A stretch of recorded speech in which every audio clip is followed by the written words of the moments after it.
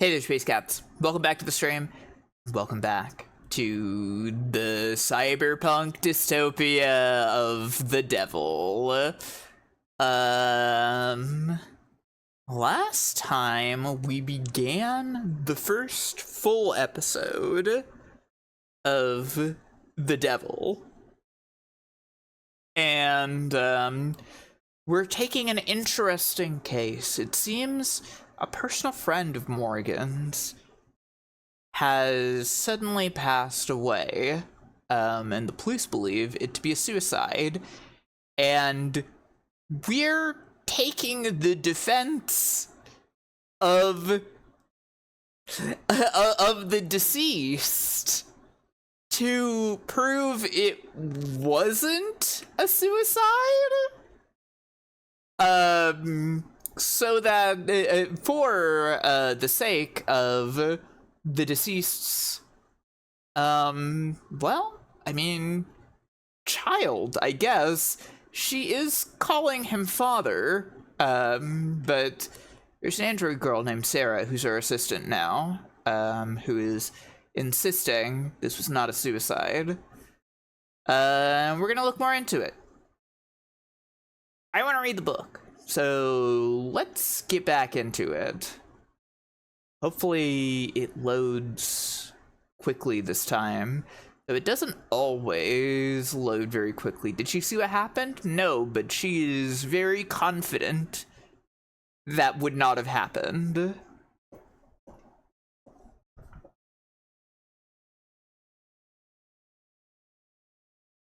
I did look back at the episode intro earlier, since it seems like David Asher, the victim in this case, was more than likely one of the people speaking at the beginning of the episode. It seems like the police were looking into him about something. And I have to wonder if it might be related to what we saw in that last scene we looked at last time, with the conspiracy theorists who believe that the Heartbreak Killer is one of David Asher's androids. I have to wonder if maybe that's why the police visited Asher, but I don't know. I didn't mention in the summary, but David Asher is the guy who essentially programmed the Turing solution for human-like androids. So, big deal person. It's really not clear how he and Morgan are connected yet. I'd really like to know more. Were they childhood friends or something? They made it up.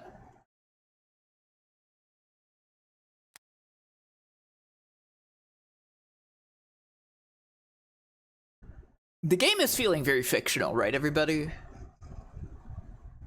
Not, extremely premonitory of our future. I can't wait to see how Morgan's funny hobby will play into this story.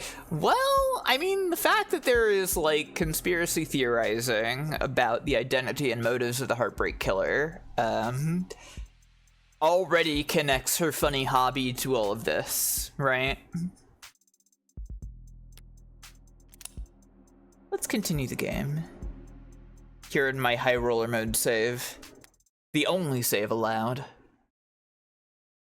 The other saves being from episode 0, where there was no high roller mode.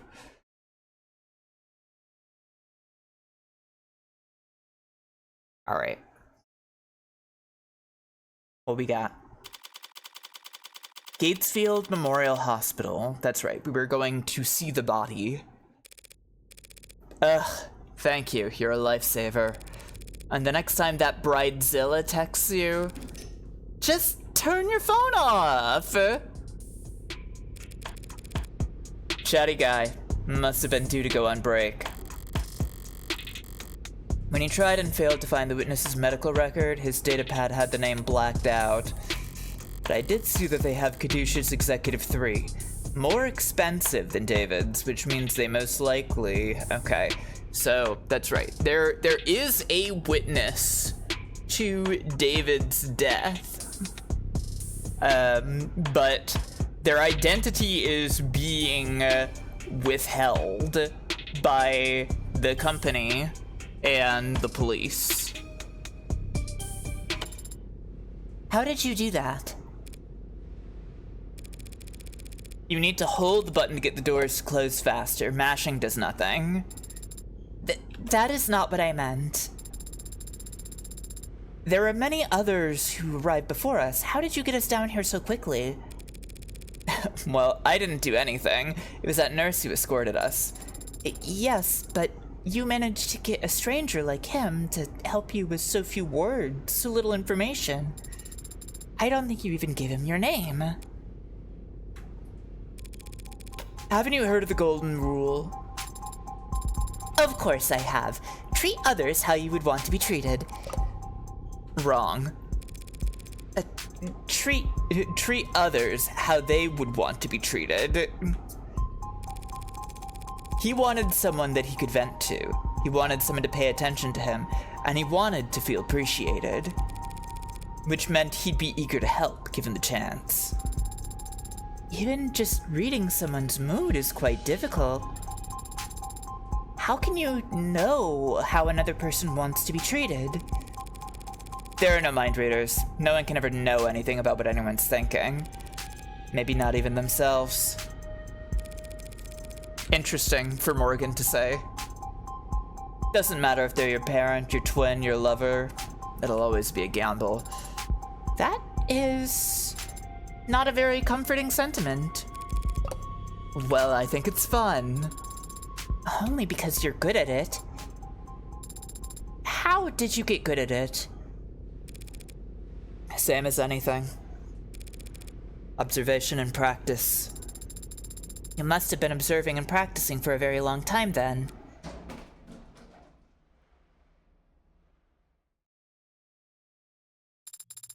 Morgan is very good at scripts. So we proceed down the hall, bear left, look for the fourth door. I'm gonna open the one that says Morg on it.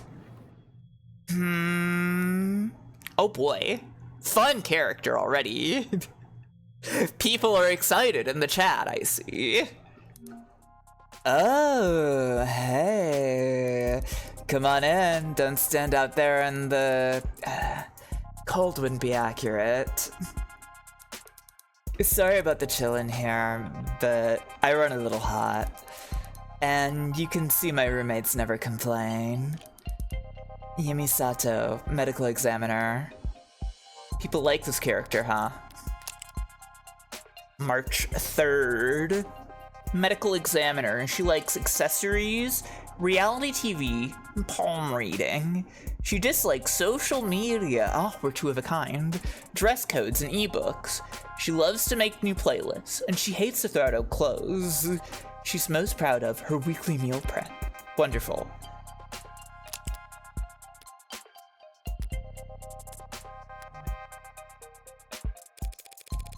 Dr. Sato! Just the lady I wanted to see.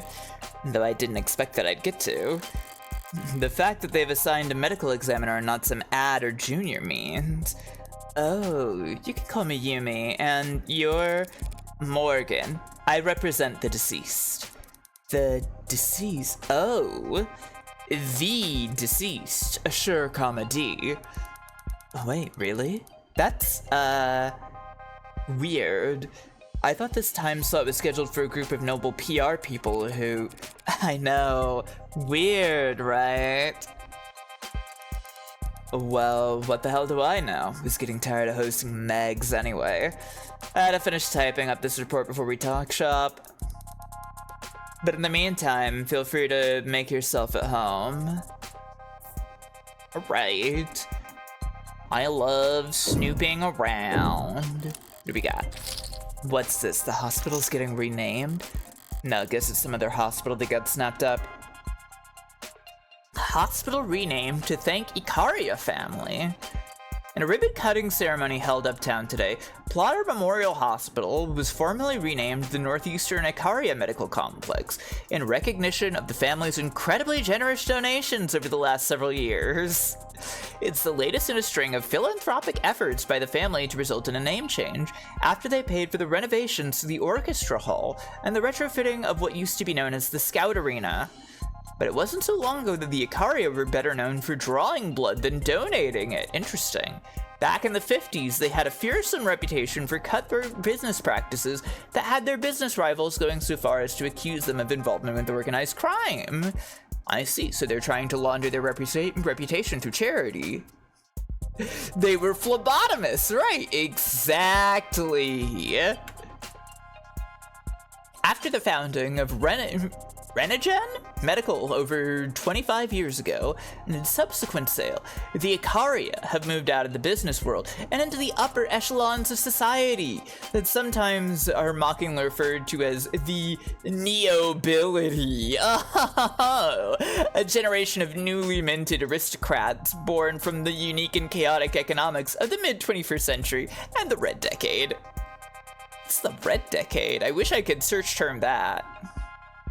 When asked her opinion on those who'd label her family House Icaria at the hospital's renaming ceremony, Renogen board member Mireille Icaria had this to say: "In this country, anyone can make a name for themselves so long as they're willing to put in the work. Mock new money all you want, but the truth is that success is all about reinventing yourself, and the only ones uncomfortable with that are, we're working hard to print out the rest of your article character by character. It's tough work, but we'd be able to go about it a lot faster if you'd leave a tip. Wanna drop your payment info in the jar?" The Icaria. Guess they weren't always in the same line of work. Let's see. Okay, this is just the article itself, right? Now they're plastering their name whenever to get themselves, they want a new image. All the neobility are eager to prop up their image wherever they can, but that must go double for the Icarias, assuming the truth about their criminal past is anywhere close to the rumors.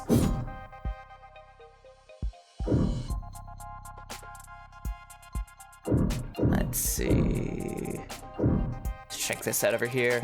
That's a lot of screens. There's gotta be diminishing returns on productivity. Why do you have so many monitors, ma'am? You can't just ask someone that. Good question. Every quarter, when they do the inventory and budgeting, they ask me if I need anything, and I never do.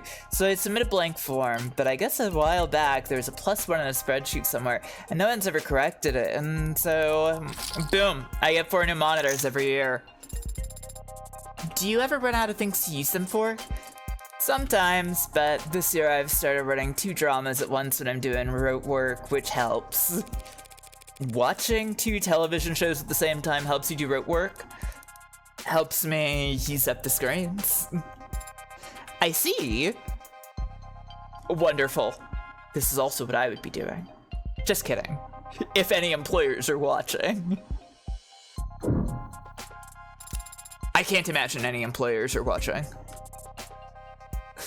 Are these all dead bodies? One would hope so. I only meant that I'm surprised to see them stored here. It suggests a backlog, which suggests a higher murder rate than the public data would lead one to expect. Do you only examine bodies for the police, Doctor? Oh, I wish. Nah, most of my job involves confirming COD on natural deaths for insurance adjustments. Insurers want to blame the mod for failing. Mod makers want to blame the stiff for not exercising enough. Family says the company insurance plan would pay for mods, but not a gym membership. Whole wall there is suspected defective liver mods, suspected leaking internal bio batteries, suspected CCIC. Climate change induced complications. Oh boy! You can prove that climate change contributed to an otherwise natural death. Very, very rarely. If it can be proved, what does that mean for the family of the deceased? Plus or minus 14% of the life insurance payout? I mean, it's most of what I do, and I don't dislike my job. It's just... so much of what I do just boils down to telling a bunch of cheapskates how to split the dead man's bill. That's enough to make homicide feel like a breath of fresh air. She finishing up over there? Right, okay, so what's up? Thanks for your time, Dr. Sato. My first question would be, what was the cause of death? Oh wow, hi there, cute android. Didn't even realize it was really cute. The skin is... that's remarkable. Even just looking close, you can tell they really are warm. Still not quite human body temperature, but they've come a long way. The early gens all looked flushed, like they were always running a fever. I ran like it too. Even 2 years ago, the average warm android only lasted... Sorry, but the circumstances surrounding this particular case call for expediency. Right. So, what can I tell you? Let's see, talk screen, cause of death first. We're able to determine the cause of death. Well, cause of death, sure, we got that much figured out at least. Why doesn't that sound particularly reassuring? Dr. Assured died of respiratory failure. What? Not enough oxygen in the blood, not enough blood going to the brain. Root cause being widespread depression of the central nervous system. What? What would the symptoms be? What would it have looked like? Lightheadedness, followed by dizziness, then headache, slurred speech, exhaustion, loss of consciousness, and finally a respiratory arrest.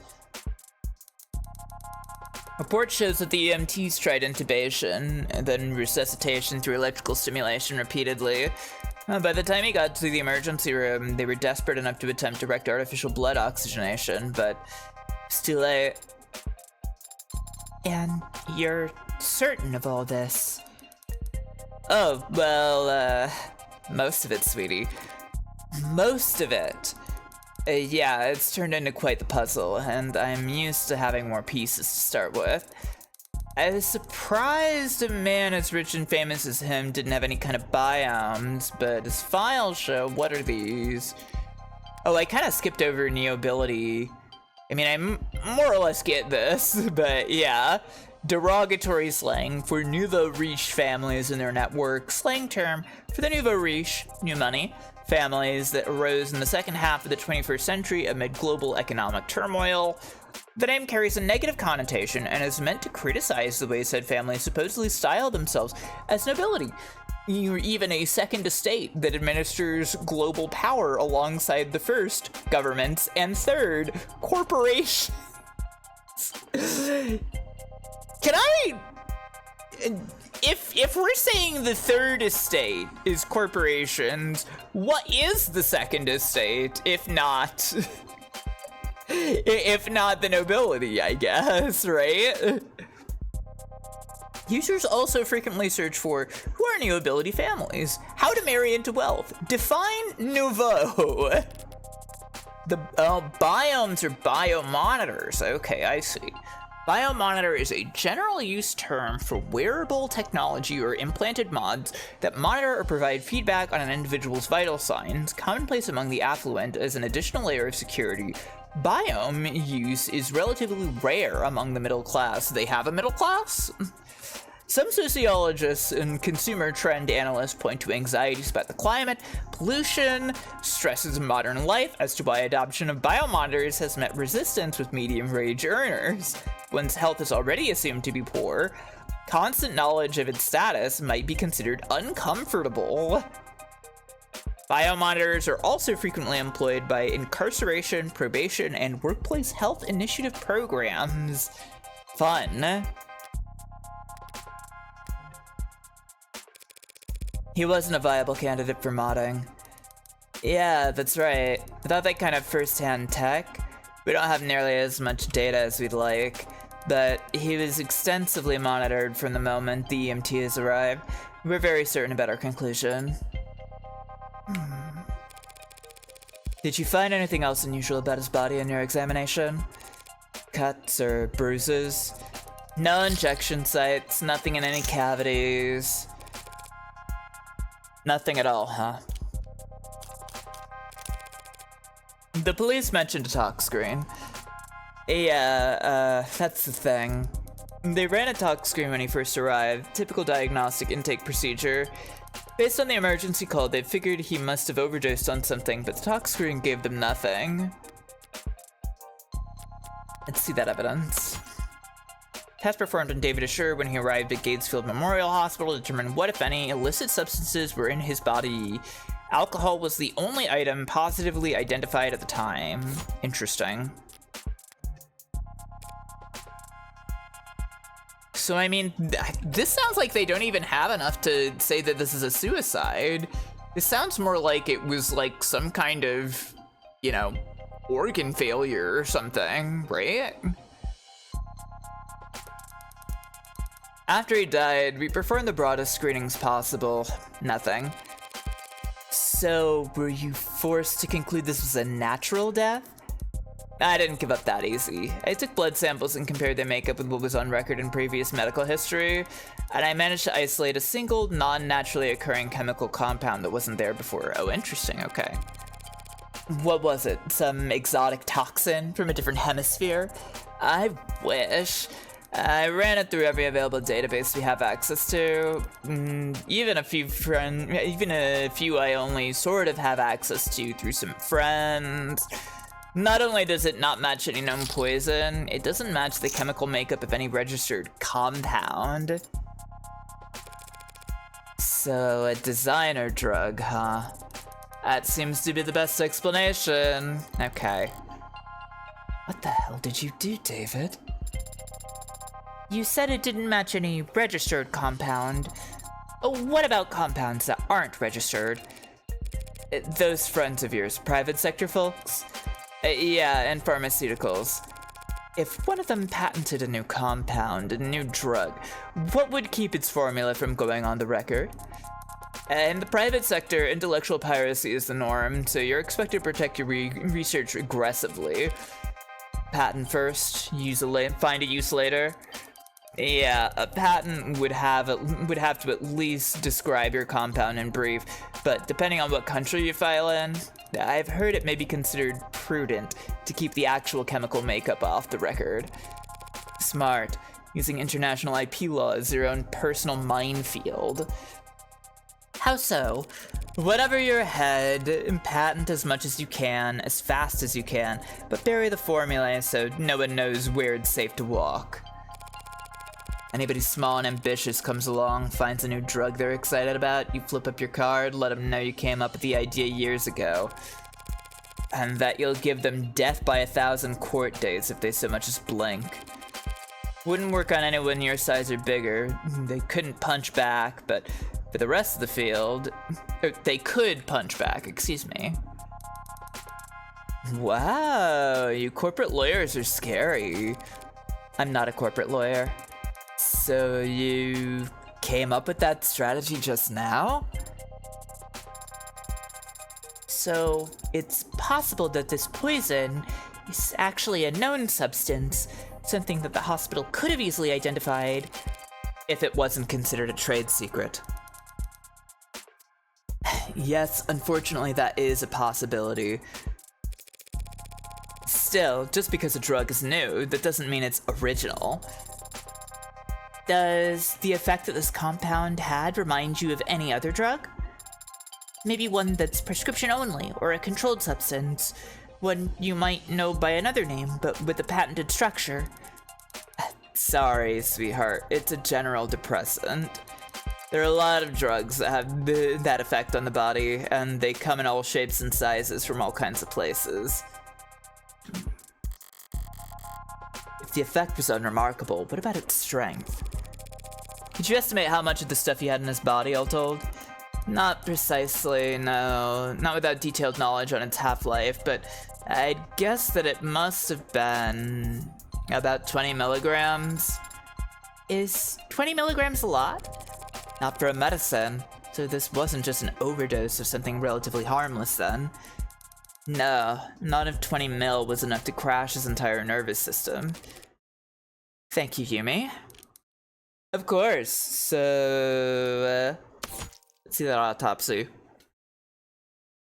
Lost consciousness at 8:03 p.m. Declared dead at 8:25 p.m. in ICU. Redacted presiding. Interesting. I'm feeling a little distracted by Emma dangling. Cause of death, respiratory failure, unknown substance detected in bloodstream, approximately 18 crossed out, 20 milligrams total. The loud curling handwriting at the bottom of the document reads, "What the hell is talk screen? Send attending physicians back to med school. Send apologies to attending physicians. These readings are a nightmare." You, ready to view the body? You could skip it if you want. I know most people get squeamish around corpses. Yeah, that shouldn't be a problem. Okay then, let's get started. Alright, I'll just step out for a moment to give you some privacy. Yes, please. Thank you. The last time we talked was on a Sunday. You were complaining. I remember that. It's the principle of the matter. Right. You had ordered this cheap piece of shit sculpture or something by mistake, and it came damaged, and you wanted to send it back for a refund. I gently reminded you how, with your salary, it was literally not worth your time. I kindly offered to throw it out for you, since you're having so much trouble letting go. You're only offering because you want to see how loud it sounds shattering at the bottom of my trash can. I denied it, even though you were right, and it was obvious. I should have let you have that one. I thought that he would look different. He looks exactly the same as I remember. His skin is pale, and he's very still. But his face is the same. His hair, his hands. You were expecting something more drastic? The last time I saw him, he was alive. He smiled. He told me he would see me soon. Now he's dead. Something's gone. They can't find the difference. Trying to look harder.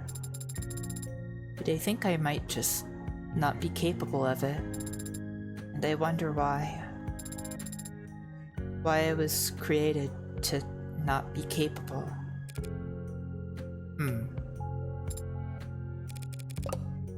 Could be a skill issue! Or maybe it's not something that can be seen, no matter how hard you look. But it's there. I guarantee it.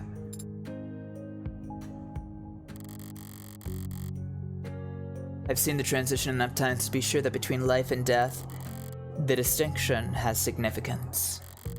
To the dead, at the very least. You're going to smoke? Here? Now? I'll pay the fine. That's not the issue. Were you expecting me to fall to pieces?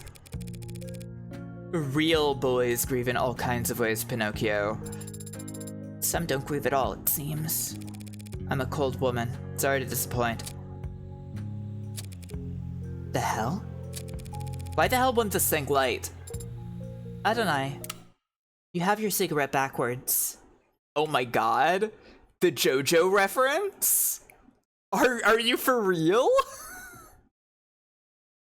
The JoJo reference? Holy shit.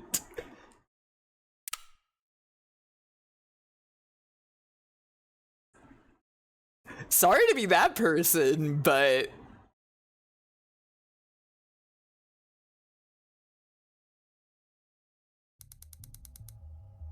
alright. That's back into cold storage for him, so need anything else?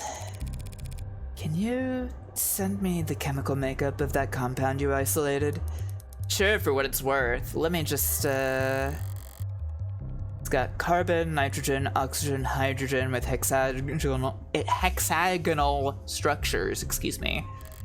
So it's organic, but there's a number of metallic elements too.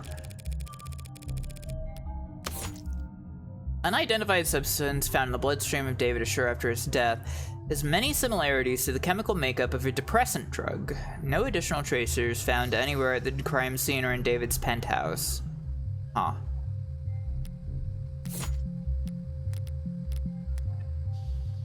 And if you had to speculate on its intended use, based on what we know of its structure, well, it certainly acted like a depressant, binding to receptor pathways and affecting the balance of neurotransmitter reuptake. Depressants are pretty rare in the designer drug scene.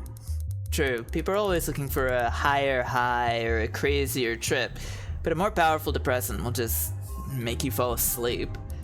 Not much need to hit up the gray market for that kind of experience. No, there's not. I see. Thanks again. You've been extremely helpful during a very difficult time.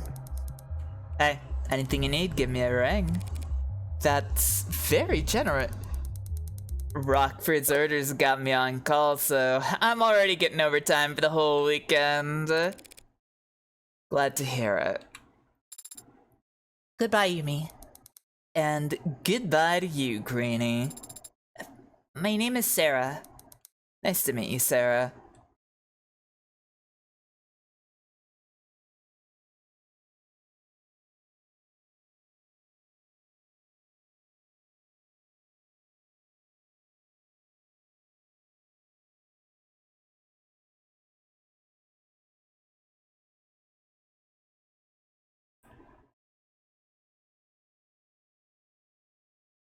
Yumi's fun. Yeah, I like her.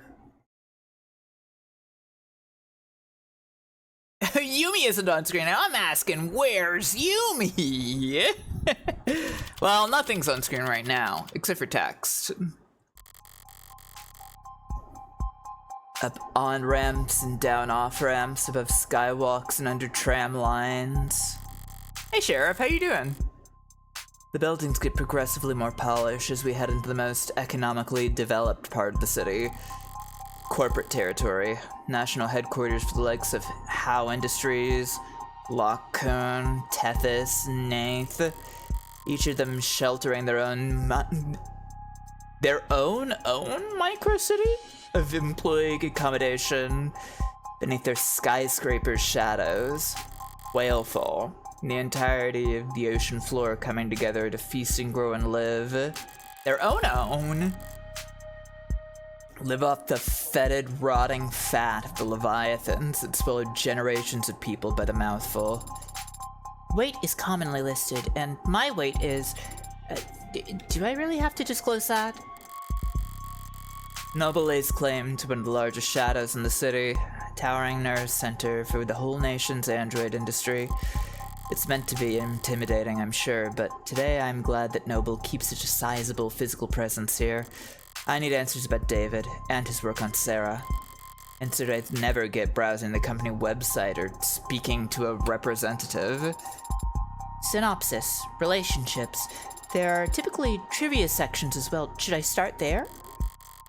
She's learning about... She's learning about interview questions from wikis right now. That's awesome. Good for her. Noble will have their guard up, of course, but even that will tell me something. Where they let me walk, who they let me talk to. History. Their efforts at performative transparency and clumsy obfuscation will... How did you know my father? What? I'm sorry, did I interrupt your brooding? No. What did you ask? It's really funny that, like, her fucking noir narration is literally just happening in universe. My father, I know you were his friend, but what was your relationship like? Can't you just scroll through our socials? Father avoided social media, and your online presence is not significant. He's saying I don't have enough followers? Essentially. We went to the same college. You studied programming? No, I studied all kinds of different things as an undergrad, but not technology. Is that a good way to Is that a good way to prepare for law school? I wasn't preparing for law school. Or anything else, really. David, though, he had talent. He knew he wanted to do something with it. He studied programming, robotics, discrete math, cybernetics. What classes did you share then? Business ethics. I was the second best student in the class, and he was the first. He was the one who asked the most questions. Not sure about his actual ranking. He found the course challenging, and I clearly didn't, despite being younger. Guess he felt burned. He'd come up to me after class to argue, and sometimes to ask for help. Father always talked about socializing like it was a chore. It was kind of you to give him a chance. What, like I was some kind of social butterfly? The belle of the ball? You weren't? One Sunday night, he knocked on my door all panicked, saying he was in bad shape for this tech course. There was a midterm or something the next day. I couldn't make heads or tails of the material, but I did my best to at least quiz him. He wasn't satisfied, though. Wanted to cram the rest of the night. Father had to cram for an undergraduate midterm? Did I say something scandalous? He's been called the founder of modern programming. Yeah, well, even founder types can have poor time management when they're 21. He was already fried by that point. It wasn't hard to tell what he was really asking for. So I went and stole a study aid for him. We've taken business ethics. Morgan would be in good company with the people who excelled at it. Oh yeah, I bet. You stole a controlled substance just to help him with studying? No, that'd be insane. No, I just pocketed some breath mints from the common room. Told him to pinch his nose and swallow fast because the taste is so strong. You gave him a placebo? He already knew the content as good as he ever would. What he needed was to sleep.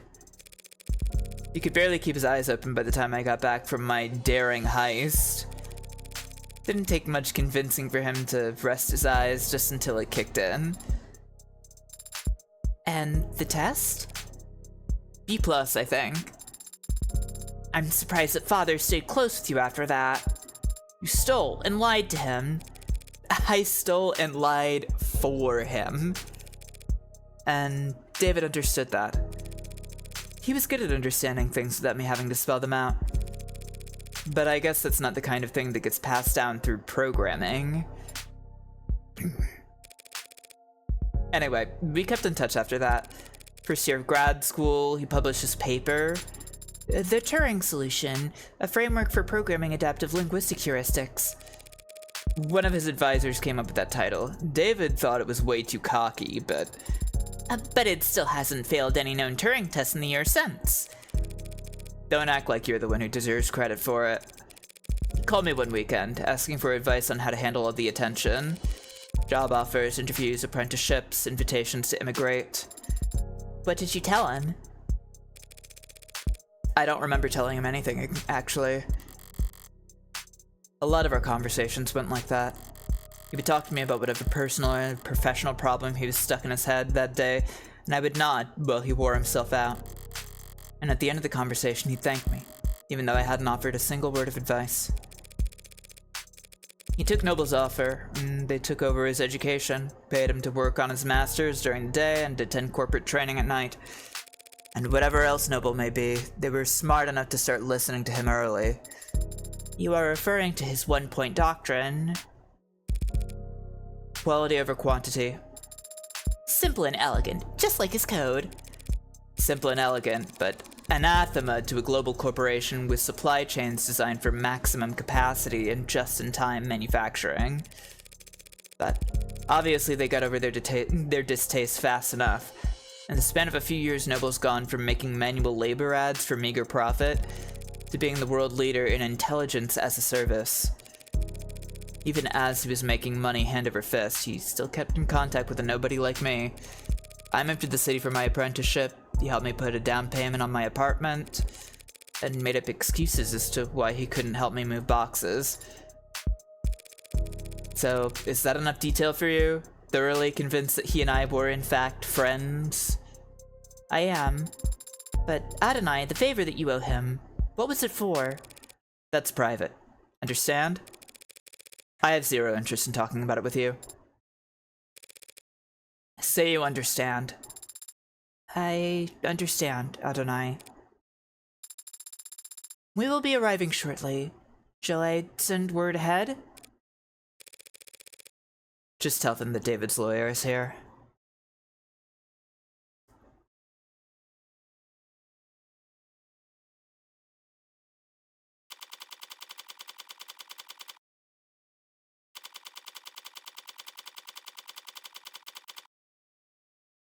I like that bit.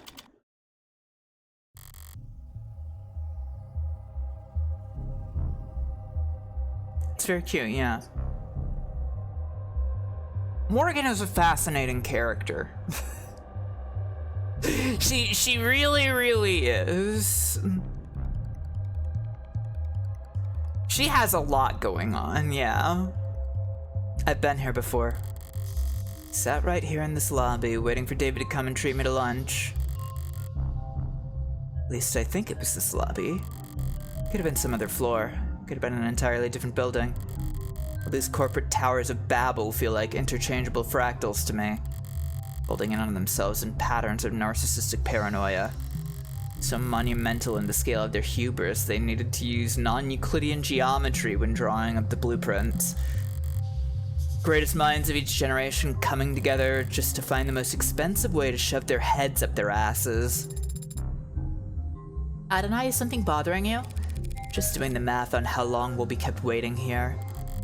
Apparently someone will be here shortly, so maybe if I pass the time by glaring around the place, it'll improve my mood. I do enjoy glaring. To think this is only one room. They have the fucking hollow trees. God. This complex is so massive that it doesn't even feel man-made. It's like it was carved out of the rock by waves, like it's always been here. That's the con. If this place is actually natural, there'd be birds everywhere. I hadn't considered that. Why aren't there birds in here? Probably because of what they do to the ones that get in. I'm kidding. Though I don't have a better explanation. So are we, like, technically outdoors?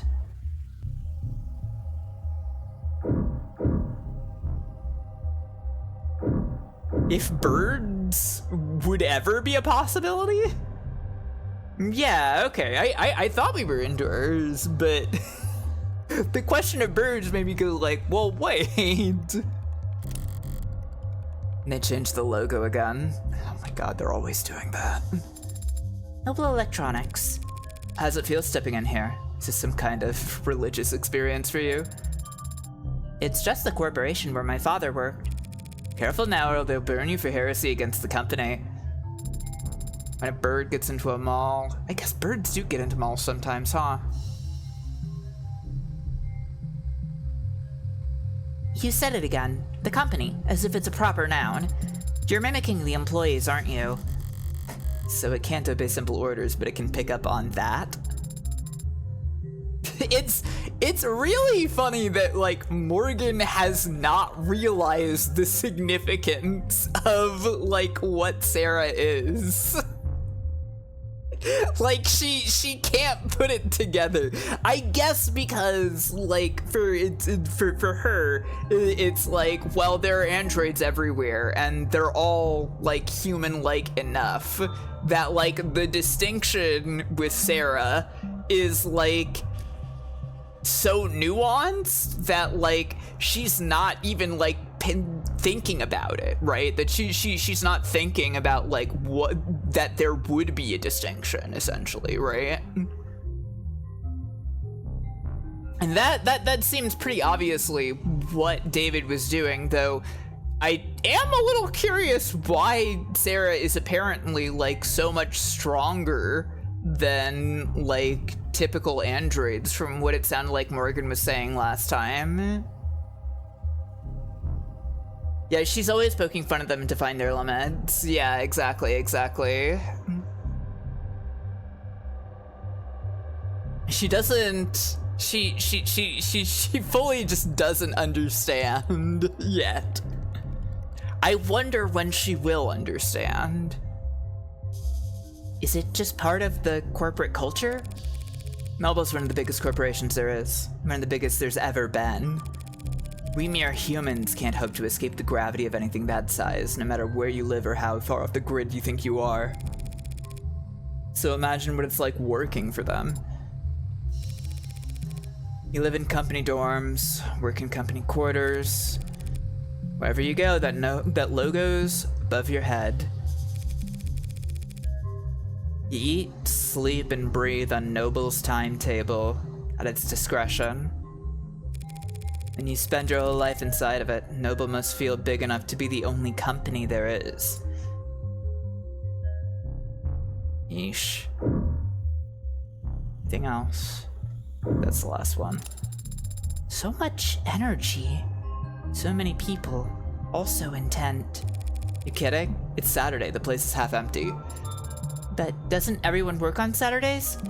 Oh, the parents do, so they don't need to find childcare on Sunday. Everyone else flips a coin, I guess. All these people for 12 hours a day, 6 days a week. What could they all possibly be doing? Making work for themselves. You can be very cynical, can't you? Yeah, I'm terrible. That guy over there has just been jiggling his cursor for the last 20 seconds. Whoever comes to greet us better have a pulse and some goddamn authority. My mood's starting to turn sour. Then if they just send me the first link in their infinite chain of corporate bureaucracy, I'll make them wish. Morgan? Oh. That's me! Hey there, Android Manufacturing Quality Control Eastern Division. Evan Dawes. What we got? Date of birth August 1st. Chief Supervisor, Android Manufacturing Quality Control. Likes hammocks, calligraphy, pale ale. Dislikes first dates, conference calls, 5 o'clock shadow. Yeah. Proud of his practice handshake. Struggles with solving captchas. Hair starting to gray. Poor guy. Evan Dawes, he says, like it's an afterthought. What's a name compared to your place in the hierarchy? You seem familiar. Have you... I'm David's lawyer. Oh, then we must have... Apologies. Let me first just say how sorry I am about his passing. You and everyone else at the company must be going through a lot right now. As if it's a proper noun. Thank you for taking the time to meet with me. You're welcome, but it's no big deal.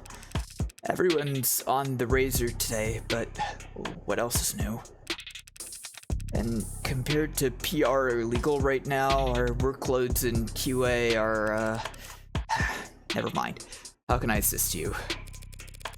Shortly before his passing, Dr. Assure began the process of registering this android.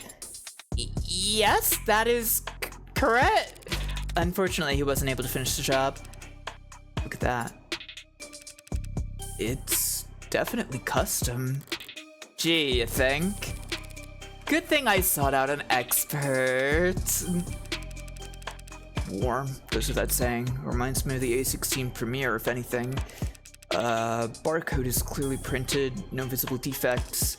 But you're right, it doesn't correspond to anything we've got on file. Well, they sent you the right man for the job. Now we just need to go to the right place. Not far, I hope. It's in the building. My god. This guy is not enjoying life. This is the saddest thumbs up I've ever seen.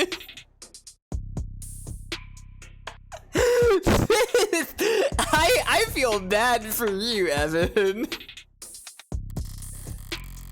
In the building. That can mean anything from down the hall to half a day's hike.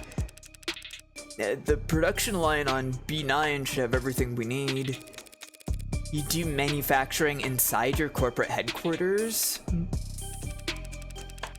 B9's a fully functional production floor, but it was only built for demonstrative purposes. New clients make deals upstairs about how many and in what shape or size, then they come down to the basement to see how the sausage is made. They have enough money to build a fake factory just for guests? Smart!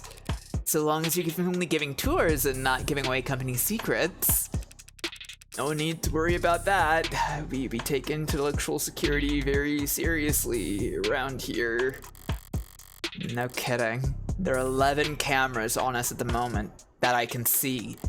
Who knows how many pairs of modded eyes are aimed our way. Clearly nothing happens here without the almighty company knowing about it. So if they try to claim ignorance about anything, it's gonna piss me off. Lead the way!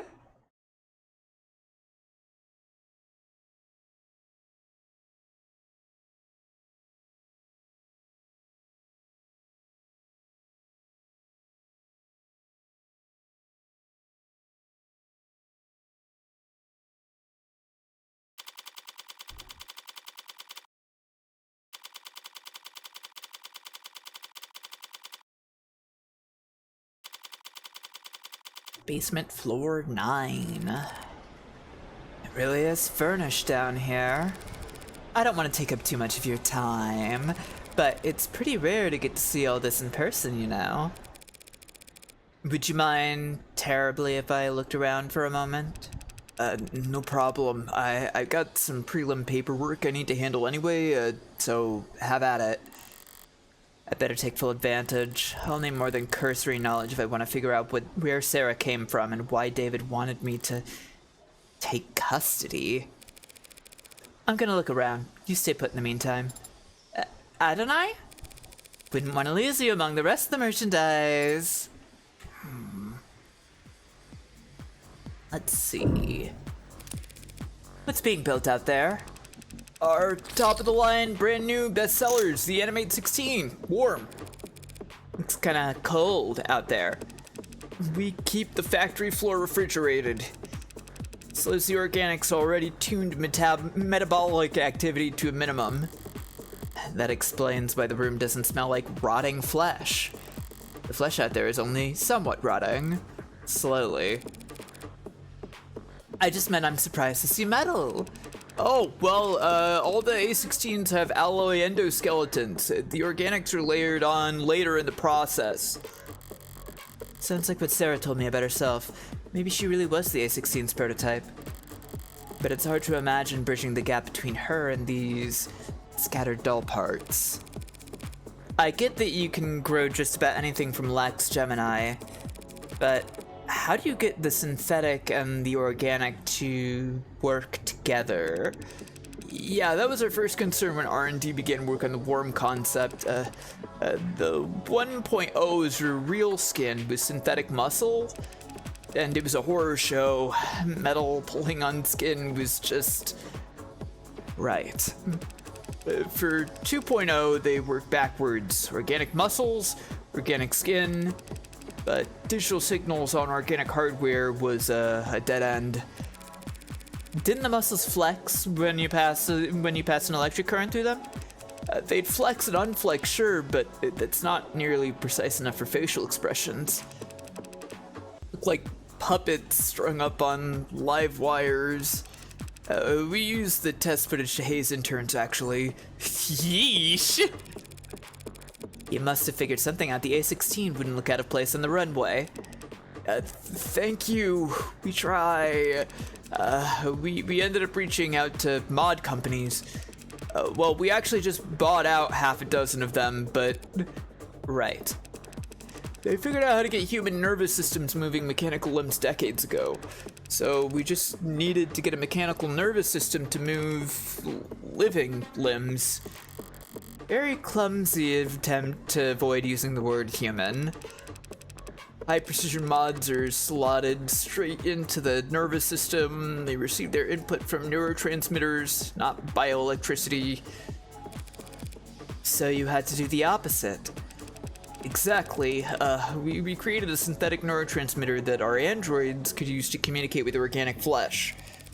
Where did that big breakthrough come from, Dr. Asher? Partly. You led the team that built the motor neurons in this analogy.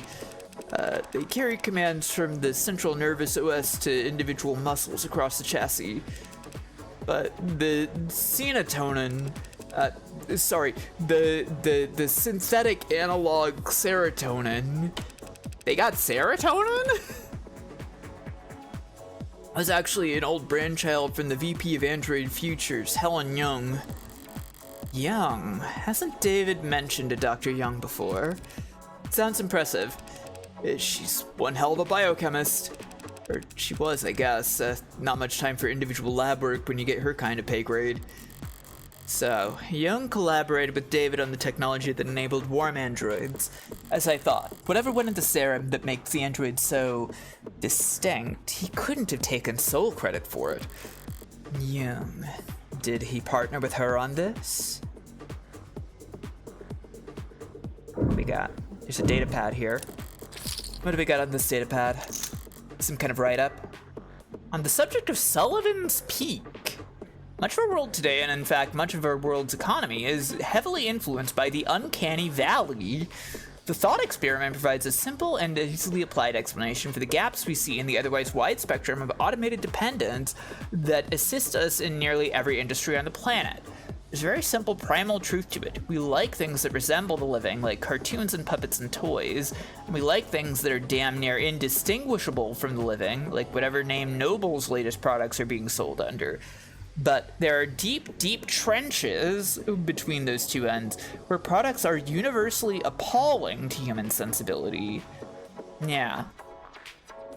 The uncanny valley will no doubt remain a useful tool for teaching, marketing, and design for generations to come, but already we are seeing the ways in which it fails. It is becoming increasingly clear to us that the space between nearly indistinguishable and truly indistinguishable is much wider than we ever suspected, and it may not be the only part of the map that we must fear.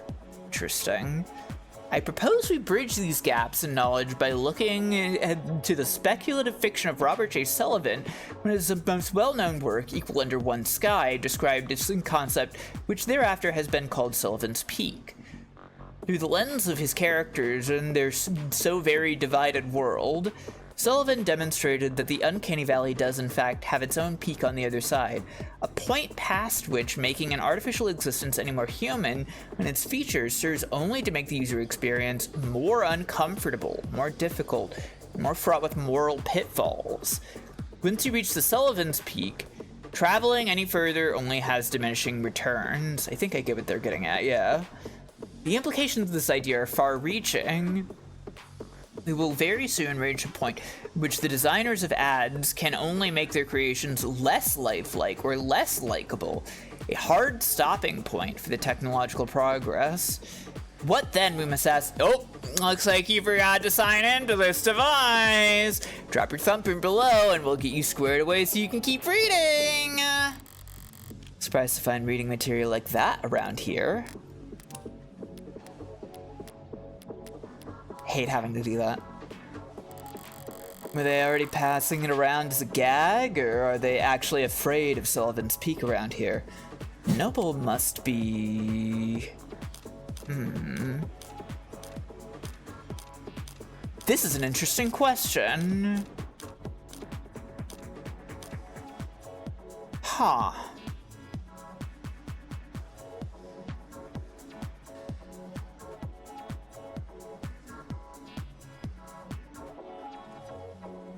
I think we've hit the I think we've hit the inconsequential choice that I'm going to think about for 10 minutes. Let's see. Yeah, I would think wary as well. My gut says that they are thinking about it seriously. But they certainly are pushing against it, which is my hesitation, right? The whole thing they're doing is like trying to make the androids even more human. That said, I kind of, well, I don't know. I don't know what. So like she's asking. Noble must be thinking this, right? But I don't know if the person who was looking at this on the datapad is necessarily like Noble as a whole, right? It could be somebody who actually does have a concern and they're thinking about it, whereas Noble as a whole isn't dismissive of it, right? There's so many different ways that you can think about this.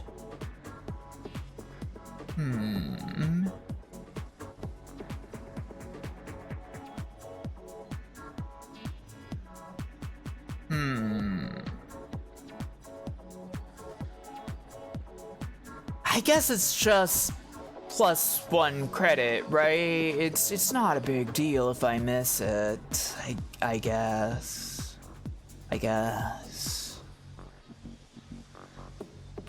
But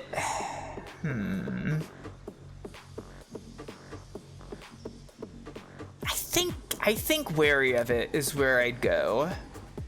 Nope. Doesn't look like it. If the peak does exist, they'll be coming up on it fast now that androids are warm. Noble's entire product line, maybe they're in. Oh! Okay, never mind. Noble's entire product line, maybe their entire industry could go bottoms up if people start to think it's cruel. If Sarah's any indication of where their androids are headed, I could see some people getting uncomfortable. Okay, never mind, I got it.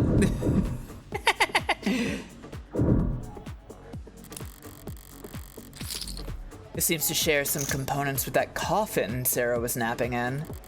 If DOS is quality assurance, is it some kind of android calibration device? It's probably what it'll use to register Sarah. It's a little... Is Sarah tall enough for it to recognize her? She is quite small.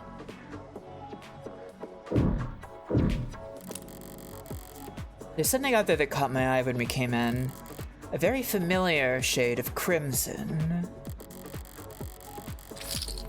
If I squint through the glass, out there on the floor are temperature-controlled fluid tanks. Looks just like your hair, Morgan.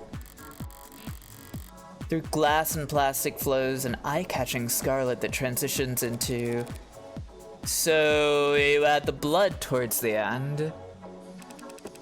You mean the oxidant? Yeah, relatively late in the process. Something out of place? Androids have blood, even if it's not officially labeled as such, but it isn't red, it's pink. Sometimes milky, sometimes neon, occasionally garish, but pink. I just didn't think the oxidant would be red. Oh, right, sorry, I barely noticed it at this point. The color's natural, comes from the biomanufacturing process. The chromofuge out there removes the byproducts, the waste, the excess pigment. Chromofuge, huh? Manufacturing machinery that processes organic fluids used in the production of warm androids, removes byproducts, impurities, and pigments from android blood, thereby changing its color from red to pink. Interesting. Why is this evidence? Why do we need this as evidence? This is some extremely suspicious evidence.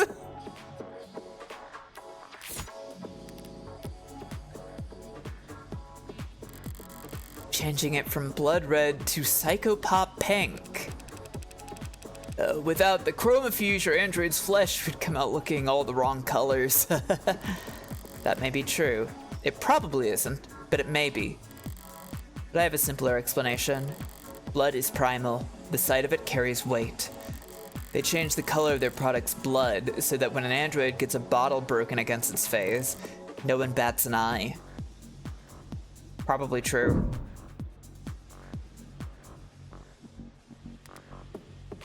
I would have guessed it was another Android identifier sort of thing. Then we send this to Fireman for the thumbnail. That's true. I put the fucking Danganronpa blood on the thumbnail art that I used of the devil. Because I was like, well, if it's like red, is YouTube gonna get mad at me or something? I don't think it will, probably. But... So I was like, well, I guess I'll tweak that to, like, Danganronpa pink. But now there's a strange new layer to it. I don't like that. I don't wanna think that it's Android blood all over me in the thumbnail. That's sad. Feels like I've seen this before. That's right, there was one in David's lab. I assume it was stylistic and maybe also like ratings board reasons. That's the nanograde elementary manufacturer, nanofacturer for short. Real high quality piece of machinery, each of them built in-house by Randock Mechanics. What does it do? A nano level flash fab. Let's see. So it's like a 3D printer, essentially. Flash fabrication. A method of manufacturing artificial microscopic compounds that utilizes parallel nesting to assemble billions of simple structures in minutes or even seconds. So it's a 3D printer for organic things. Well, they're artificial compounds, I guess, but like you would make... Okay, it's a 3D printer for nanomachines, I guess? Nanomachines have been around for the better part of a century, but the time and resources required for their construction through traditional means was historically prohibitively expensive, limiting exploration and investment in nanotech. In the years since flash fabrication's introduction, use of and demand for nanomachines has exploded, and scientists, doctors, and product designers have found brand new niches for them across every industry. Concerns about the ecological impact of the surge in nanomachine construction have been raised, though the official stance of the Nanolife Industrial Lobbying Group has remained unwavering. Nothing that small can possibly leave that big of an ecological footprint. Yeah, I bet! Basically a 3D printer for nanomachines. That's what I said! You built nanomachines in your factories for use in your androids? The raw materials are cheap, literally elementary, so no sense in getting them shipped in. It's mostly the medical models that make use of them. Inject a couple thousand nanites into a patient's bloodstream, run diagnostics, provide a solution. A 3D printer for nanomachines, so what kind of ink does it use? Silicon, hydrogen, oxygen, carbon, building blocks. They feed into the nanoprinter, and it assembles the machines particle by particle. Like a ribosome building structurally complex proteins out of chemically simple nucleic acids. Must be time consuming. You'd think, but Randock cracked the code on parallel microfacturing. The inside's crystalline, sprawling like an ant's nest. Raw materials enter at one of the thousands of different entry points, combining and recombining at intersections. The finished product ends up at the center and drips out in a liquid solution. Distilled nectar swimming with millions of nanites in just 2 minutes. Nectar. It's sticky? It can be, depending on the desired output, but the door vacuum seals while it's cooking, so don't worry. It's completely spill-proof. What a relief. Not exactly a box of paper clips David could just have brought home from the office one day. He must have bought his own for some reason. Nanofacture, a machine capable of assembling organic or inorganic compounds and even nanomachines after just 2 minutes of vacuum-sealed mixing. Found at Noble's factory show floor, machines just like it are used throughout the production process of making their warm androids. Interesting. What else have we got? There's something else here I missed. Here we go. An inhaler left out on the desk. Probably a half dozen empty ones in one of the drawers. Those, the inhalers, they're distributed by the company, correct? Oh yeah, HR handles it. They personalize your dosage and prescription and update it based on performance and job fulfillment reviews. Other corporations do it the same way? Yeah, pretty much. Everyone's trying to keep pace with each other, so can't have your employees losing focus on the job. It could cost you who knows how much in lost efficiency. Sorry if this is insensitive, but given what happened to David, are overdoses common in the company? Yeah. Yeah, he says. Overdoses, that is, not hospitalizations or deaths. It's all pretty organized these days. These days? Oh man, back when I started in consulting, pretty much everyone had an embarrassing story from their first 2 years where they popped a few too many greens and, missed the on-ramp. Popped greens? Yeah, it used to be pills. Green to get you going, yellow to keep you there, swallow red after brushing your teeth, and get into your bunk fast. Yeah, the inhalers are a huge improvement, like going from torches to the light bulb. They sync straight to your personal biomes and adjust dosage in real time. Overdoses are way down. That's great to hear. The trainees under me don't realize how good they've got it. Kids probably won't even have to learn how to purge. Oh boy. Yeah, I mean, I don't think this one's changed definitions.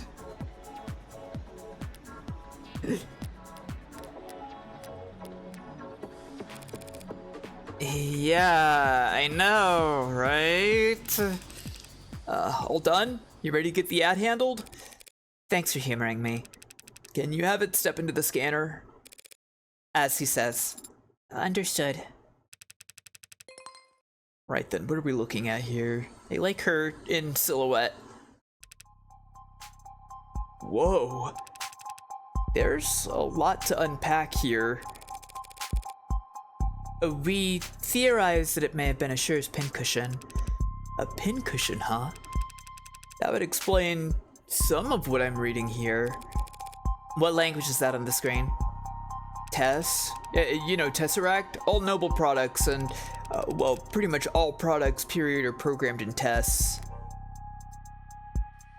Programming language for modern automated dependence. Tesseract 4.6, better known as Tess, is the latest version of the Tesseract programming language, built on top of the Tenet system and utilized in industries around the globe to code the software that allow androids, robots, holograms, and more to react to their environment intelligently and with intention. At the start of the century, there was much greater variety in the number of programming languages available with which to code. Globalization, the standardization of industry procedures, and the gradual erasure of many spoken tongues. Yeah, I was thinking about that. Where was I? Oh yeah, contributed to the loss of countless programming languages during the mid-21st century. Today, Tess is virtually unchallenged as the global lingua franca programming language. The study and teaching of other older programming languages is mostly done for recreation, hobby, or digital archaeology. Yeah. Use to read and write, stay compliant, and now this model, what's it go by? Sarah. This Sarah model. It's got everything the 16th line has, that's for sure. Organic skin, hybrid muscles, advanced facial processing and emoting. There's a lot crammed in here that's still in development, like in the idea phases.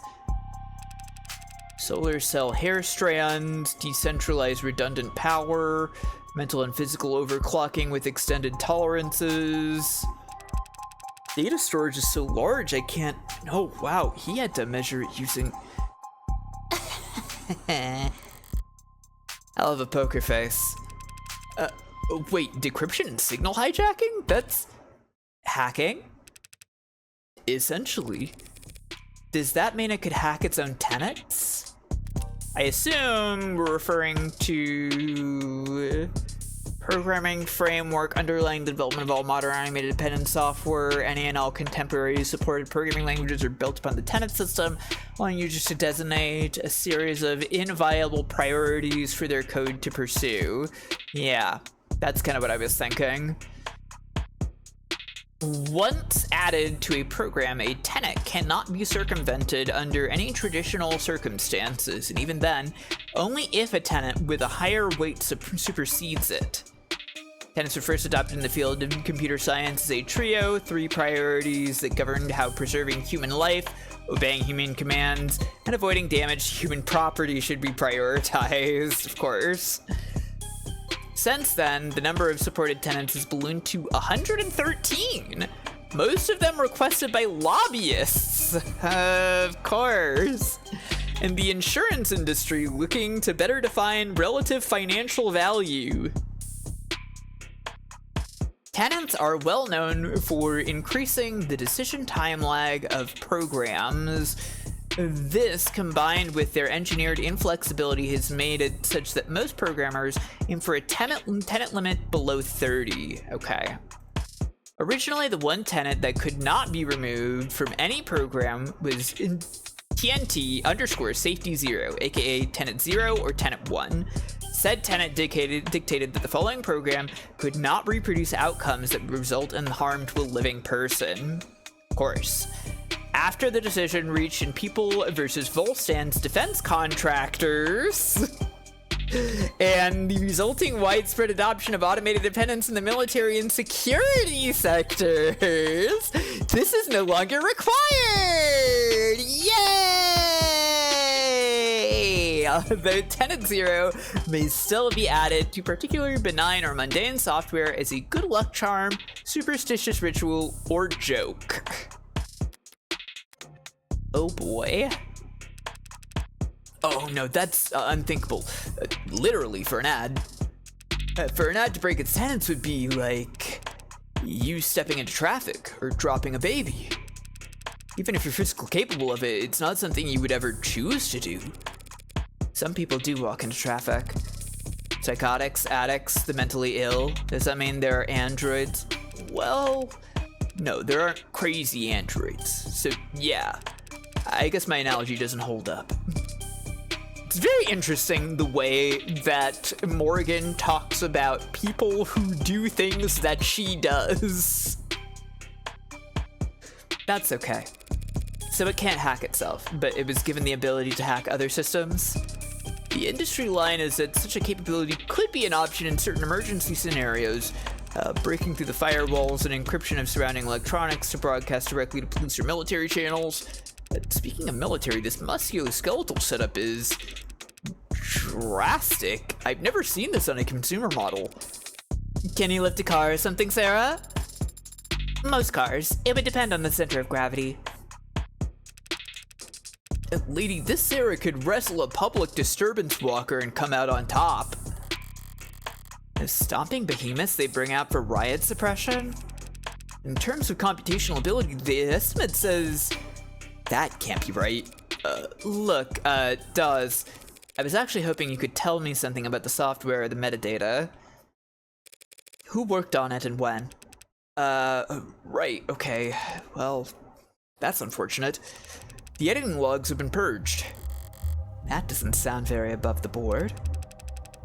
Sorry, I can't tell you anything about who worked on Sarah or when. Any chance you can restore the logs? Not here, not with this machine. I'd need the computers that were actually used for programming this model. Any ideas where those would be? Sarah? I cannot answer that question with any accuracy. I had a feeling you might say that. Ads, right? Sorry, I can tell you the code is unique. There's hints of the A16 in there, a few of the same conclusions. It's just Dr. Ashur or whoever took very different paths to get there. So Sarah has even less in common with every other android on the inside. Sorry, didn't expect to hit a dead end here. Not at all. You've been very helpful. Can we still get the registration done? Yeah, no problem. We got the software and forums all set up here. Occasionally we'll let a new business partner bring one home fresh from the oven, you know. Oven? Gross. Alright, a few basic questions then. Who's going to be the official owner of this unit? She is. As it says. Unless the will disagrees, it's my responsibility. Right then. You fine with the designation Sarah? We can set it to anything you like. Well, actually... Never mind. Sarah will do fine. Okay, this part's all standard. Civilian model, address, contact info I can get from your crumbs. Do you want to reset to factory defaults? Should clear up a lot of quirks. Not right now. The last thing then is the grading. I'm rating 23 tenants here. Nothing too far out of the ordinary. 23? That's higher than I expected talking with it. She seemed more malleable than that. Don't blame yourself. Guessing tenant count from outward appearances has become a crapshoot. Not like it used to be. Used to be they only had 3 tenants total, and every unit had to have them. Then came the first accidents, and the first lawsuits, then the hearings, and the legislature, and the demand for more tenants. Tenant making sure ads couldn't endanger the state. Tenant stating that ads wouldn't divulge private information without prior consent. There was a campaign calling for a tenant to weigh child and adult lives equally during risk assessment. There was a campaign calling for a tenant to do the opposite. Companies wanted their asses covered. Customers wanted guarantees. There was never much incentive to deny requested tenants, so the list just ballooned. Until the military entered the market in full force. You sound like you don't approve. I wouldn't go that far. They needed their ads to be able to pull the trigger when ordered to, without clearing 5,000 lines of bloated hardcore decision points to get there. I get that, but since the armies are the only ones using tech with bare minimum tenets, all the best, least cluttered, most elegant code is only used for war games. It's not very romantic. What a funny reason for him to have a problem with that. Well, not like I was on the jury. Department of Advanced Defense Projects versus Zenith Dynamics. The Supreme Court sided with the military's request and set a new precedent that every other army around the world would race to meet. Changing tenets from a mandated list at the root of every ad source code to a choose-your-own checklist. It's funny. Ads with the most tenets, they're so locked up you can't even have a conversation with them. And outside the armed forces, the only ads with single-digit tenant counts are just vacuuming floors. The most impressive ones, like what you got here, fall somewhere in the middle. Sorry, went on a tangent there. The only thing left is the evaluation. What gets evaluated? Total financial worth for insurance purposes? Yeah, the insurance companies made sure we had very accurate algorithms for this. No room for human error, they insisted, with no sense of irony. Wow. I mean, I knew it was custom, but what price could they have possibly... That's a lot of digits! You should know, these formulae are pretty conservative with their estimates. Stingy, even. If Sarah's really David's last greatest work, they say some things are priceless, but when you force an insurance algorithm to pick a number... Evaluation of the android Sarah's financial value by an insurance algorithm takes into account the fact that Sarah is the only known android made by David Asher, the last known piece of tech he worked on, the fact that he is now deceased and cannot create anymore, the fact that Sarah is one of a kind, the value of the components used in her construction, and the potential profits reaped from the experimental technology contained within her. Totals to a very large sum. I would imagine so. You don't have to give a specific number on your sci-fi expensive thing. Yeah. If you were to say, I don't know, invent an immortality drug, you don't have to put a number on it. Maybe not having a number on it makes it seem more expensive. Try not to get any scratches on it, I guess. Just say it's a lot!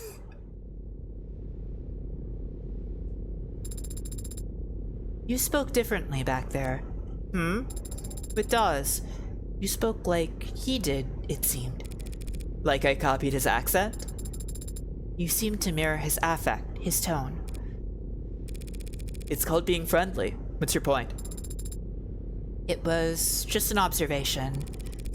You can choose to keep those to yourself, you know. No tenant required. Why were you so concerned about registering me in the first place, Adonai? For the same reason I wouldn't drive around in a car without a license plate. Any cop, or even just a well-placed camera, could have spotted your barcode and seen that it wasn't set up with any actual data. And they would have arrested me, and then they would have thrown me in the slammer? No, they would have arrested me and put you in an evidence locker. An android can't get arrested? People get arrested. Property gets seized. And then smashed. Great, you put us over the weight limit. I did no such... Morgan Counselor, your presence has been requested on the upper floors. Who's asking? Vice President of Android Futures, Helen Yoon. Shouldn't have assumed I still had the opening move. Tell her I'll be right up. I'll redirect your elevator now. Taking control of your elevator is very... convenient? forceful. As if Noble is trying to directly steer your investigation. If Noble wanted to shut me down, they wouldn't bother to be subtle. I suppose they could simply refuse to cooperate. Fat shaming my 2-ton tungsten alloy robot daughter. Yeah, come on, Morgan. Or just let the elevator drop. Are we loading something? Is that where we're not progressing when I click? Here we go.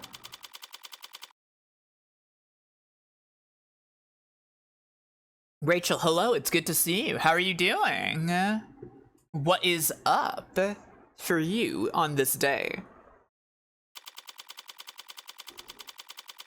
I am having a good time. I am enjoying this game very much. I love to read. Read a sandwich, you're okay? That's good. Good to hear.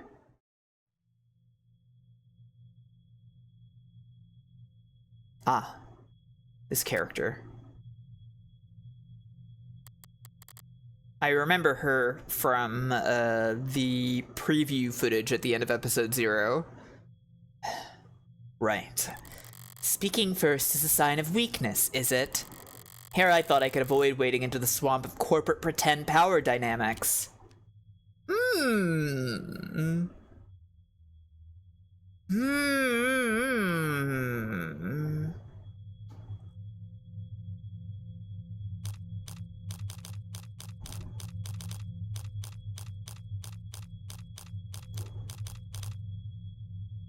What an interesting option.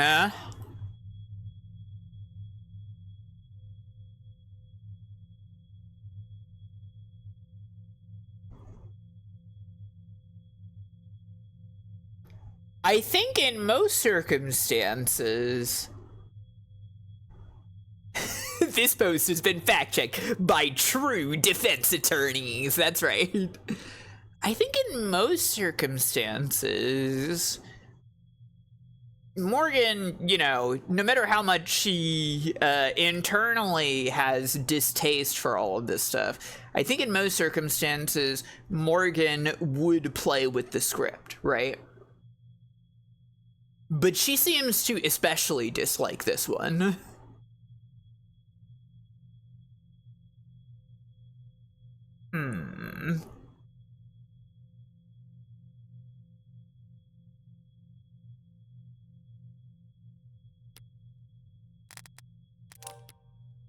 I'm gonna save since I haven't saved in a sec.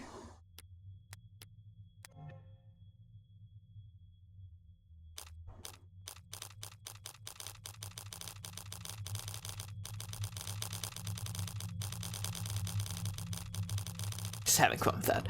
I'm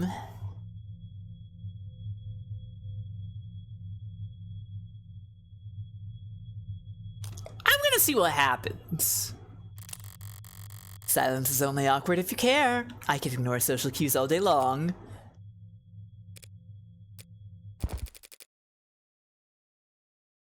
I always liked this time of day.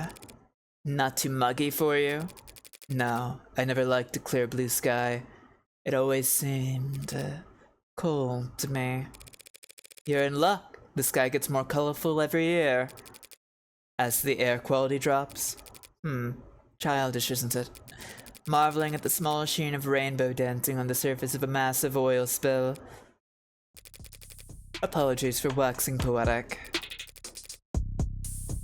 It's been a very unusual 24 hours around here. Dr. Young, just Miss is fine. Miss Young, I get the feeling you didn't bring me up here to talk about the weather. December 9th. Vice President of Android Futures at Noble Electronics likes red meat, flower gardens, high thread caps. Dislikes working from home, shopping online, and waiting. Languages, fluent in 3.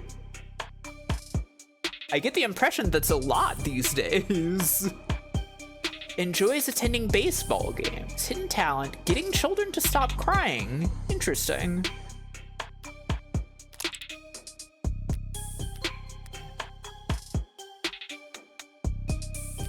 No, I brought you up here to express my condolences. I'm very sorry for your loss. Thank you, though I could say the same. She just goes, stop that. And they do. I know you and David worked together for many years. Yes, we did. But as much as I'd like to just drop everything and process, the company wheels don't stop spinning for anything. Or anyone. Was Dawes of any help? She sent him? Trying to be helpful or just trying to control the narrative? He was great. But that must mean you know why I'm here. I don't want to make assumptions. No need. I'll be explicit. I'm here as an officer of the court, which means I'm bound by law to document every rock I turn over and every person I speak to. Yes, the lawyers made that all very clear. Lawyers? You have an android. It's not one of ours. You can tell that quickly. Got all the faces memorized? It's easy enough to remember the major archetypes we use, yes. If you're nuts about your work, maybe. It's a recent acquisition. Very recent, in fact. One of David's last requests, apparently. David asked you to take it. I've been told that you've been to David's estate already.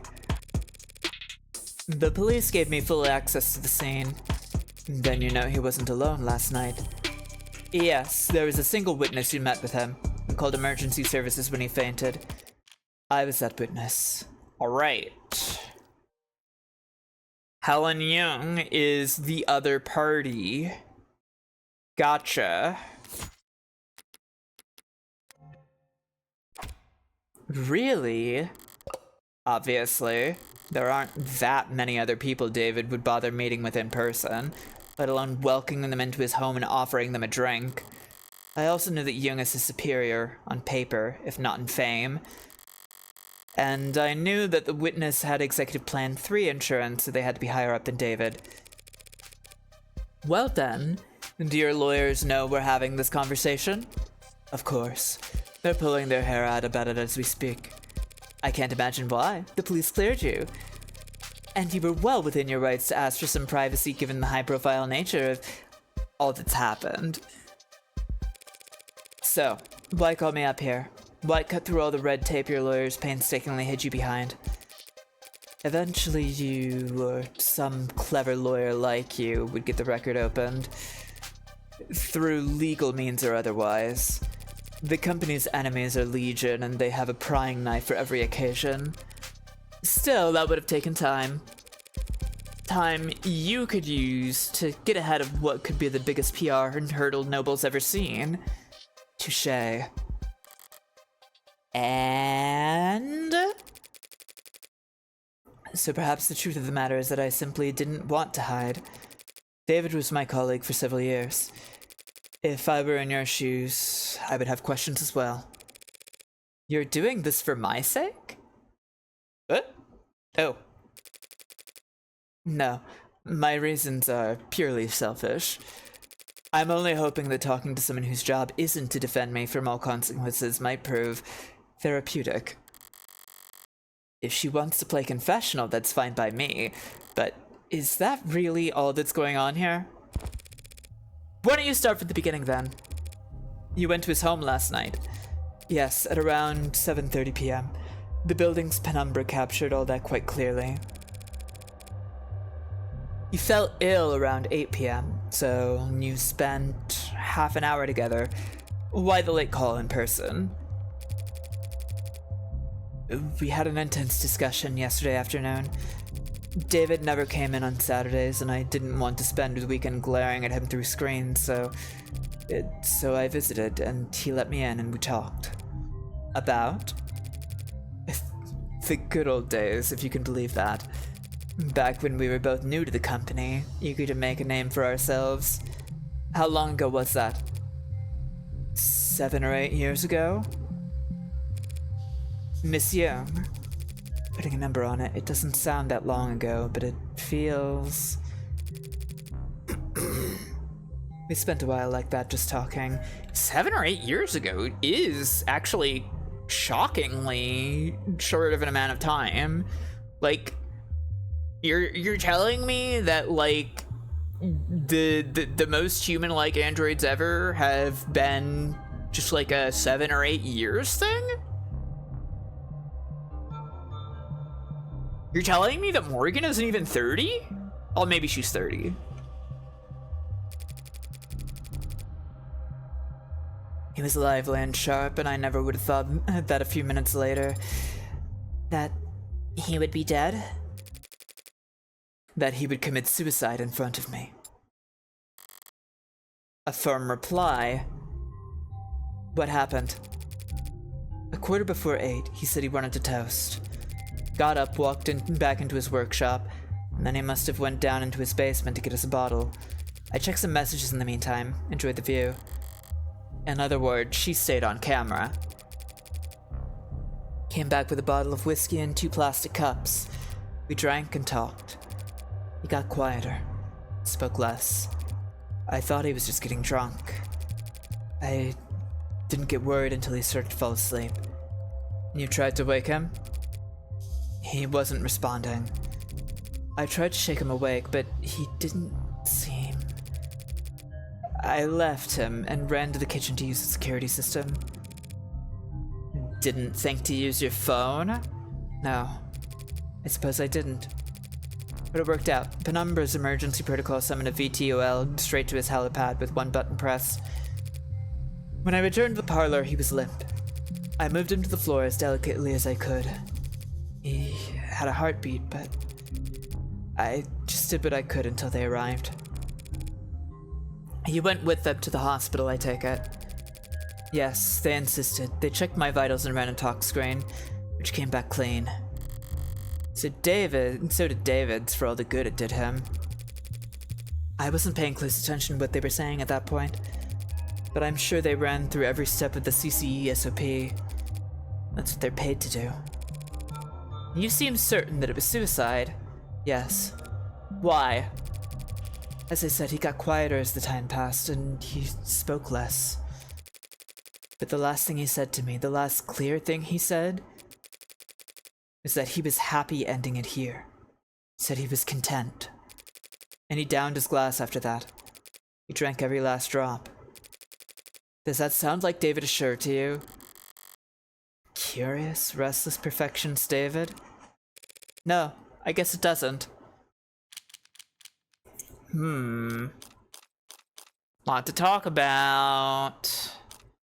Start from the top, I guess. You said CCE, Standard Operating Procedure, a moment ago. What is that? CCE stands for Counter Corporate Espionage, which is just industry doublespeak for corporate espionage.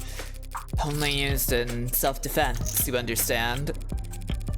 So Noble anticipates employees at your level getting poisoned? They give us all kinds of CCE training. Subtly, of course, usually disguised in the itinerary as leadership workshops or psychiatric evaluations. They train you to expect to get murdered at these leadership workshops? Murder is fairly rare at our level. More likely they'll want us too sick to work. Let us drain company resources in a hospital bed while our position sits vacant. That's smart. Like snipers purposely avoiding vital areas to strain the enemy's medical resources. That's terrible! Like snipers purposely avoiding vital areas in order to strain the enemy's medical resources. That's nothing compared to when they want to turn an asset. It's very good that they thought of the same thing. Feel ill for the rest of your life with an undiagnosable malady, or become our mole and we'll send you the antidote every 2 weeks. That's a nasty piece of work. It's a nasty line of work, consulting. I'm sorry? That's just what they call it. Can't exactly put corporate spy on your CV. So every consultant I've met at a cocktail party was actually... It depends. Did they say that they're consultants? Or did they say they were in consulting? How the hell am I supposed to remember? So, do your people think that what happened to David was a deliberate attack? Noble's competitors have been trying to get David for years, and that's the timescale their plans operate on. If this was an attack from a rival corporation, the company would have seen it coming. Interesting. Counter-corporate espionage, a playbook of aggressive defensive tactics for everything from public life to personal security, intended to help high-value members of a corporate body minimize risk to themselves and the company. Frequently involves the use of double talk and coded language, including hiding the trainings as leadership workshops or psychiatric evaluations. Individuals at or above David Asher and Helen Young receive training in it multiple times a year. Okay. Very cool. I love the glow. Wait a second. Not this. Evidence? Okay, just curious.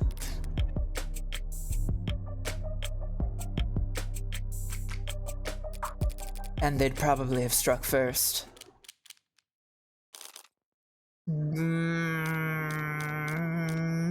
What's your history with Noble like? As VP of Android Features, you're David's superior, aren't you? That's correct. Didn't you join the company at around the same time? David was always more interested in his work than he was in climbing up the ladder. He didn't like playing the corporate politics game. So, was he unpopular around here? Not unpopular, no. Not the great Dr. David Asher. Misunderstood, perhaps. How so? He could be blunt, demanding, some might say. He wasn't trying to be, it's just... Not everyone could work at the same pace as he did, for as long as he did. Even with the whole company huffing those inhalers, they couldn't keep pace with David. Speaking of which, I don't see any at Young's desk. Maybe it's just not something you leave out in the open at her level. So, would you say that his work-life balance was... Balance implies the two are at odds with one another. We use work-life harmony here at the company. Fascinating! So was he in harmony? No. David always had plenty of suitors, but... Oh, suitors, you say? He was never willing to put the time in. But I'm sure you're more knowledgeable than I am on that subject. Right. What do you mean? I had to help him draft a lot of apology notes over the years for misunderstandings and double bookings. Scandalous.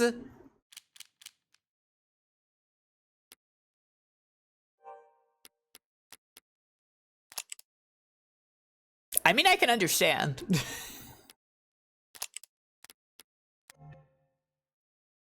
Let's talk cups. I've been curious about this ever since I saw the scene. Why the plastic cups?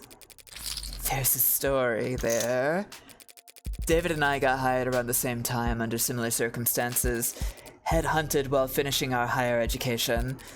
During recruiting, the company claimed to want us badly, but in practice, our actual authority was inexperienced and overpaid. You must have been extremely unpopular.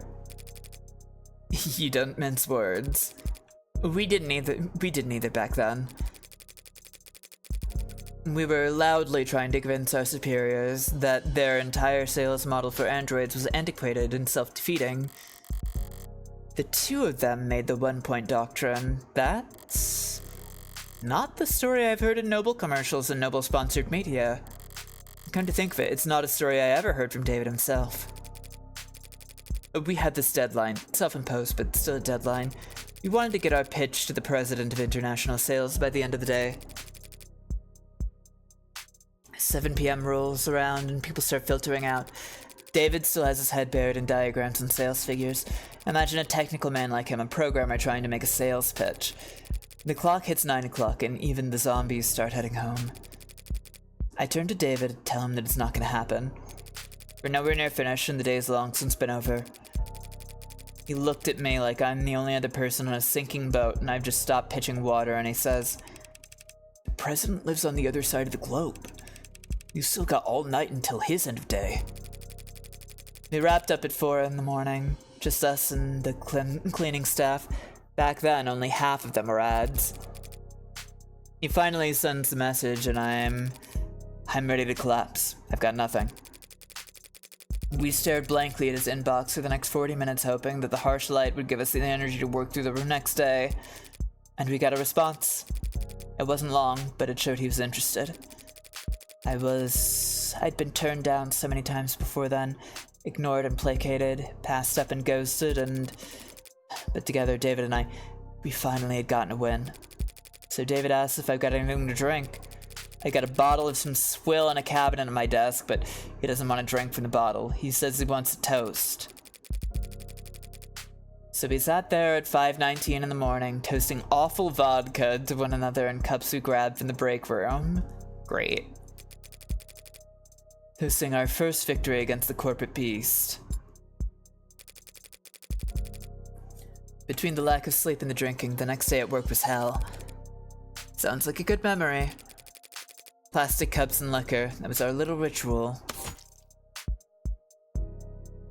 Okay, they started a Noble at the same time in position. They would often toast their hard-won victories with cheap liquor and plastic cups in commemoration of their first big win, convincing Noble Electronics to adopt what became known as the one-point doctrine approach to Android manufacturing, emphasizing quality over quantity. So I didn't think twice when he presented me with my cup. Yeah, okay. It was a ceremony for us. Interesting. The A16 only entered production this year, correct? Correct. Pre-orders started last holiday, and we began shipping in the first quarter. I understand that you were instrumental in the success of Warm Androids. I played my part supervising the launch, yes. Weren't you the one who designed serotonin? The factor that enabled communication between synthetic and organic parts? I'm surprised you've heard of that. I did lead that project, yes, but that was years ago. At the time, serotonin was little more than a novelty, a dead end. It wasn't until David took the reins on the A16 that we found a use for it. Took the reins? He was lead programmer on limb coordination, facial expression, exhaustion parameters, and he designed the synthetic nerves that made all of that possible. David did all of that? That's a lot more than just programming. Was he always so gifted in that many fields? Did he fill those roles on the A14 or 15?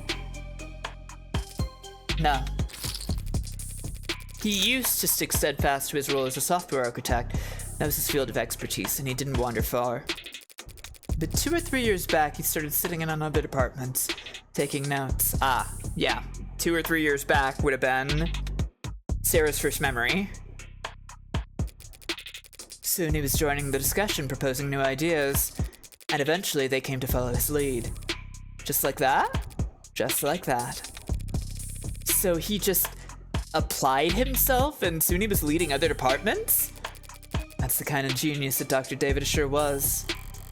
Maybe they weren't paying him enough. The company profited the most, of course, but the entire industry benefited from his vision and leadership. His loss will be felt for years.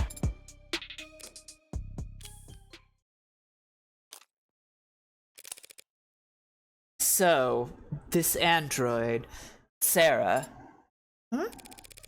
even Dawes couldn't find any real details on where it came from. It's not in any of our systems? I'm afraid not. Did David ever talk to you or anyone else at the company about a pet project? Pet? No, he never gave me any indication like that. And if he didn't talk to me about it, I seriously doubt he confided in anyone else at the company. David didn't trust anyone higher on the chain than himself, and anyone below him, frankly, they couldn't possibly hope to give him advice. He never mentioned me? No, never. Androids don't come cheap. You never heard about him requisitioning parts or resources? There were never any discrepancies with his company credit card? The company's accountants are mirthless, even by industry standard. They wouldn't humor anybody, not even David Assure. If they had ever detected financial discrepancies, there would have been an uproar loud enough you could hear it in the mailroom. You have a mailroom? Not since the 30s. It's just a figure of speech. He couldn't have taken resources from the company without leaving a record. But no one would deny Dr. David Assure information. He would have been able to obtain all the necessary data to build his own android. Then, with enough time and money, he could privately purchase the raw materials himself. Yeah, I mean, it sounds like he was extremely loaded, so he wouldn't need to just, like, skim it off the top of the company, I guess. I don't understand it. It must have taken him years to build Sarah. He wasn't doing anything illegal, except the hacking stuff. So why keep it a secret? I don't know. But he was private and a perfectionist. Perhaps he simply wasn't proud of his results. That's such a mean thing to say right in front of her. Why would you do that to Sarah? Could be. Well, thanks for taking the time to talk to me. Okay. Statements made to the police, corroborated by security footage, arrived at 7:30 p.m., remained on camera until 8:03. Spoke with David Assure in his parlor before he left to retrieve liquor from his basement at 7:36. Upon returning at 7:40, two of them continued speaking while they both drank from the plastic cups David Assure brought up with him. David Assure felt lethargic and disoriented shortly after 8 p.m. David Assure lost consciousness at 8:03. EMS were called from the emergency console in the kitchen. David Assure and the witness were taken to Gatesville Memorial at 8:08. Okay. I'm sure this has been a difficult day for you. A difficult day for all of us. A message from Fran? Running out of leads to chase. The brat better have good news. Are you really going to take this to court? That's my plan. The circumstances may be irregular, but I'm still defending a client from a criminal charge. It's my responsibility to argue that he's not guilty of what he's been accused of. And is that what you believe?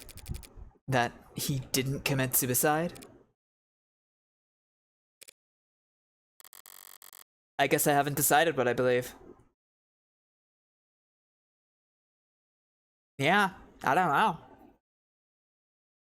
Not a lot pointing to anything, honestly.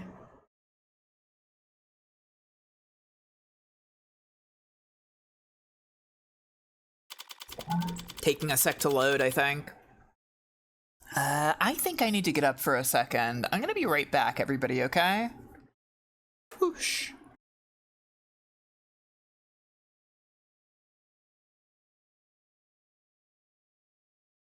Stay tuned.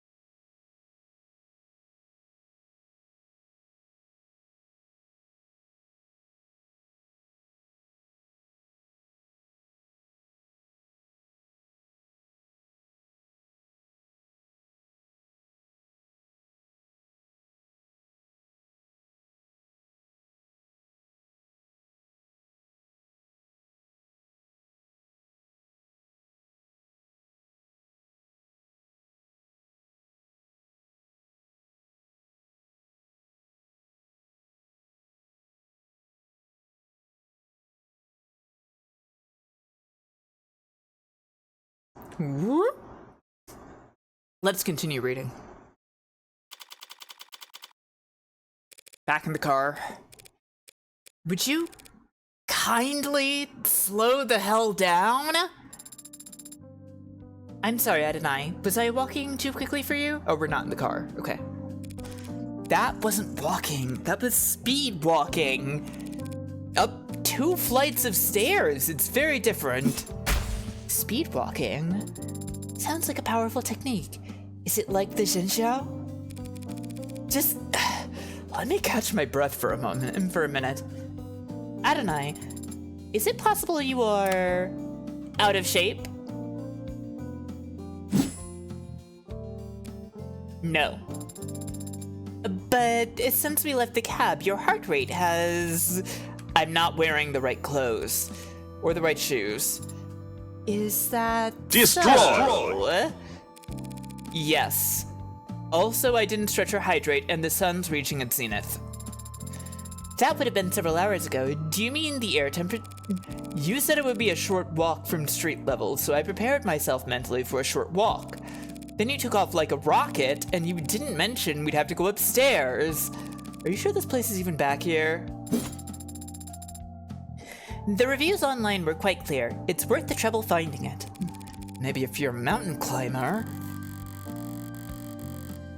When I sent Fran hunting for a musician in David's circles, I expected them to bring me someone from the city orchestra or a jazz club. The champagne, flute, and teacup kind of musician. But this is the tequila and neon part of town. It should be in view if we turn... Adonai, be careful. Of what? It's a stray, and it's bearing its fangs too. It could be carrying diseases. You should... Relax. Adonai, it's growling. It's not growling at me. See? So it's just me that it doesn't like. Too much static. How'd you get it to calm down? It's an animal, not a monster. It wants to be calm. Do you like animals? What kind of cold-blooded freak doesn't like animals? Do you have a pet? No, never have. Why not? Because I don't want to take care of a pet. That seems counterintuitive to me. Well, it makes perfect sense to me, and I don't need it to make sense to you. But... You notice you're only this talkative when it's just the two of us? Excuse me one sec.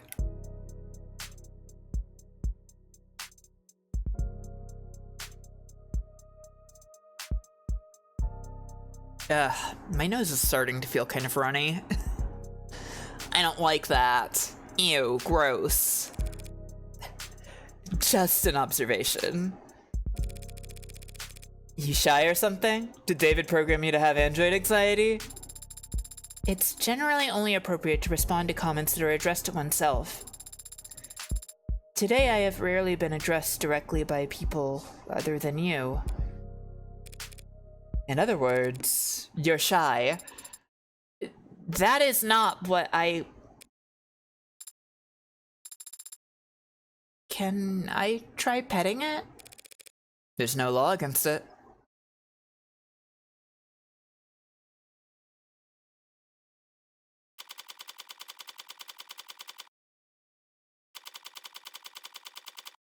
Ultraviolets. Awesome.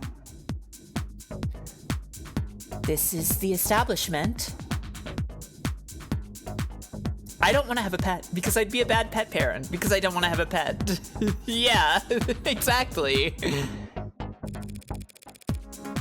Now to see if Isaac Porter is as habitual as Fran claims. Do you think Father was close to this man? This man you've never met? I think he was close with him, yeah. At some point. I had some help making that deduction. Fran saw that their metadata showed a significant cooling of interaction between the two of them, particularly over the past month. But Fran also saw a phone call between the two last night. I see. Interesting. So they were close. Do you think they were sleeping together?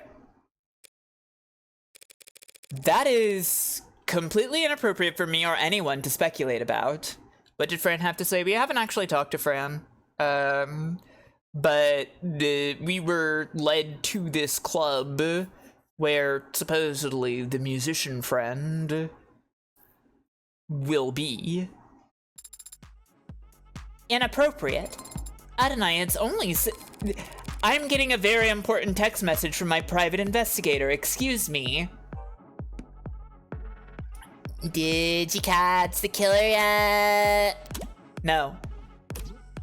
What the hell? I sent you his position? POS? I don't know. I'm at his position. I haven't spoken to Porter yet. Anyway, there's no reason to suspect him right now. Lame. Surprised you're invested all of a sudden. Isn't David Assure a corporate sellout in your eyes? Everyone's a corporate sellout. But Assure gets respect. If I'm a demolitions expert. He's like a really good architect. That's almost sweet, I think. Assure started out working in Cube. So in the architect analogy, by today's standards, he's like, okay. As a kid, he built all his bricks by hand, or something. You know that lit homework can help you with forming analogies. Eat this analogy. Did that come through, or did the characters break? It's supposed to be a guy giving you the finger. I take it Cube is a programming language. What's special about it? Pretty much anything coded in the last 20 years is web-based. You code with the assumption that you'll always be connected. So you can depend on having fat libraries of references to lean on. And if something does go wrong, and your errors get reported to you automatically, but not Cube, you can look it up. But basically, Cube was originally for robotics and like machinery. Stuff that had to operate in mines under the ocean. Middle of nowhere fields with zero signal service. So Cube had to be self-sufficient. I don't know, does JavaScript get used in machinery that operates in mines under the ocean? Oh, so it's the opposite of JavaScript. Oh, okay, yeah. How rugged. Where does Cher learn Cube anyway? It's all in dirt. And from like the 40s. I don't know. I think his father had a machine shop or something. Vague. Yeah, well, David didn't like to talk about his family. And I never asked. What did your private investigator have to say, Adonai? Let's see. A defunct mid-21st century programming language, Cube was a Tier 5 programming language commonly used in mid-21st century robotics. Intended to support robust behavior trees in low data stream environments, its design philosophy emphasized lean, goal-oriented learning that would not be reliant on the bloated libraries and always online API popularized in the 2030s.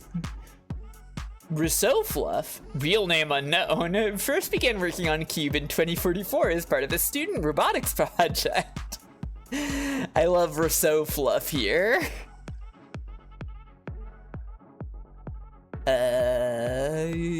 Cube 0.9 released in 2045, and by 2048, Cube 3.1 had already found itself embedded in robotics engineering across the globe.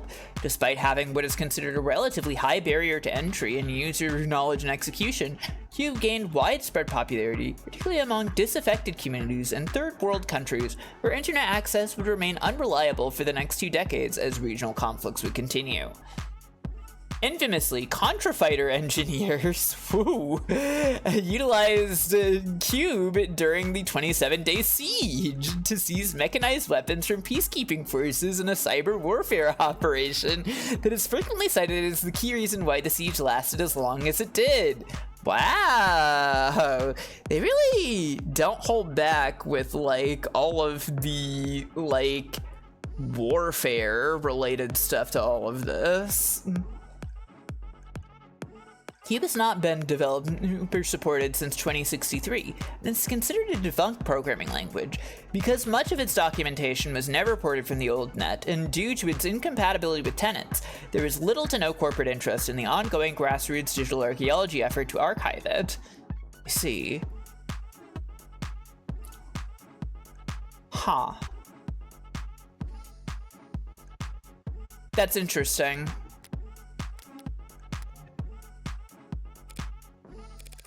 Not telling. The stage for the town, pretty close to the floor. Guess it fits with the whole round table aspect of this place. Everyone's on more or less equal footing, dancing in the dark, went to get past the bouncer. Do you think they might have met here? David and Porter? I can't see David walking in here. Because you found the walk so challenging? Because it's too loud to relax. And not dark enough to be anonymous. I see. What's that face? You got an opinion to share? The atmosphere's not bad in here, but the music isn't quite... I'll find you a survey to fill out before we leave. What kind of music does an android even like? Hello, Zags. Early 21st century punk rock. Is that just you, or does that go for all androids? I haven't met all androids. I can't speak for them. Wonder what they'd say. If they're smart, they'd say that music peaked with early 21st century punk rock. Debate settled. Very cute. She listens to Green Day. Yeah, I was thinking to myself, like, 21st century, early 21st century punk rock sounds like pop punk to me, right? Especially given Sarah. A bar, stocked full of colorful selections and busy bartenders.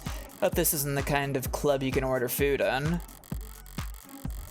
Only time bar food is any good is when you're drunk enough to forget the taste and the gap between chewing and swallowing.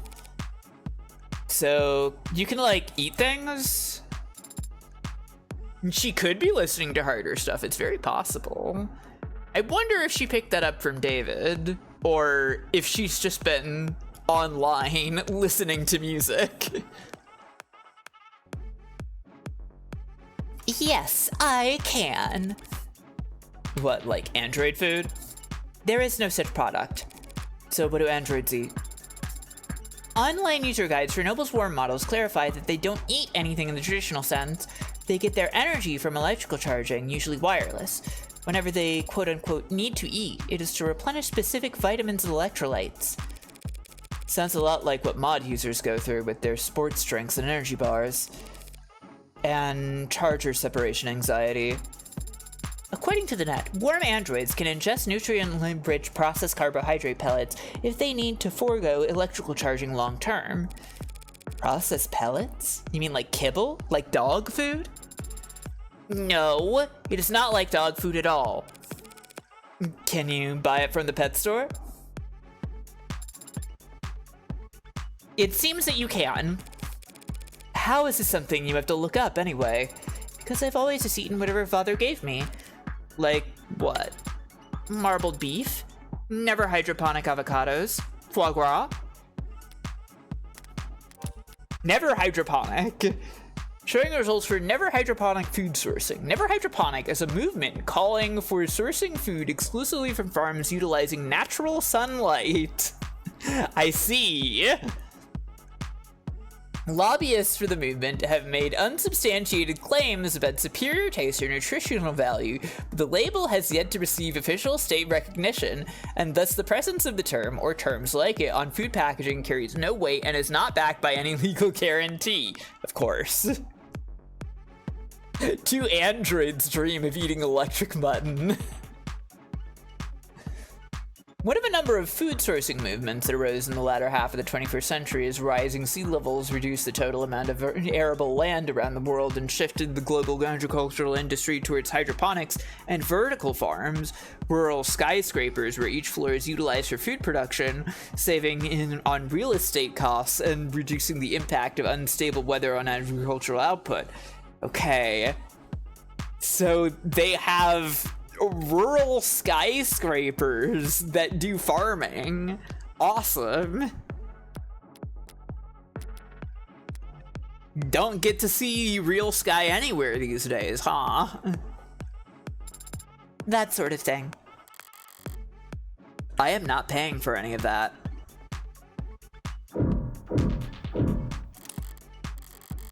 That one over there, he matches the photo friend sent. Should I approach now or look around some more? I want to look around more. Gotta get a read on the room first.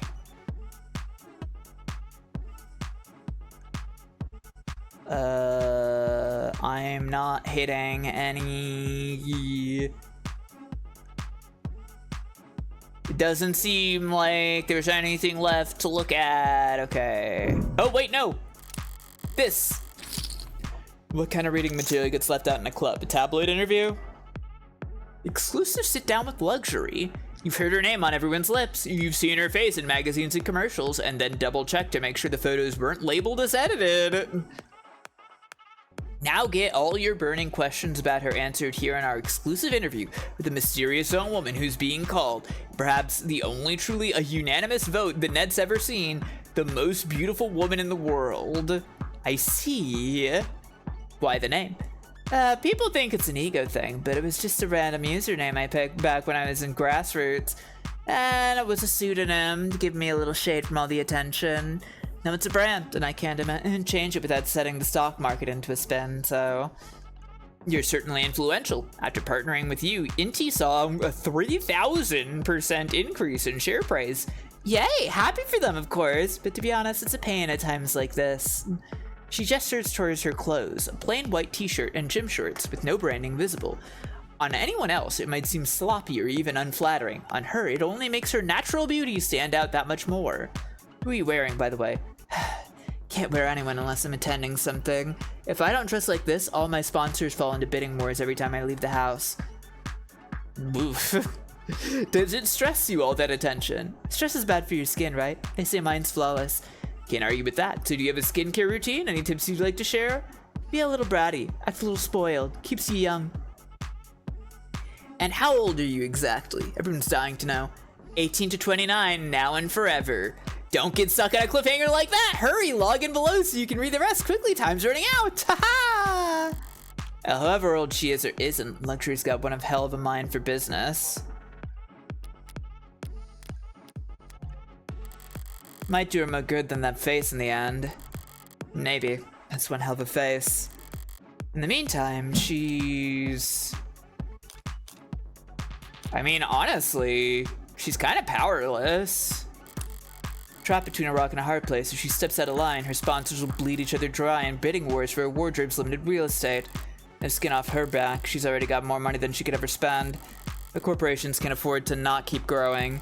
They'll never reach a point where they can afford to lose. If she's smart enough to take advantage of that, good for her. Oh, huh. Wasn't right about that. Interesting. I got the impression that it seemed like she didn't really have much going on that she could do.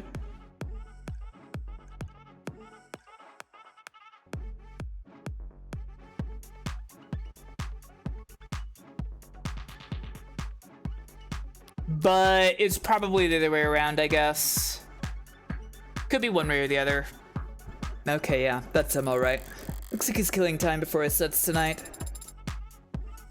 Are you unsure how to proceed, Adonai? She is rich as fuck, I guess. I don't know, I thought she was more at the mercy of her sponsors and everything. But, yeah, I can see how it's really the other way around. I'm sure that you need to hang back. As for me, I think I'll play it cool. Hey there. Hey. Some sick beats out there on the floor, right? Okay, wait. This is not the kind of cool I thought this is going to be. Hang on. Yeah, she can kill their stock. Yeah, I totally misread that. Sick beats? Yeah, or whatever, man. The hell? Are you a fucking cop or something? Oh man, that was awesome. I totally lost the credit. That's awesome. And you aren't really dressed like a cop. God damn, you're meaty, aren't you? You fucking vultures, man. Wow! Double credit loss! Perhaps I should start over. My name's Morgan. I was David's friend. I'm currently his lawyer. Can we talk? Not here. Thanks, Isaac. She's too uncool. It's true. That was not... okay. That was not the kind of playing it cool I was expecting. I didn't think she meant, like, literally try to sound like you're cool.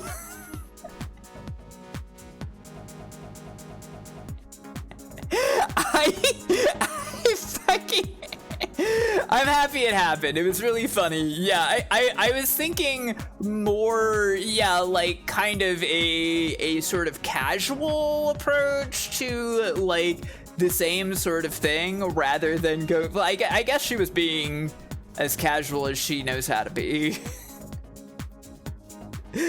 I don't know. That wasn't how I thought that was gonna go.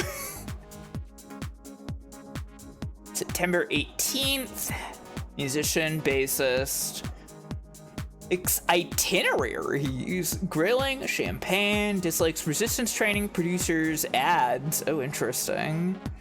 Best at gift giving, worst at folding laundry. He doesn't do requests. Thanks, Isaac. Don't thank me yet. I might just sit here, shut my mouth, and sticky with my tab. So what kind of lawyer are you? What kind of friend? I'm his defense attorney. Think you missed the bus on that then, yeah? And I'm a friend that needs to know what happened yesterday. Doesn't everyone? Try somewhere else, friendly lawyer. I haven't seen him in weeks. You might not have seen him, but we both know that you spoke with him over the phone yesterday, only a short time before he died. How the hell? Isaac, it's pretty obvious that you don't want this particular spotlight to linger on you any longer than necessary, so why don't we cut to the chase? No lies, no playing coy. Fine. Sarah. Yes, Adonai? The hell? Is that thing transmitting? I am not streaming any data, no. Porter doesn't seem to recognize Sarah either. One more person David was keeping secrets from. I need to record everything for the court. Fine. You two were together, is that correct? We were together. I ended it. Yesterday. Care to elaborate?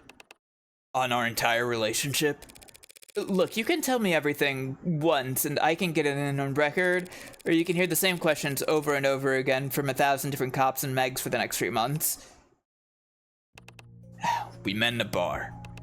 I'd seen him come in a few times, each time with someone else. Each time talking with his mouth but not looking with his eyes. He'd take me off.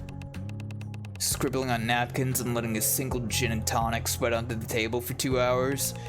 His dates would all go to the bathroom or take a call and slip out the back. One of them didn't make it 10 minutes. And he'd still sit there the rest of the night unfazed. Couldn't tell if he was oblivious or stupid or shameless or the most confident man in the world. And he'd take me off. One night, things were slow. And my set had been canceled, and his date hadn't even bothered to think of an excuse before bailing, so I asked him why he insisted on coming there night after night. Just to ignore vapid people he wasn't interested in a shitty bar with drinks he didn't like. And he just said, "'Cause I like your music." Man, did that tick me off. He was cute early on. Him being so passionate about work I could barely pretend to understand. And I liked that we gave each other space, you know. Felt like we were being mature or whatever. Until... there was no until. No one day where everything turned sour. But at some point I started to understand where his priorities were, and how I ranked in them. Like I said, he was passionate about his work. I just wrongly assumed that he would also be that passionate about me at some point. So I pulled away a little, wanted to see if he'd notice, if he'd miss me. Testing him, like that isn't the biggest red flag in the world. He never budged. I could ignore him for days and he wouldn't be the least bit ashamed to see me. If I picked a fight, he'd never get angry or upset. He'd just apologize. He didn't want to fight with me. Guess he was never interested enough to bother. It was my mistake. I watched him sit there all those nights, not giving a shit when people walked away, and still, I had this stupid idea that somehow, for whatever reason, I would be different. That I'd be special. But I wasn't, so I ended it.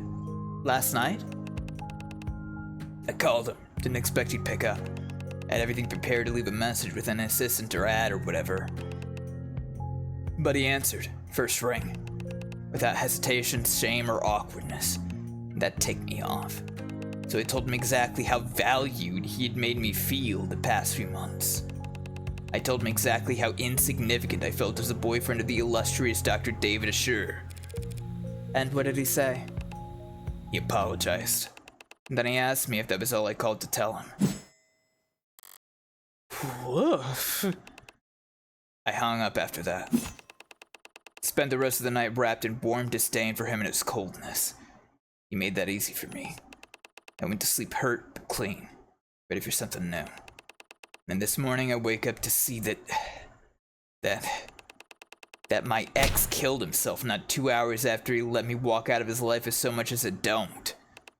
What the hell, man? What the hell, David? And now you're just the tip of an iceberg of lawyers and reporters and buzzards. Parasites who want to hear about the man who sent David Assure over the edge. I never wanted to be his last lifeline or the straw that broke his back. I just wanted to be his goddamn boyfriend. Turns out that was asking for too much. It's yet to be determined whether David committed suicide. You serious? You don't have all the facts. And you do? Any one of them point to anything else? Thought so. Thanks for your time. I'll let you get back to it. That's it? No summons? The court has no need for you to retell a sad story like that. The court, huh? Sorry to bother you at work. Sarah, let's go. Your discography is very impressive. Yeah, thanks. And your range is remarkable. So, it pained me to see that all your works in the last quarter have been so melancholy. I think... Well, what the hell would you know about any of that? What's the matter? Can't find the words? Need to steal them from somewhere first? Butcher them before shitting them back out? I was not trained on any data sets that... No, pardon me. My mistake, really. Not your fault you're only standing here because rich prick nerds were allowed to rob the world blind for most of the century. Sarah, we're leaving. What the hell was that about? He was under the false impression that I was programmed using a massive automated learning model, an early 21st century... Not that. Why did you talk to him? I just felt that I should say something to him. Word of advice. People don't want comfort from strangers, especially when they're androids. They want it from the people they want it from. Coming from anywhere else, it's just... corn syrup on a parched tongue. Doesn't matter how sweet it is, they'll just start gagging. You know a lot about people, don't you, Adonai? Compared to you, I'm a goddamn savant. Come on, there's not much time left. Is there still somewhere you want to investigate? Somewhere I need to return to, actually. Porter was right. As things stand, I don't have any evidence that could establish an alternative interpretation of the facts. But if there did exist hard evidence that could prove his death wasn't a suicide, there's only one place I could find it at this point.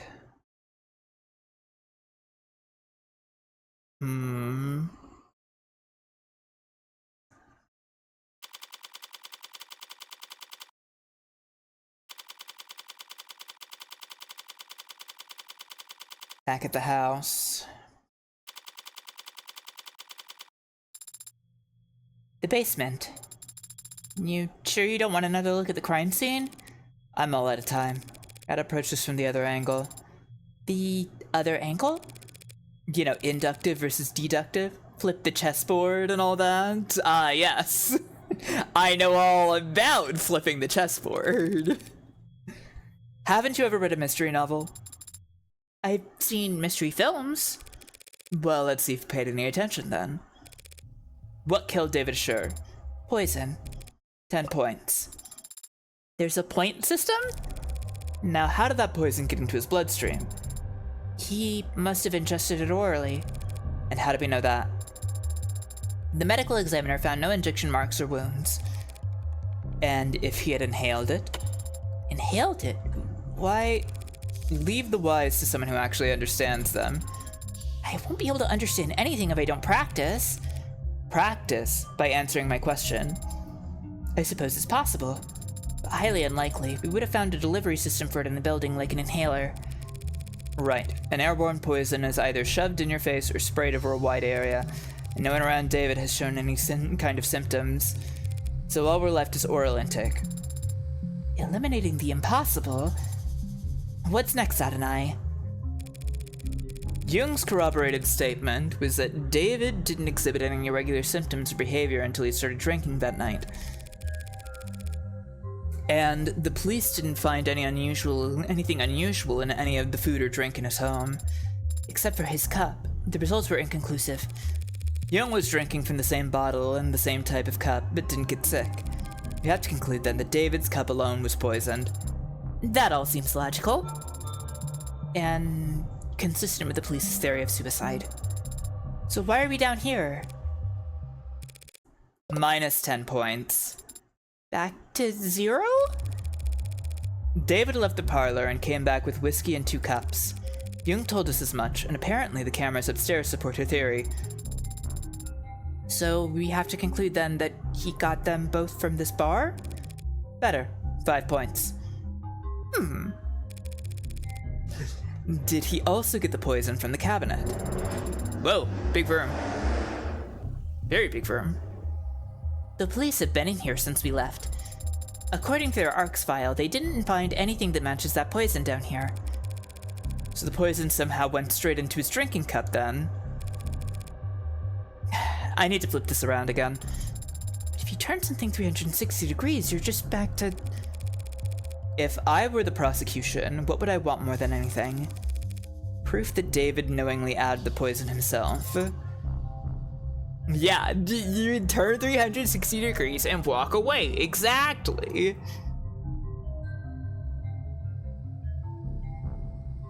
He wouldn't do that. And you can make that claim because there's no video evidence to contradict you. How long was David off camera? From 7:36 p.m. to 7:40 p.m. when he left the parlor to get liquor from this bar. So if we had David on camera for those 4 minutes and he didn't poison himself in that time, he would have a perfect alibi for the crime, proving his innocence.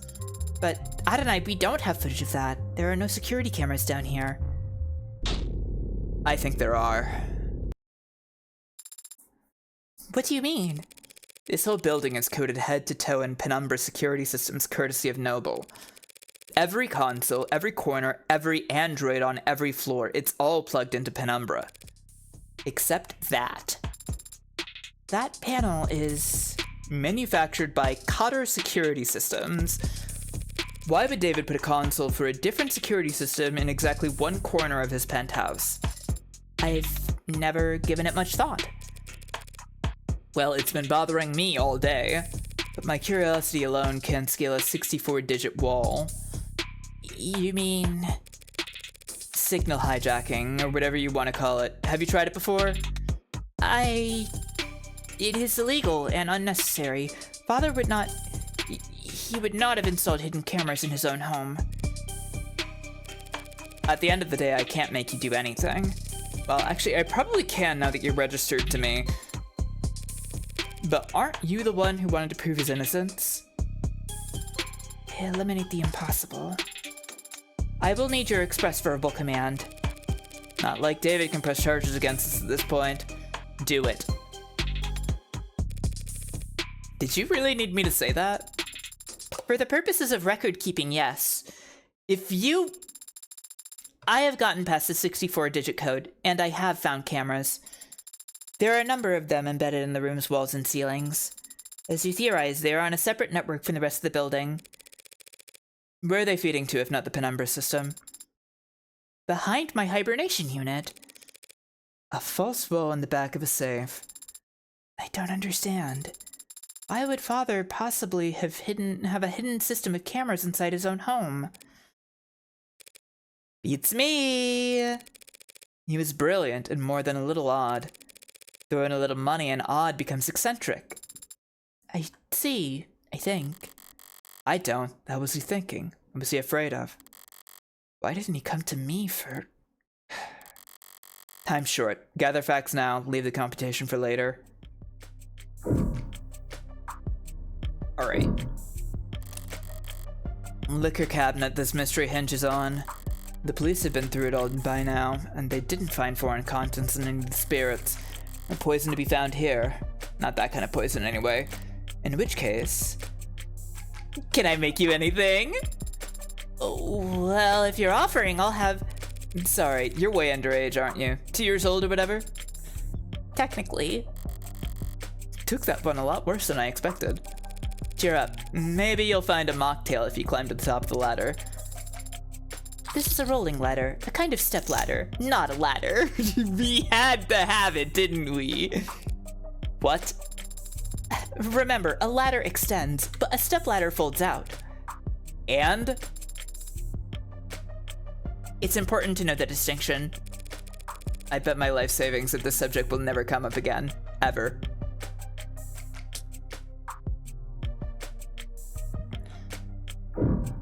It's a classic. You have to have the stepladder bit, I guess. Is that another Phoenix Wright reference? Of course it is. What's the story with this anyway? Some kind of fault in the foundation? I don't know. I've never noticed that crack before. Might want to get those eyes checked. There's nothing wrong with my vision. This crack just must have been created during my most recent hibernation. How? Did David drop a weight a bunch of times over and over in the same spot? It does seem odd. What did David even do with all this equipment? Dry his laundry? What makes you so sure he wasn't exercising? Did you ever see him use any of this crap? No, but he must have used the weights when I wasn't looking, since he promised me that he'd take better care of his health. Sarah, those weights are all maxed out. David couldn't have put up numbers like these even if he was piloting a frame. Don't be so sure, Adonai. Pardon? The following is a true story based on primary sources who were present for the event and its aftermath. Copenhagen, 1981, 8:10 a.m. local time. A towering man with the musculature of a world-class professional rugby player enters the Global Donkey Bank on Fredericksburg Lane. He explains to the bank teller that he has a bomb in his suitcase and that he wants his gym bag filled with unmarked bills. A security guard approaches him from behind with a nightstick and swings, but the man simply catches the weapon and bends it into a twisted knot with his massive dinner plate-sized hands. When asked to describe the suspect to the police afterwards, the teller only had this to say: "That man was all muscle." The rest of the bank heist proceeds without incident, and the man exits the building just as police arrive on the scene when suddenly his suitcase explodes. But it's just a smokescreen. Local officers quickly recognize the ploy and rush towards the door, grabbing each of the hostages as they flee while desperately searching for the perpetrator. What they find instead is a diminutive, frail, sheepish young man, barely 160 centimeters tall, holding a gym bag full of money with no recollection of how he got there.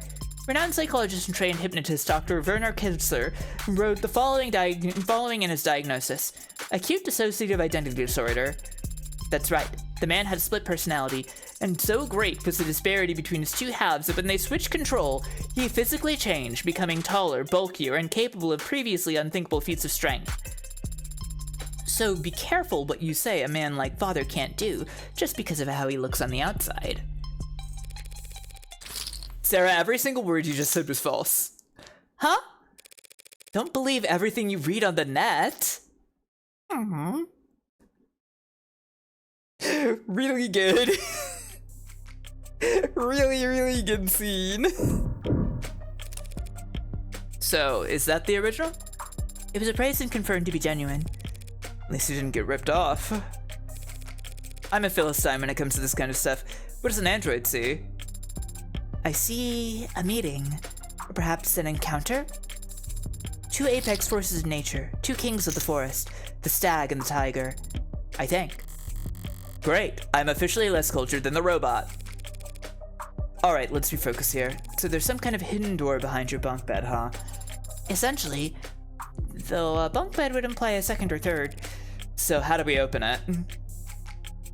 Okay, but if you channel a spirit, that really happens. That's true. One moment. I see. Got it open already? I cannot open this door. Why?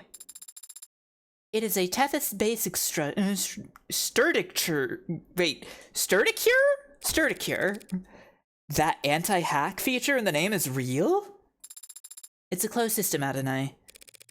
The hell am I supposed to do now? Strange. There was an if-then toggle enabled in the security parameters. I don't follow. When Father last adjusted the settings here, he made it so the door would never open so long as I was hibernating. And he made it so that I was the only one who could wake her up. Meaning, this is a door that only I can open? It'll be a 6-character password, some combination of numbers or letters. Did you and Father have any influential moments in your life that revolved around a 6-letter word? Nothing comes to mind. Is there a code word that he knew only I could learn?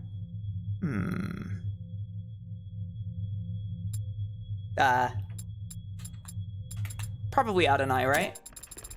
It's opening! What was the password, Adonai? You'd never guess.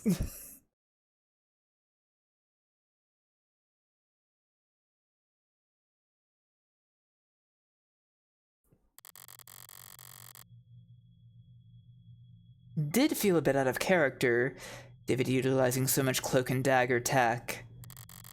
I've definitely been struggling with the idea of him doing home improvement. One step in here and it all makes sense. Murder is also a 6-letter word, but it was definitely Adonai. It took you way too long. Oh, I'm sorry. It's just like, I mean, what else would David be absolutely sure that Morgan would, like, be hearing a lot of if Sarah was out of her little hibernation chamber, right? If you guess Morgan, you get a hint towards it. Oh, that's cute. I was actually, I was prepared to guess Morgan for the previous lock code, but they said that one was all numbers. One step in here and it all makes sense. It's a panic room. Scary. A panic room is a place for rich people to hide in when people start bouncing bricks off their windows. They're typically not even on the blueprints. So when Noble built this penthouse for one of their executives, someone slipped this into the mix, and it's remained in Noble's blind spot ever since. All David had to do was repurpose it. Make sure you're capturing all of this. I don't want to miss my one chance because of a discovery technicality. I understand, but you needn't specify. My memory is flawless. I can play back visuals, sounds, sensations. I can even give detailed reports on air particulates. You mean you can smell? Better than any human, and some canines. So does it smell stale in here to you? Stale? It doesn't to me. Almost like someone's been in here recently. Almost like someone visits here frequently. Alright, let's try booting up the computer. You don't think the console is password protected? 2 physical doors, a 64-digit code, a half-ton android, and a secret phrase. If David set a password on his PC after all that, I'm going back to the morgue to have a word with him. Good, it's already signed in. Ah, I love seeing Sarah's eyes glowing. You're looking for camera footage? I'd also settle for a note plainly stating that he feared for his life. What am I doing? Here, you search for video files. They'll probably be timestamped and formatted for short-range devices. I have the subfolder. The cameras stream live data constantly, but the files are clipped at fairly regular intervals. Once every week, it seems. The most recent video file here is footage going back 8 days. It was accessed yesterday at around 4 p.m. You were asleep then, so the only person who could get in here at that time is David himself. Alright, let's see it then. Of course, it's just that I am having difficulty. Try double-clicking?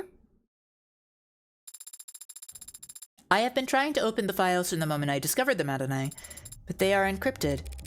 Damn it, David, you leave me enough clues to get this far, but you won't let me use your computer? What's the brand on the encryption program? If I rush a subpoena, they might have a backdoor I could bluff them into. These files were not encrypted with any commercially available tool. This appears to be Father's own work. Shit. If David Assure hand wrote the encryption on these files, there's no one alive who could... Hey, was Dosh just flattering you back there? Or is your processing power really that special?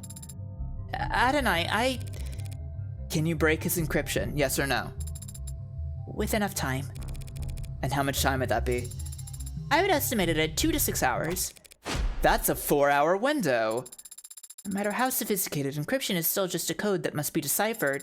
And when deciphering any code, progress proceeds exponentially, which makes it particularly difficult to determine the amount of time required to complete the process. 2 to 6 hours. I don't have any better options. Get started. I started 4 minutes and 22 seconds ago. Finally showing some initiative. Bet you've been talking to me this whole time. I have the ability to analyze data in parallel by utilizing subconscious processes, so long as the work required is rote. Oh, she's got brain partitions. Awesome. So you're doing it in the back of your head? Actually, I'm speaking to you in the back of my head. I could give the decryption process my full undivided attention, but I would become non-responsive. Hey, that's a pretty nifty feature. I'll have to keep that in mind. Alright, can you take this show on the road, or do we have to rip this computer out of the wall and find a battery? I have copied the encrypted files and we'll work on them as we travel. We can leave whenever you're ready. Still can't believe David let me get this far just to shut the door in my face at the last second. But he did let me get this far. The computer's not the only thing in here. The cabinets are a lot less eye-catching than his computer, but knowing David, that's all the more reason to check. Lots of paperwork, bonds and holdings, platinum bar? His birth certificate might be nearly as valuable. Can't imagine what people would pay to steal David Assure's identity. Down here at the bottom, a binder. Noble's logo on the front, and in the middle, enough pages to dwarf one of those phone books you see in period pieces. They're masking them legalese or even on the table of contents, but basically, this is his employment contract. Let's see, a binder containing the full text of David Assure's employment contract with Noble Electronics. Details, compensation, grounds for dismissal, definitions of what constitutes a breach of contract, and how arbitrations would be handled. Not a light read. Hold on to this for me. It must be very important if you're giving it to me. It's certainly very heavy. Was there anything else in there? Expecting an updated copy of his will to show up? It is a possibility, isn't it? Maybe in a corny old murder mystery. A widely beloved and respected genre with over 2 centuries of... There is something else. Your papers. That Evangeline Morgan be given immediate and complete ownership of the android designated Sarah. It's dated to a few weeks back? Had he already made up his mind about all of this? If he had, why'd he hide this where no one else could find it? Was that just a backup plan? Interesting. Written document declaring that Evangeline Morgan is to be given absolute ownership of the android Sarah, effective immediately. Signed and dated by David Assure over 2 weeks ago. A tax-free transaction, unfortunately. Wonderful.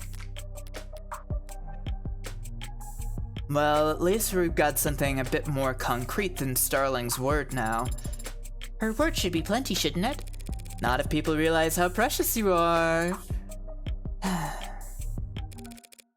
As a collector's item. We've yet to meet one person who knows what the hell you are, but Noble could have easily argued that you fall under private technology or physical holdings, unless I had something like this. It's good that you do, then. Glad that Father wanted me to go with a friend of his. Yeah. This'll get me a huge tax write-off when I donate you to a for-profit college. Could at least pick a charitable institution. It's just an old saying. All colleges have been for-profit since the 60s. That doesn't make me feel any better. You can cheer up in the car. Yeah, let's ride to the courthouse. Priority. There is an upcharge at this hour for priority transportation. That's irritating. But I'd like to have more than just a few minutes to prepare once we get there. And the upcharge is a multiplier of 5.7. I'll prepare on the way over. Very good, Adonai.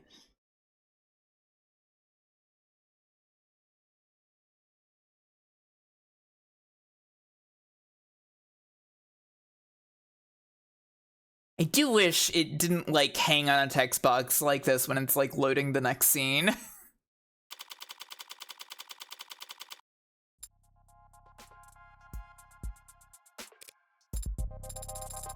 Does it excite you, going into courtrooms?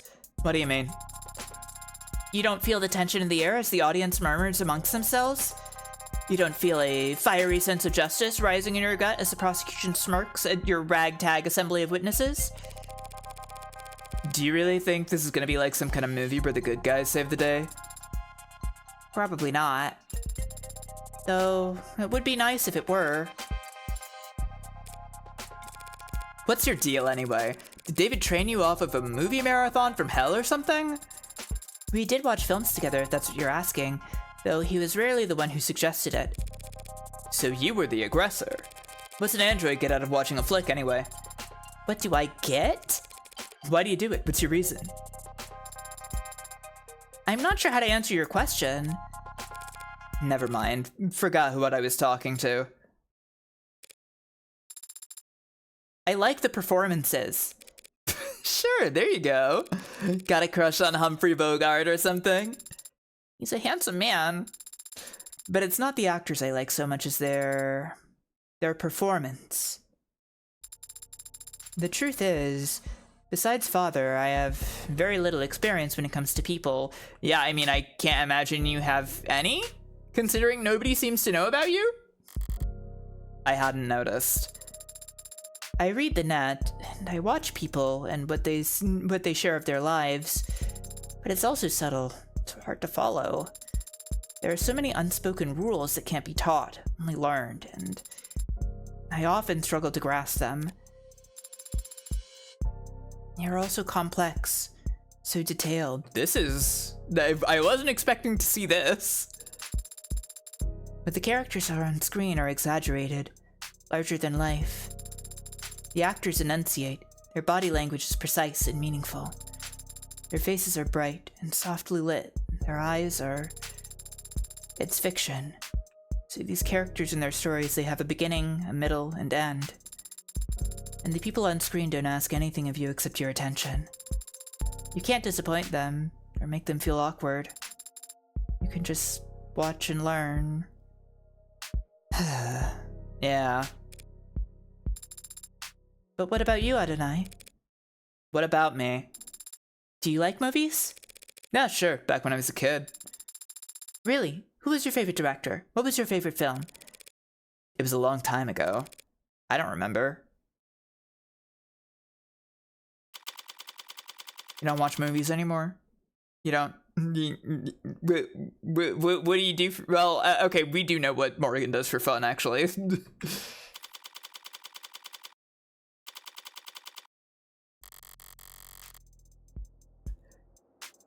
Things are quieter than I expected here at the courthouse. Though I've always felt courthouse is a bit of a misnomer. Government building is probably the best way to describe these towers. All-encompassing and impenetrably vague. 100 floors of officials and documents and paper pushing queues. I feel like Morgan would be like the Cookies Bustle copyright troll, except for Columbo. That is a ridiculous thing to suggest. I don't know if that's true. I don't think she would be like that about Columbo.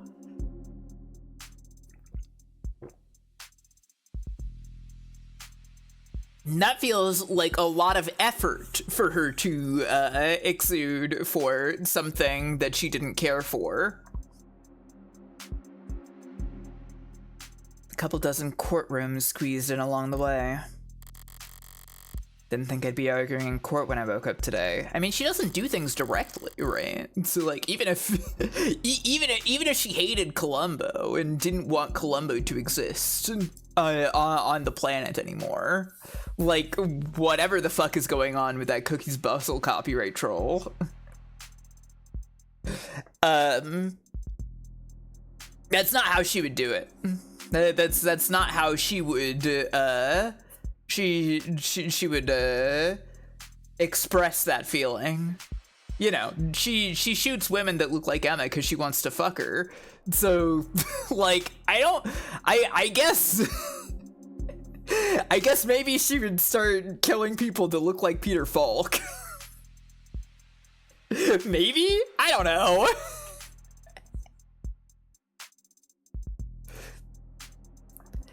Didn't think my friend would be dead, that he'd have thrust an android onto my lap either.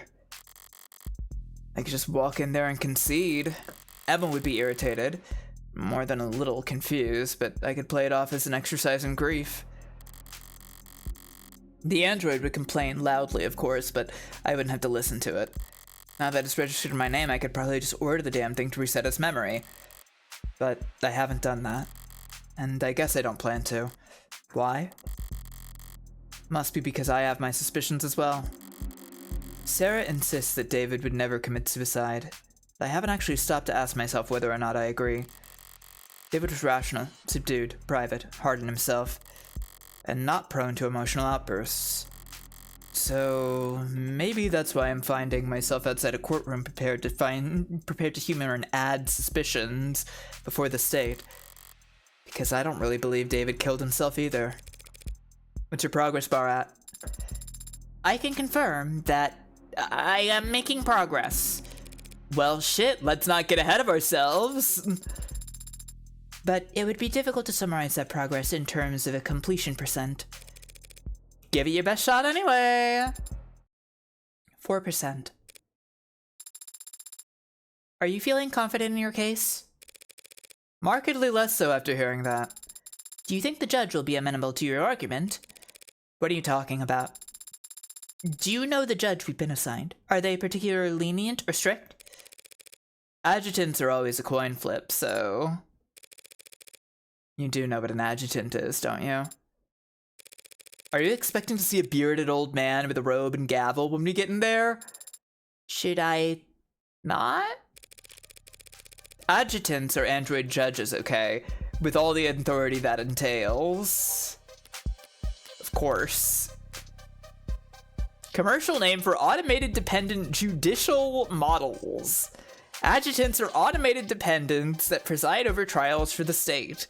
While most adjutants are designed and sold as software and then loaded onto courthouse-specific hardware, including android bodies, they can interpret trial proceedings and render judgment based entirely on stenographer records if need be, ruling on cases in an entirely digital capacity. Reviews of adjutants by third parties has shown that they are overwhelmingly more equitable and even-handed in their sentencing than human judges. What, on what basis? Because they cannot be bribed or intimidated, adjutants are especially preferred for cases involving organized crime or corporate misconduct. Alright. Adjutants use a 9-fold personality engram for rendering their judgments and building consensus, known as the nonary system among software engineers, because each of these 9 personas are constructed by a different think tank or institution from across the political spectrum. Ideological contamination in adjutant units is practically impossible. Interesting. There have been a small number of cases where non-array processing has born particularly enthusiastic or eccentric personas, presumably in an unorthodox, if not effective, attempt to reconcile particularly disparate opinions across their 9 constituent personalities with a single authoritative, loud voice. Interesting. With the state's court backlog essentially cleared for the past half-decade, questions arose as to the continued need for adjutants to lighten the judicial system's human resource burden, but Senate Investigative Committee 74JD91 determined that removing adjutants from the legal system would be prohibitively expensive at this point, of course. So...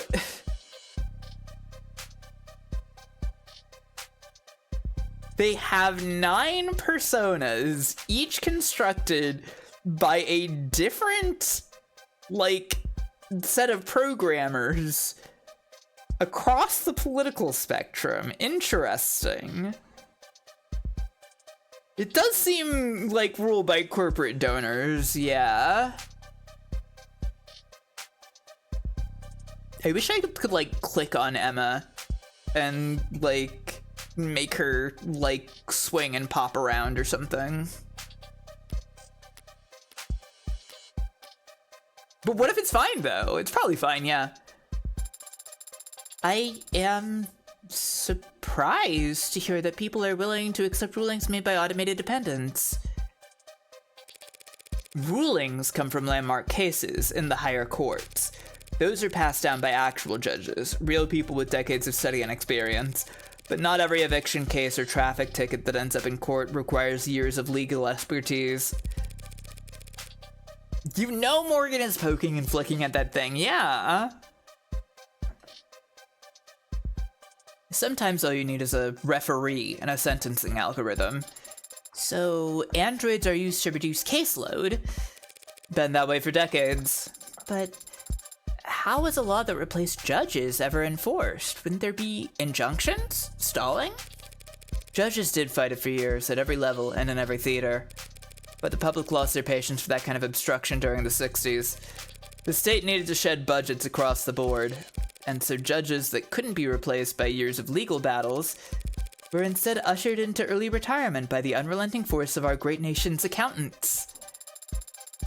And it's not controversial? Having machines determine sentencing for human beings? Whatever controversy there is, gets aimed at the machines, not the people who put them there. Yeah. And the machines can't lose sleep over it. Besides, it used to be that even the most high-profile of crimes wouldn't get a court date until weeks or months later. Nowadays, most crimes are prosecuted within a single business week. And that's not rushing things? Keeps people in my line of work on their toes, that's for sure. I'm just surprised to hear that there's so much haste. Don't they teach you about classical conditioning in android school? You gotta feed the dog immediately after you ring the bell. If punishment doesn't follow the crime in quick succession, the lesson doesn't stick. I see. But if adjutants are so effective, why aren't they used in every trial? Why aren't they used in politics? That's a logical question to ask. And the answer is? That logic only gets you so far when it comes to people. Doesn't everyone want the courts to be as just as possible? If adjutants are truly impartial and incorruptible, everyone wants justice, sure. But there are other considerations to be had. Such as? Disgust. What? That's all people really care about. What all their morals boil down to. Just what they do or don't find disgusting. Only problem is, everything's more palatable when viewed through a screen. So when everyone sees the world through AR and cameras and no one ever gets dirt under their fingernails, you'll be surprised what you can get away with. I don't understand. Yeah, well, therein lies the problem.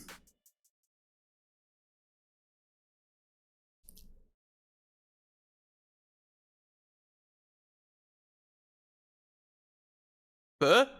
Uh-oh. Uh-oh. Wait. Hello? It's fine, right? It's fine? Right now, okay, it's okay. I'm gonna save the game. Oh, wait, I can't, because I'm in court.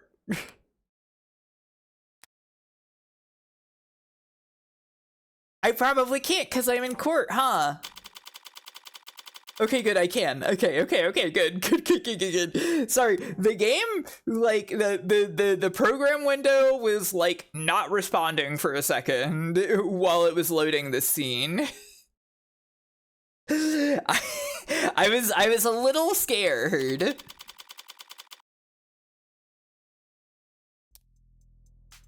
Hello, Emma. Just a preliminary hearing, huh? You wouldn't know it from the look on her face. But I shouldn't expect any leeway once you stepped into the courtroom. Not with her. That's the adjutant up there. Is it asleep? It's loading. It needs to load? Don't be rude. Not every ad can afford to be decked out as extravagantly as you. Especially not those the state buys in bulk. There's an audience. You mean the gallery? That's nothing. It could have been a lot worse. Word of any trial in the case of David Assure's death must have spread like wildfire. Even a mock trial like this one. Detectives like Reyes or London would get chewed out for leaking things to the press. But uniformed officers had little to lose and a lot to gain by dropping a text to their attentive friends in the media. And then there's the corporate plants. Interns usually. Preferably ones with modded eyes. It's illegal to film inside a courtroom, but this is the year 2086. Things are gonna get out one way or another. I don't like having my face on camera. I don't like attention in general. But I'm not such a coward that I'd skip David's funeral just because there'd be paparazzi outside of it. My pretty little likeness is gonna end up in the background of some tabloid photograph one way or another by the end of this circus. At least this way it's decent marketing for my legal services. What will happen once the adjutant finishes loading? How will the trial proceed? With all those films you watch, I figured you could extrapolate. I am asking so as to correct any misconceptions. Well, not everything you saw on the silver screen is outdated. The court will come to order and there will be a clarification of the charges. The defense enters a plea, and if it's not guilty, the prosecution begins making their case. That means calling witnesses to the stand, correct? Mostly. Sometimes they'll testify virtually from a separate location. Depends on the security concerns surrounding the particular individual in the case. What do you do then? Sit here and watch? Not if I want to get paid. I cross-examine witnesses after the prosecution are done questioning them. I can present evidence or witnesses of my own in response as long as I had discovery backing me. You've said that before. Discovery means? Just that I can't pull stuff out of my pockets and present it without any kind of context. I have to have proof that I have acquired it legally during the course of my investigation. Most of the time that means having recordings or witnesses that can verify my investigation. Which I can provide. You didn't think I was letting you tag along because I liked you, did you? And the jury? I don't see where they would sit. The jury hasn't sat in the actual courtroom for years now. They have their own chambers, where they watch a feed of the trial's proceedings in anonymity.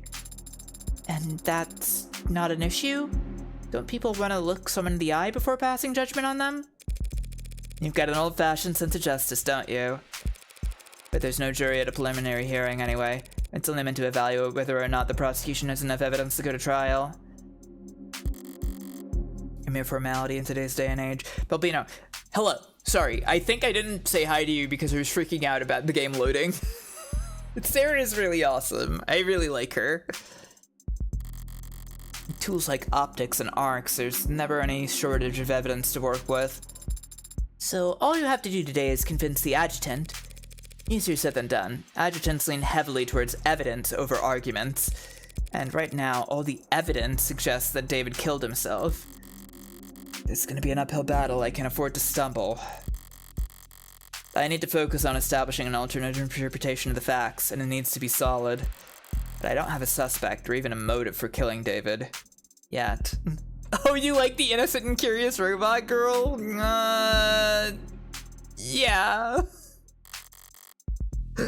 Anyway, I'll need to be sharp. Emma doesn't play nice enough for me to be anything less. I think it's waking up. This third lower court is now in session. Adjutant AD 84 presiding. I call to order the case of the people versus Ashur. Do the people wish to make an opening statement? This design is really something, by the way. No, Your Honor. No point in bothering when it's just the adjutant here. Very well. Do the defense wish to make an opening statement? Not at this time, Your Honor. Might as well ring the bell and get this shit show start. If neither the people nor the defense wish to make an opening statement, then it falls to me to set the stage. My model name is Adjutant. My unit designation code is AD-84. I am a machine, an automated dependent, and I serve the state by presiding over trials. You might find yourself wondering, why? What gives a machine the right to judge a human? A fair question, but the answer is simple. In every culture, in every society, no matter how it is worshipped, enshrined, or deified, justice has but one defining quality. Justice is beautiful. Like a balanced equation, like the golden ratio, like the Vitruvian man, justice is beautiful. So, what gives me the right? This gorgeous bod!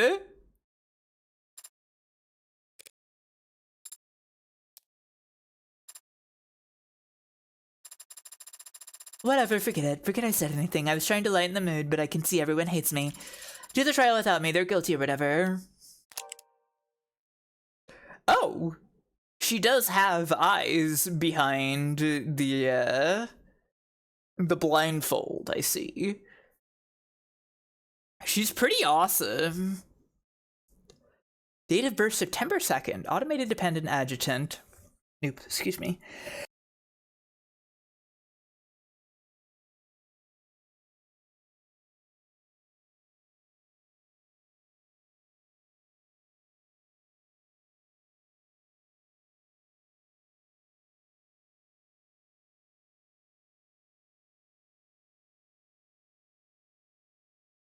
Yeah, I don't like the corporate robot judge idea, but if she's a sexy giant woman, it's pretty awesome, I do think, yeah. Agreed. Let's see. She likes raw salmon, running water, and gymnastics. Is she also a warm model, then? Dislikes criminals, contrarians, pigeons. Sign Libra, self-assigned. Awesome. Type, open, obedient, observant, oh people. 3 sizes. Sarah actually got the 3 sizes. Sarah got the 3 sizes. Awesome.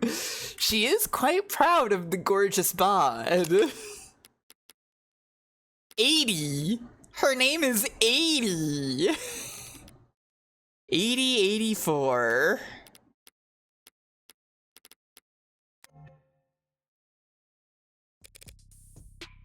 Your Honor? Wait, what the flip? This defendant's already dead. Why are we doing this? Is this a debug thing? Cause I'll log the error if I need to.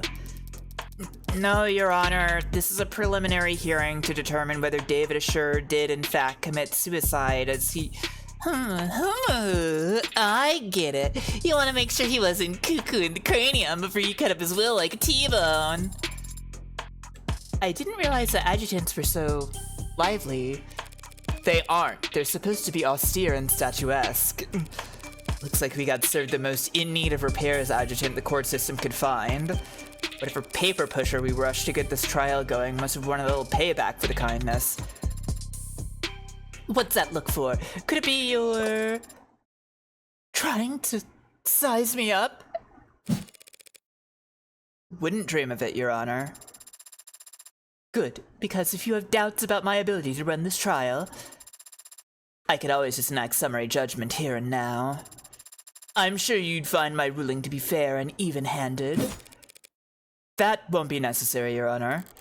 She's much more of a character than I'm used to seeing up there, even counting all the flesh and blood judges I've met. But she's still just an adjutant. She'll follow the evidence where it leads. This is making me curious. If there's going to be 5 episodes in all, which I believe is the case, are we going to see different adjutant judges? Or are we going to keep coming back to her? So as long as I can make a few adjustments for the occasional outburst from the bench, my plan's still workable. So, people, shall we get started with that first witness? It would be a shame to not come back to her. Right away, Your Honor. The people call Dr. Yumi Sato to the stand.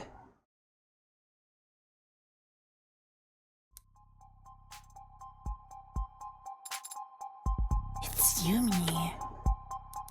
Hey. So, how about it, pretty lady? You swear to tell the whole and unadulterated truth to the best of your ability?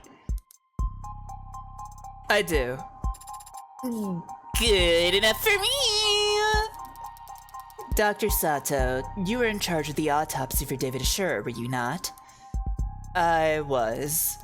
And, when did you make your examination? I started late last night. Well, technically, 1 a.m. would be very early this morning. I think you can still say last night if you're talking about 1 in the morning. Oh, I was on the happy phase. Whoops. Objection. The defense will have their opportunity to cross-examine. Until then, they should refrain from making errant remarks. The hell? All I said was, yeah, what she said.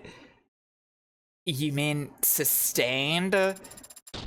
Don't get cute with me, counselor. What the fuck? I immediately... Just the forced credit loss? Awesome. Being cute is my job! Destroy! God damn, we barely even gotten started. That seemed pretty bad, Adonai. Heads up, making mistakes will increase your blind. Blind is how much credit you lose for answering incorrectly when you yourself aren't controlling the ante. I see. Blind increments on its own throughout the trial as the stakes get higher, but resets at the end of each day. Blind starts and caps out at higher number if you're playing in High Roller, which I am. Mind the blind number in the top left when it appears. Okay, blind is -1 right now. It helps you gauge what you stand to lose.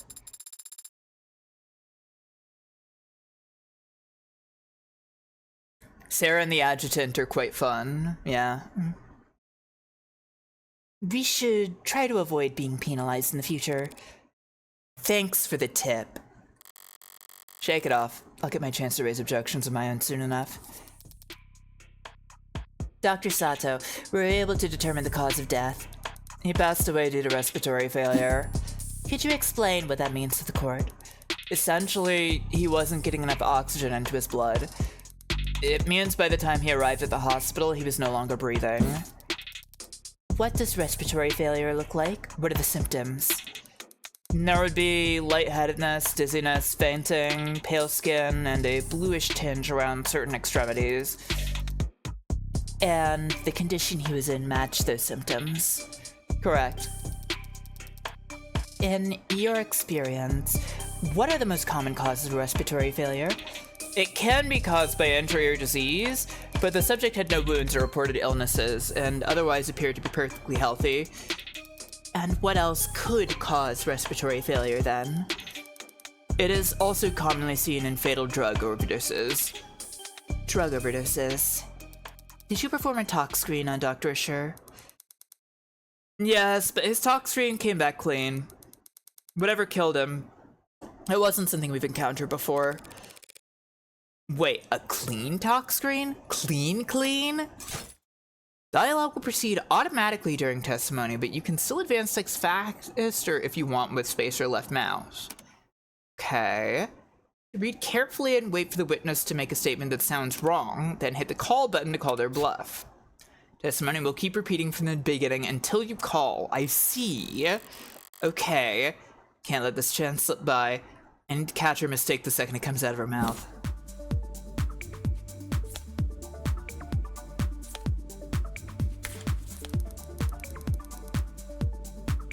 Passed away due to respiratory failure.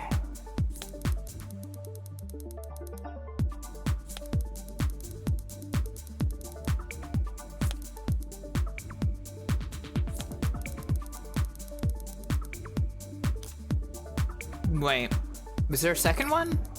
No, there wasn't. It's puzzling to say the least. Something she said just now doesn't make sense. I have evidence that directly contradicts her, so I just need to find the right moment to present it. Okay.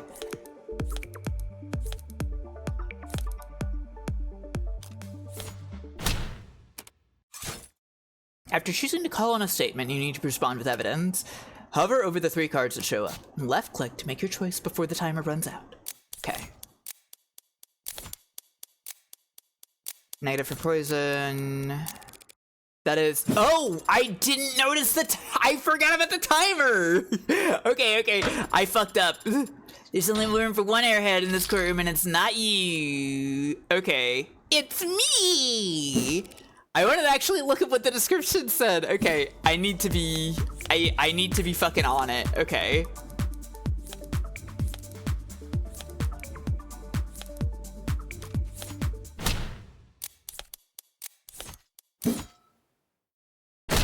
Wanna bet? Okay, very good. It's impossible for David Assure's talk screen to be clean, and we all know it, since he was on camera drinking alcohol the night that he died. Ah! That makes sense. And that scared you? The witness merely misspoke, Your Honor. As it plainly states on the talks report itself, Dr. Assure did have alcohol in his blood, but not at such a concentration as to be lethal. Yeah, my bad. When I said the talk screen was clean, I just meant it didn't tell the attending physicians anything they didn't already know. Overall, a little more nitpicky than I like to be, but at least I was able to balance the momentum more or less. Shall we continue, Dr. Sato? If the tox screens were negative for pharmaceuticals and drugs, what caused Dr. Assure's respiratory failure? During my autopsy, I analyzed his blood and was able to isolate a foreign compound. So there was a lethal dose of drug inside his body, just happened to be a drug that the hospital had never encountered before. That's correct. I think we're all going to get tired pretty fast if we don't at least pick a placeholder name for this substance, Your Honor. The people don't object, Your Honor. In that case, I'll put all my creative heuristics to work coming up with an original scientific fitting name for the substance, a name like Omega. Omega-3! That name is already taken. Fine, call it Delta or whatever. Delta, used in science to denote an unknown variable, not bad. And Delta has other meanings when it comes to drugs, but yeah, our Delta matches no known public pharmacology or toxicology records. That being said, chemically, it does have all the hallmarks of a general depressant. I know the feeling. So it stands to reason that it would exhibit a similar effect in the body when ingested. You say ingested. Why? I eliminated all other possibilities during my examination of the body. He must have swallowed it, and judging from his stomach contents, it must have been a liquid. Thank you, Dr. Sato. Shall I summarize things for the court? Yes, please. I wasn't listening to that closely. The victim died of respiratory failure, and his tox screen showed that his blood was clear of anything that could cause respiratory failure, except for this unknown substance, the poison we've labeled Delta. Well, that sounds like a suspect suicide. Should we wrap it up here? Not quite yet, Your Honor. This may clearly be a poison, but there's at least one detail about this case that doesn't feel like a suicide at all. Let's see. I don't have the timer this time, at least. God, okay.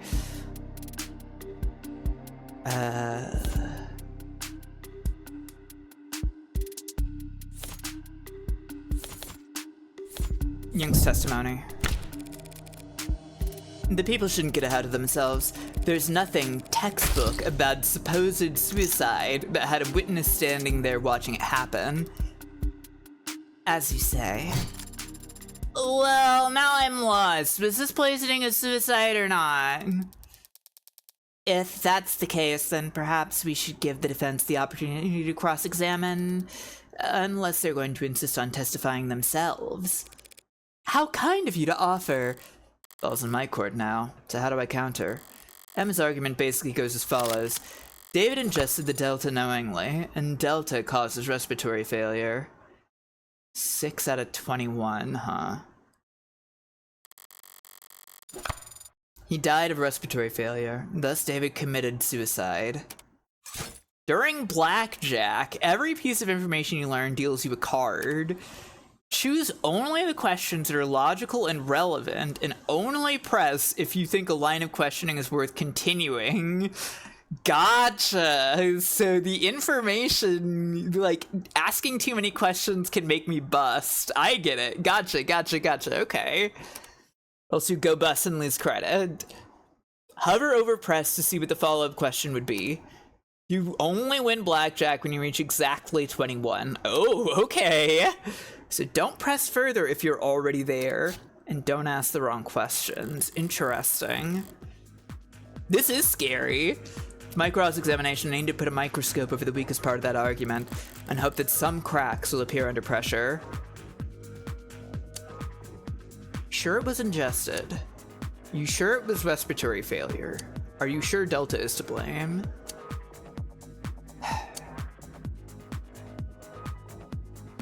I think the most relevant information is ingestion?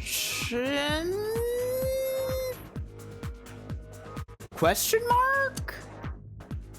Or is it about Delta? Is the 6 representing that, like, this is what we're going to get from this one?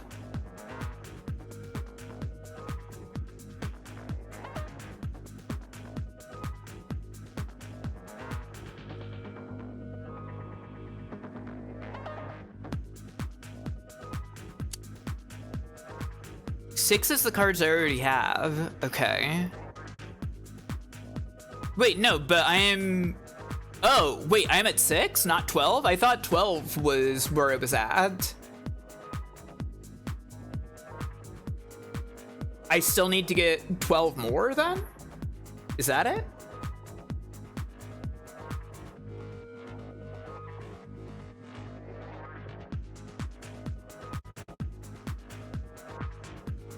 So one I got dealt in the setup, 1 of 2. 6 is the most recent card I was dealt. Okay. Sorry. I'm learning it.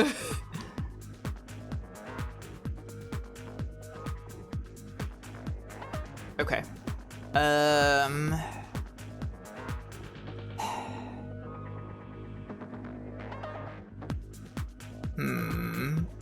gonna go with this.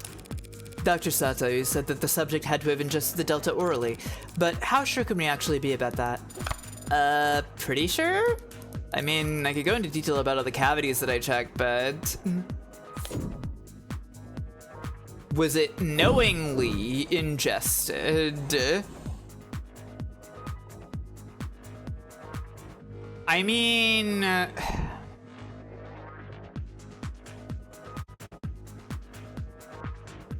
There's no way that she would know that for sure.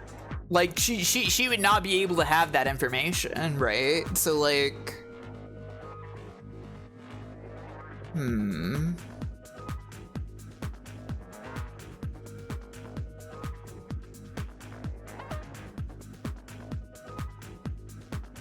think it's worth pressing, huh?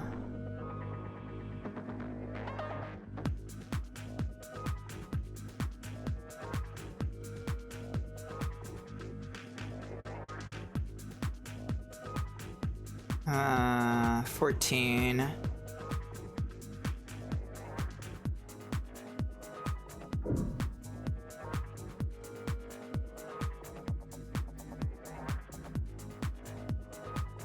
I don't know. I mean, there's no way that she can actually know if it was knowingly ingested or not. So, like, what would I actually get out of pressing?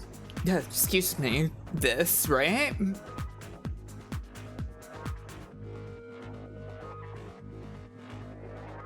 Or are we saying, or is that like our argument that there's no way of knowing if it was knowingly ingested or not. Maybe I'm thinking about this the wrong way. I'm gonna press it. I don't care. Whatever. We'll see what happens. But how sure can we be that the subject ingested the Delta knowingly? Well, we can't be sure of that. Certainly not just from an autopsy. You said it must have been a liquid, yes? Would it have been a large amount? It depends on the concentration of the delivery solution. It could have been just a drop. The kind of thing that could easily go unnoticed, yes? Calls for speculation, Your Honor. Withdrawn. Aw, man. I wanted to jump on our case. Okay.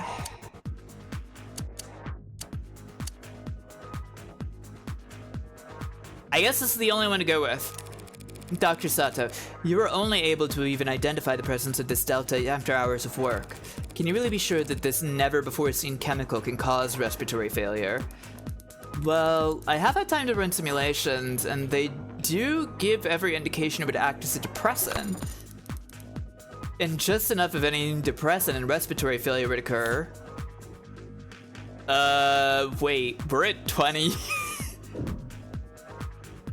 Only simulations.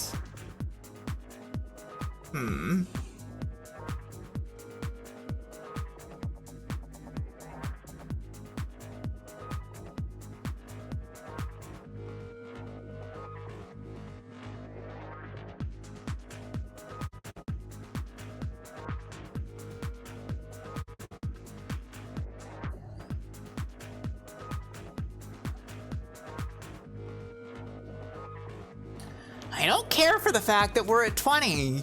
Man, I have to hit 21 exactly, huh?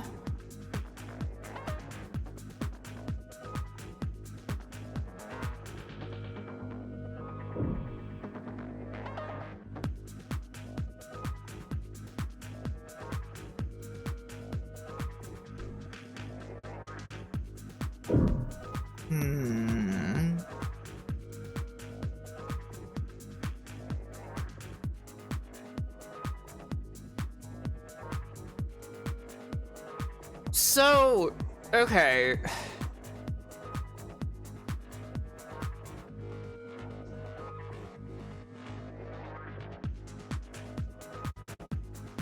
Well, what I'm rotating in my head at the moment is the question of, like,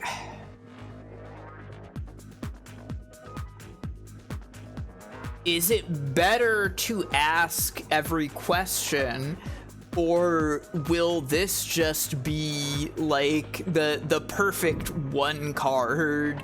And I don't think it will be, right? So maybe I stay on this one. But now, I mean, the thing is that, are you sure it was respiratory failure? Seems pretty pointless to ask. Like, we're pretty fucking sure at this point. But maybe the pointlessness of asking this question will get me the one? Isn't it possible that I actually died from something other than respiratory failure? Well, no, not really. Okay, never mind. It was actually completely, I completely misunderstood. It's fine. You could argue or speculate about what caused the respiratory failure, but it is, in fact, the fact that he died because his heart and lungs stopped working. That's what I thought. I thought it was too stupid. Okay, so I guess this is the one, then.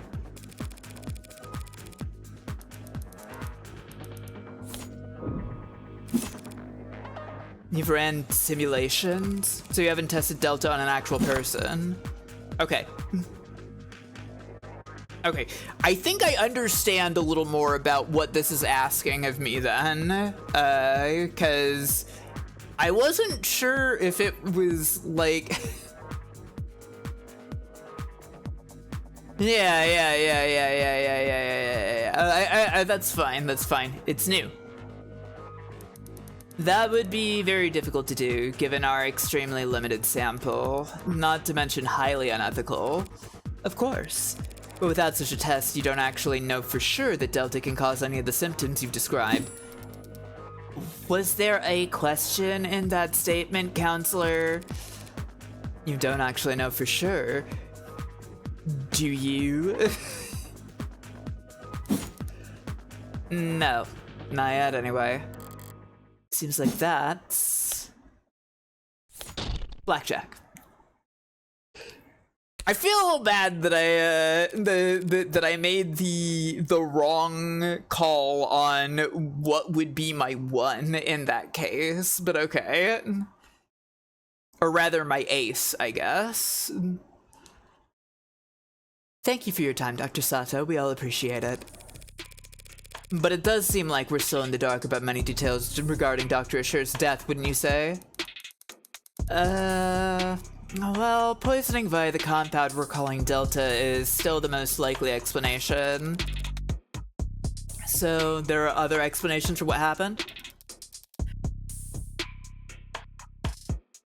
Sorry, had to cough.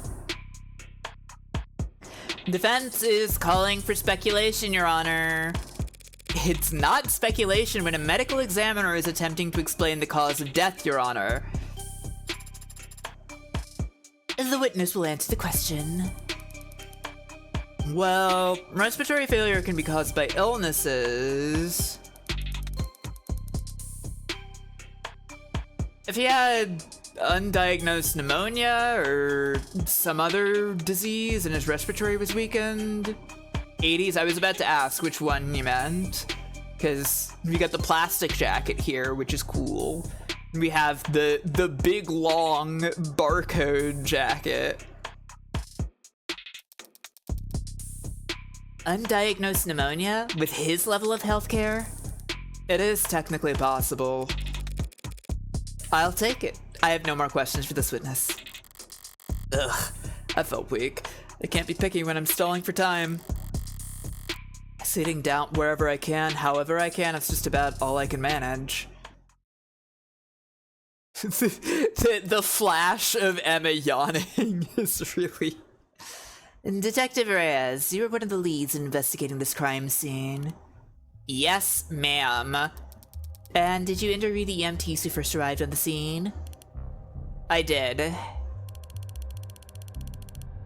Had they explored the possibility that he took it intentionally but didn't know it would kill him, that would still be suicide. That would still mean that he is responsible for his own death, I believe. Yeah, that's just drug overdose. It wouldn't...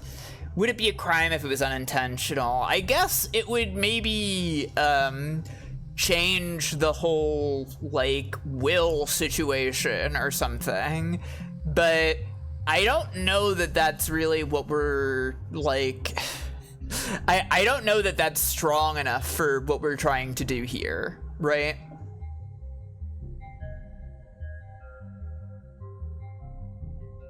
Probably killing yourself accidentally is still a crime. I guess so, yeah. I thought that was what was being litigated. Well, so... At this point, we are kind of looking for harder evidence that David didn't intentionally do this. And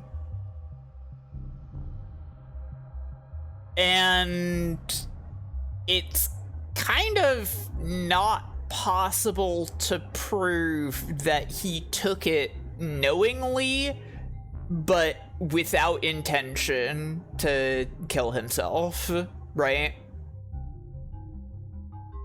So to actually get this charge to change, we would have to, like, be able to prove that it was completely unknowing.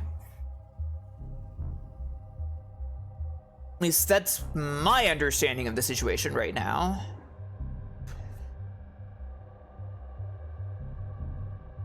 They responded to an emergency signal from the home security console located in the kitchen. What did they find when they arrived on the scene? The victim was unconscious on the floor of his parlor. He was receiving CPR from a witness, the individual who had called them. They were both airlifted to Gatesfield Memorial Hospital, and Dr. Asher was declared dead shortly after arriving there. She's actually handling herself pretty well up in the stand.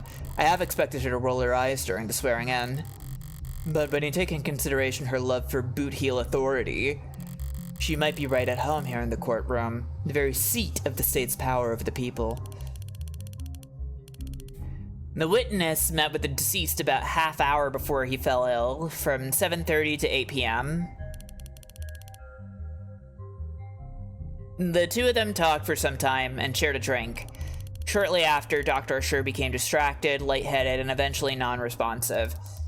And during the time period drinking the same liquor, this witness exhibited no symptoms themselves? None. Though through a collaborative effort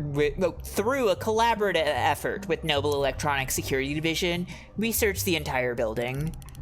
But we found nothing unusual in any of the food or drink on the premises, including the bottle that the deceased drank from. So, what was your ultimate conclusion after investigating the scene? The whiskey bottle was clean, the witness's drink was clean. Only person who got sick was Dr. Asher, drinking from a cup that he had prepared. So it was our determination that that David Asher committed suicide by poisoning himself. She's pretty tight-lipped up there, but I think she slipped up at least once. The police want to claim that they've eliminated every other possibility and covered every angle, but I know that there are a number of blind spots that they're not willing to admit to. Okay. Cup. David's cup. Poison.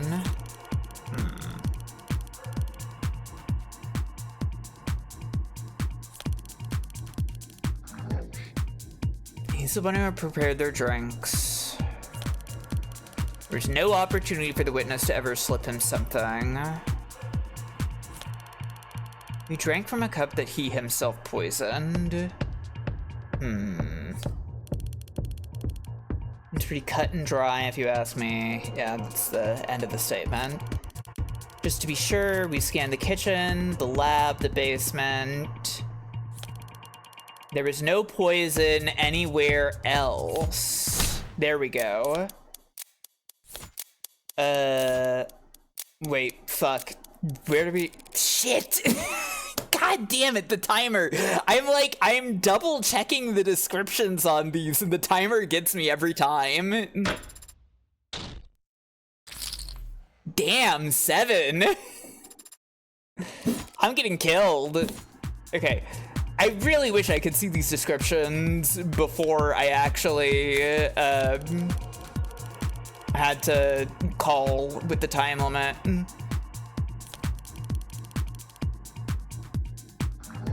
Because I want to make sure that it's relevant to what I'm trying to say.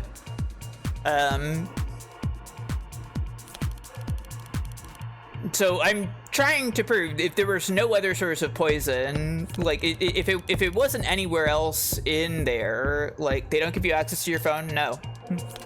It's not up here.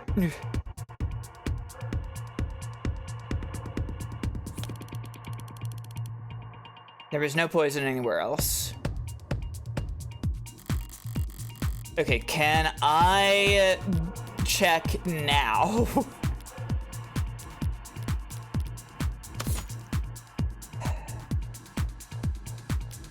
Yeah, no, okay, it is poison, question mark. I'm pretty sure that I want to play here.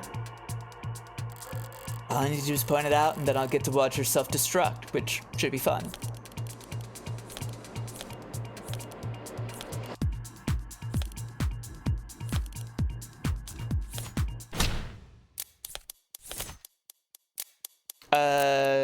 I think. Wanna bet?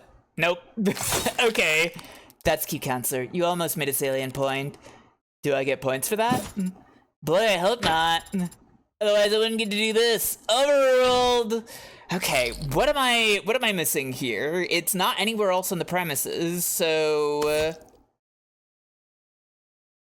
like there would need to be some maybe I'm thinking of this the wrong way entirely. I'm stuck on the wrong conclusion.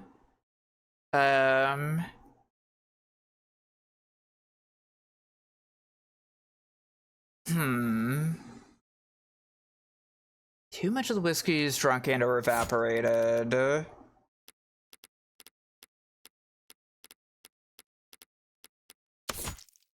upright cup. No foreign elements. Yeah, that's not anything.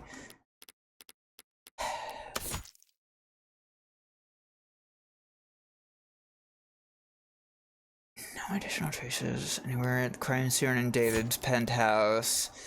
But it would need to come. Okay, so like, my feeling is that it would need the issue is that it would need to come from somewhere, right? But maybe I'm thinking of something in the future at this point. Forensic analysis shows matches for his fingerprints and saliva. Toxicology test is proven inconclusive. So it could be that the cup is not enough. Hang on.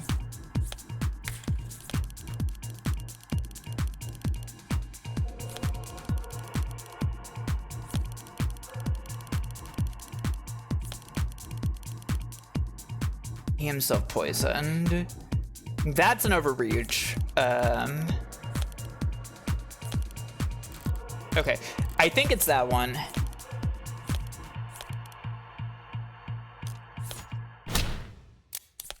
But I don't know. Okay, there we go. Good. You can't make that claim. Now that the evidence record clearly shows the tests of Dr. Scher's cup were inconclusive. The police can't claim he drank from a poisoned cup without first proving that his cup was in fact poisoned. You're talking a lot of sense, lady. Does it resolve? Or do you have a response, D.A. Rockford? Testing on the deceased cup has been inconclusive so far, Your Honor. I don't dispute that. Though I'd be surprised if the defense has any idea how else the poison could have possibly been delivered to Dr. Scher alone. Not at this time, but that's the funny thing about the burden of proof. It's not on the defense. As we're all aware. Right, we all knew that. I definitely knew that. Why is she playing a fucking Vita over there? Now, if the people are done bemoaning that pesky innocent until proven guilty issue, perhaps I should begin my cross-examination. Hey, Genie problem. Fire away, baby! Fire away? Baby? Okay. Reyes' testimony is meant to show that David's the only one who could have poisoned himself. She'll be on guard and hard set against helping me, but if I keep her focused on eliminating other possibilities, I could get her to make my point for me before she even realizes what's happened. Okay.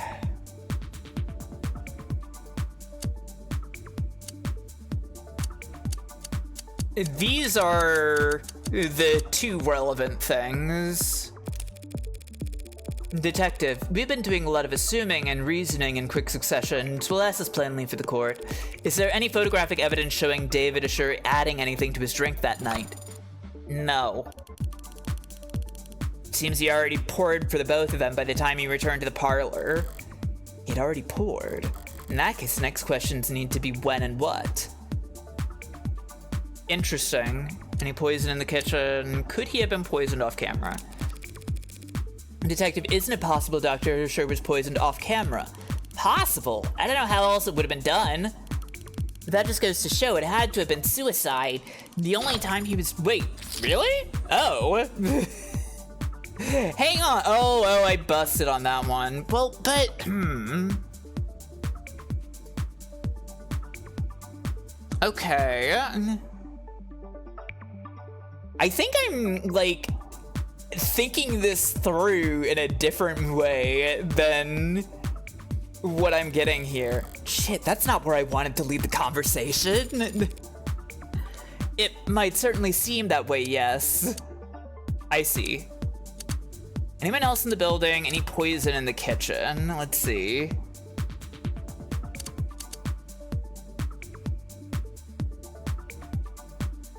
I mean, I have been wanting to ask this.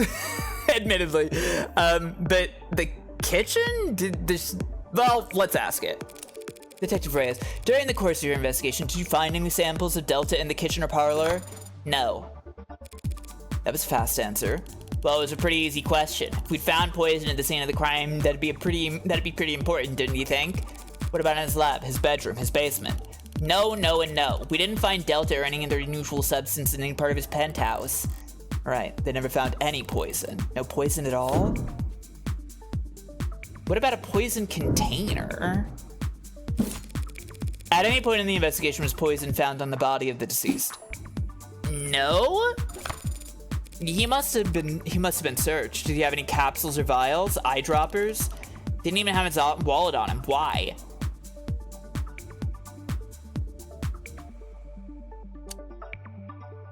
I guess this is all that's left to ask. The only people you saw on the cameras that night were Dr. Asher and this witness, correct?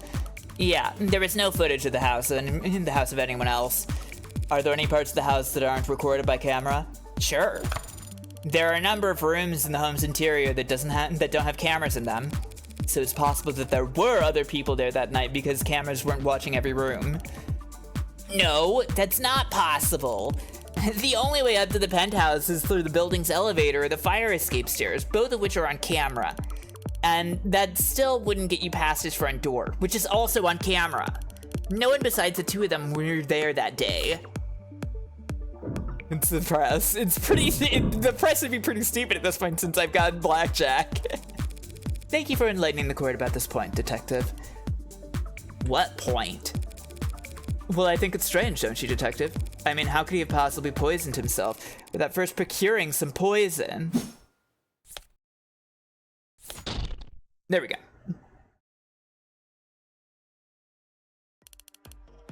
What do you mean, procure? Where did it come from, Detective? The poison that you're so sure was dissolved in his drink. It can't have come from thin air, you understand. It had to have been in another container at some point. Whatever is in before, it probably evaporated. All of it? It only took a small droplet to kill. Your Honor, are you gonna ask them to keep it civil? In a minute, sure. There wasn't any pill bottle in his bathroom or syringe in his pocket containing this apparently deadly substance. So how'd he get it? What did he keep it in? The police want to claim that Dr. Assured committed suicide because they've established that his guest never had an opportunity to kill him. But they've failed to prove that the victim had the means to kill himself. Then I guess I'll be the one to move things along. The Delta didn't come out of thin air, Counselor. And it didn't come from a syringe either. Dr. Assured was able to drip the poison right into his cup, straight from the source. Shit, that's way too specific to be a bluff. So they think that he literally fabricated the drug himself downstairs? Allow me to submit into evidence Exhibit G. A piece of machinery found in Dr. Assured's laboratory. Yeah, okay, that's what I thought. Sold under the product name Nanofacturer. Oh, I know this one! It's used in delicate scientific work to produce nanomachines, chemical compounds, and polymers. That's the same machine I saw when Dawes gave me a tour of the production floor. Very good, Your Honor. It's a valuable tool in any scientific laboratory, and Dr. Assured was well acquainted with its use. As a matter of fact, he had a number of presets coded into it. Even the android can see where this is going. With just a few taps, he could reproduce any number of specific substances for his research. Or any other chemical his heart desired, really. You think Randolph Mechanics would allow their product to be used to produce illicit chemicals? Using the nanofacturer to make an unlicensed drugs does go against terms and conditions. So, Dr. Assured's warranty is certainly null and void. But they can't hard-code their machines to prevent the production of a drug that hasn't been invented yet. That's... Dr. Assured died when his respiratory system failed because of a depressant overdose. For him, it would have been peaceful, like falling asleep. You see, he didn't need to commission a synthetic drug from some street vendor or order an exotic poison from overseas. He could produce Delta any time in the comfort of his own home. A quick and painless death, readily available in under a minute at the touch of a button. Specifically preset 19. Damn! I thought I actually had something for a moment there, but it was playing into Emma's hand the entire time. Damn! Okay. I kind of thought I did have something there too. Presets in David's model's history exist for a compound identical to the substance found in his bloodstream after his death. Huh. Huh.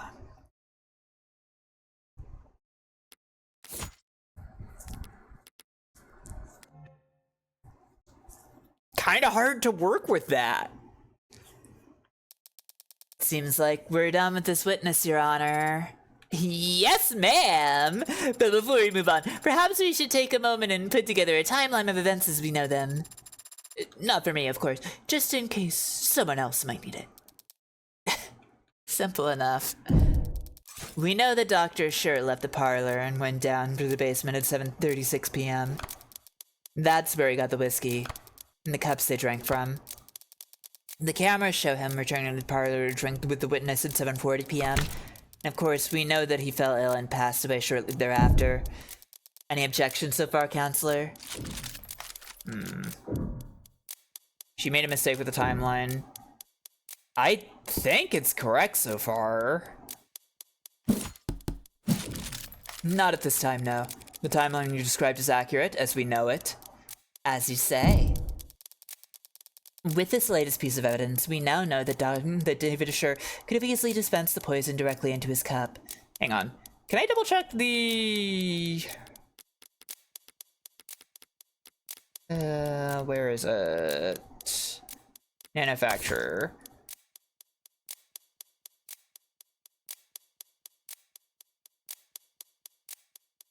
Two minutes, huh? I don't know. 2 minutes, huh? That would only leave 2 more minutes to take the elevator down, back up, and to procure the whiskey and cups. That's a pretty tight time span, right? I mean, I don't really know if they've mentioned how fast that elevator is, though. Thinking about it. So, It's probably all we've got, though.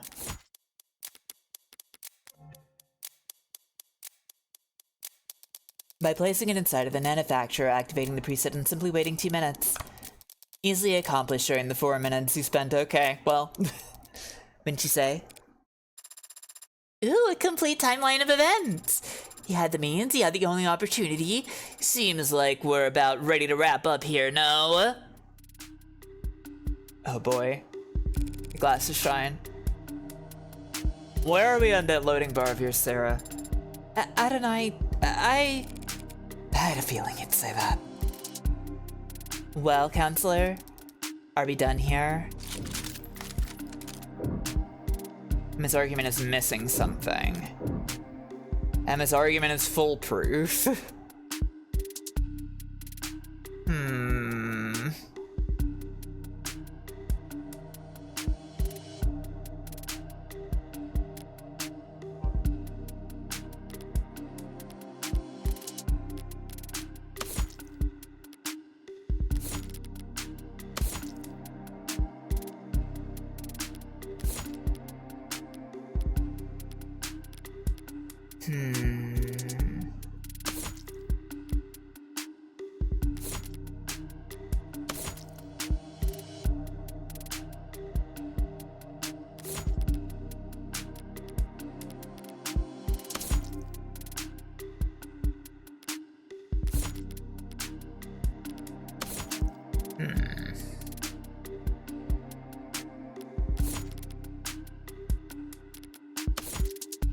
No. The witness testimony was what I wanted.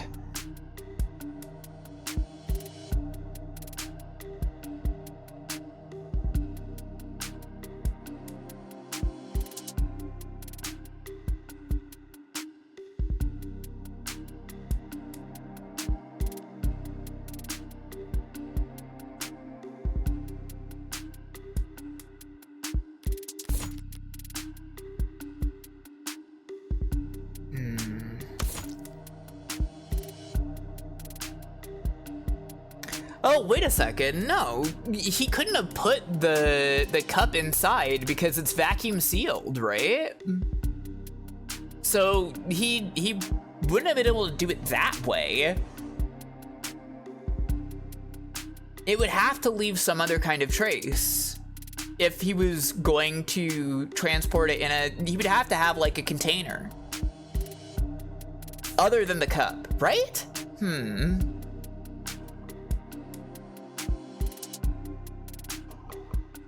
Huh.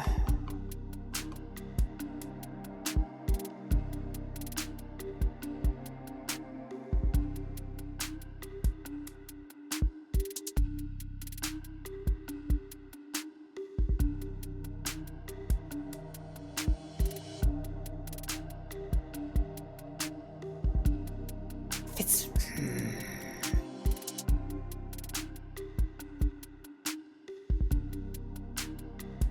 Doesn't it get dispensed in a solvent?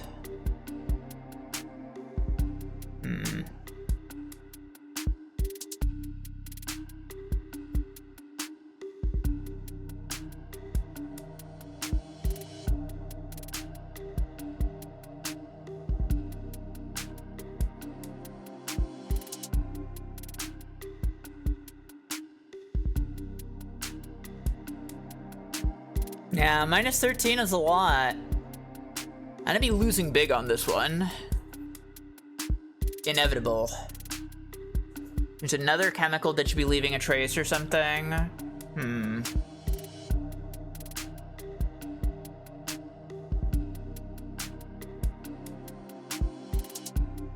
not sure about that.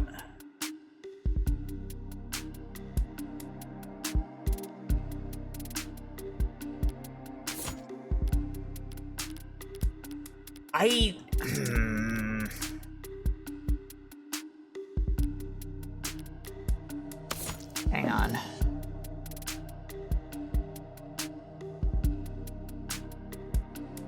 There was this also.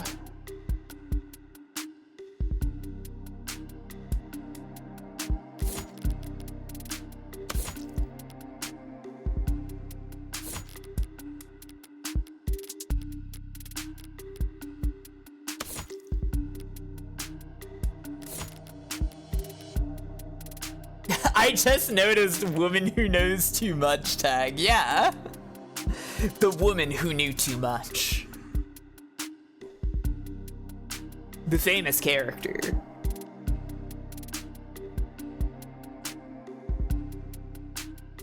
I feel like...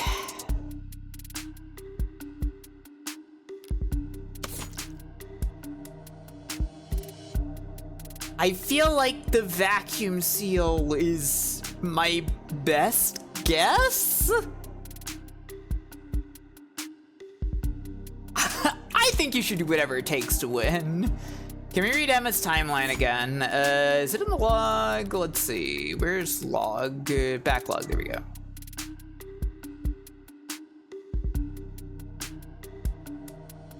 Okay.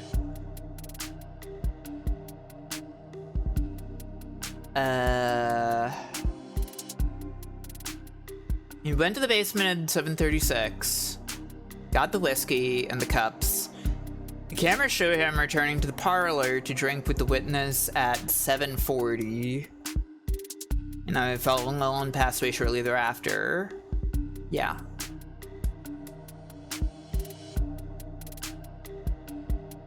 Could have easily dispensed the poison directly into his cup by placing it inside the manufacturer, activating preset, simply waiting 2 minutes. I think it can't be that the cup went inside of the manufacturer, right? Like, if it's vacuum sealed, the cup didn't go in.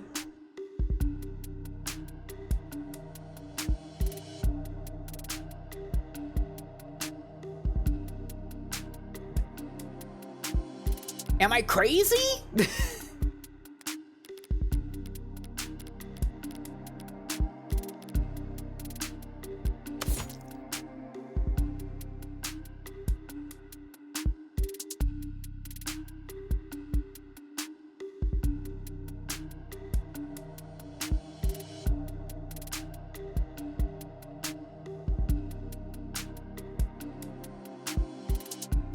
I don't think a red solo cup would survive a vacuum. That's also true.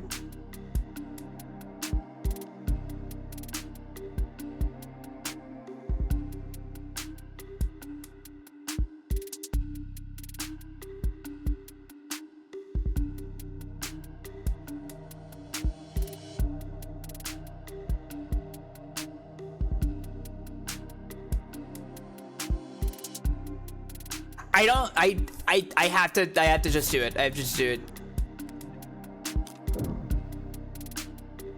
Argument is missing something. Foolproof.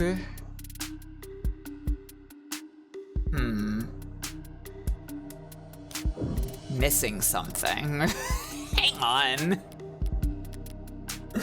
Oh man, I have to think. I always think about everything so hard.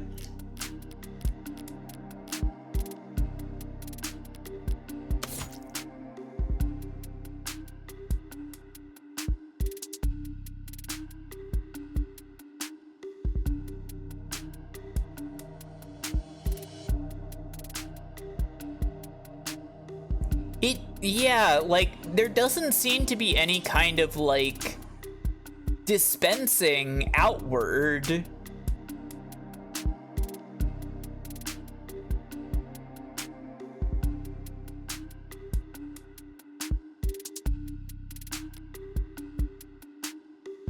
So if the cup had to go inside, if there was no other container, then it would have had to get vacuum sealed inside there.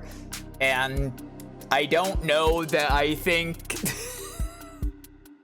a red solo cup would handle being vacuum sealed very well.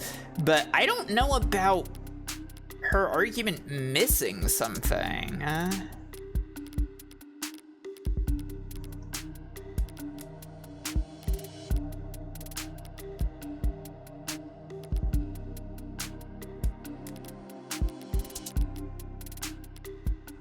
Oh no, what button are you about to press?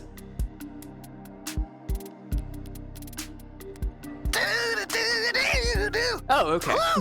Well, thank you for pressing that button. Thank you for being subscribed for 14 months. Okay.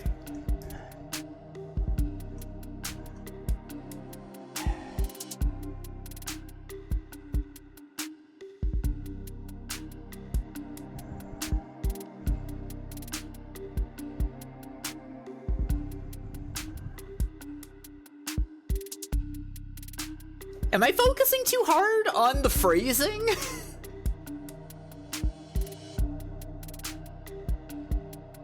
Am I focusing too hard on the phrasing of the argument missing something?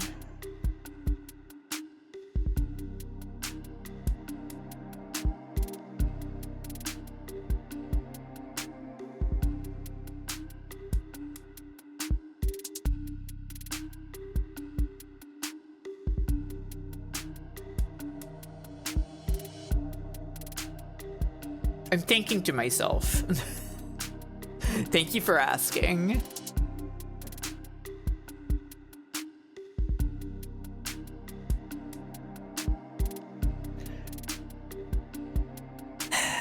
I mean, yeah, admittedly, if I just say that her argument is foolproof, then that means that, yeah, the trial is over, I guess. Whatever, I'm just gonna press the button. Feels like we're missing at least one biggie here, folks. Namely motive. Oh, okay. That wasn't what I was thinking about at all. All right, I knew that. I wasn't getting excited to finish early or anything.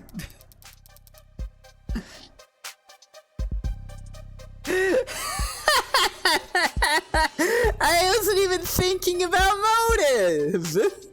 I wasn't even thinking about that. I was spending so much time thinking about whether or not the cup could have been inside of the manufacturer. Well, whatever. It's still important. This is a preliminary hearing, counselor. Our focus should be on the evidence, so it just feels like an awful waste of taxpayer dollars to get us all down here for debate and not to get into the truth of the matter, you know? So, I was hoping we wouldn't have to go through this next part. What are you talking about? Your Honor, if it pleases the court. Ooh, new evidence, gimme! This is a recording of a phone conversation dated at 6:30 p.m. last night between the deceased and a man he was in a relationship with. A man named Isaac Porter. Porter and David's breakup call? If Emma wants to present it here and now, then the content must be relevant, Your Honor? Yeah, what bearing does this recording have on the case at hand? It establishes what emotional state the deceased was in on the day he died. Cool! Begin playback! Hello? Oh, he's so soft-spoken.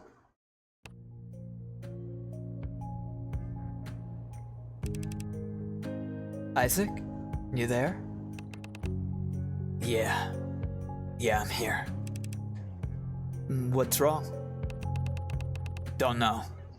Guess I wasn't expecting you to pick up. Why not? Did you mean to call me?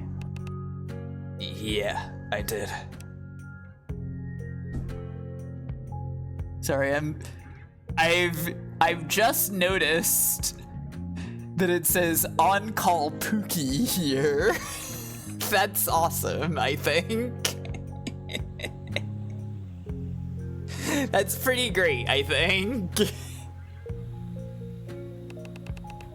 You gonna ask me how I've been? Yeah. How have you been? Christ, David. What's the matter? Whatever it is, whatever I did, I'm sorry. Whatever you did? That's alright, man. I'm sure you are sorry. I just don't want any more apologies from you. I'm sorry. Okay. And I don't think I want anything from you anymore, David. What do you mean? I shouldn't have done this. This was unnecessary. My bad, man, for not taking the hints. With you, it's always better left unsaid, right? More efficient that way, so you can keep working. Isaac, if I've been distant with you, or... Nah, you haven't been distant with me, or cold with me, or anything with me for a while now. Isaac, just forget it, man. Forget I called. Forget it all, yeah. Let's just forget we were ever anything but strangers. That's all we are now, anyway. Isaac, recently I've been distracted, I know. Nah, don't worry about it. Really, we're good. Oh. Okay. So, do you need anything? Or should I...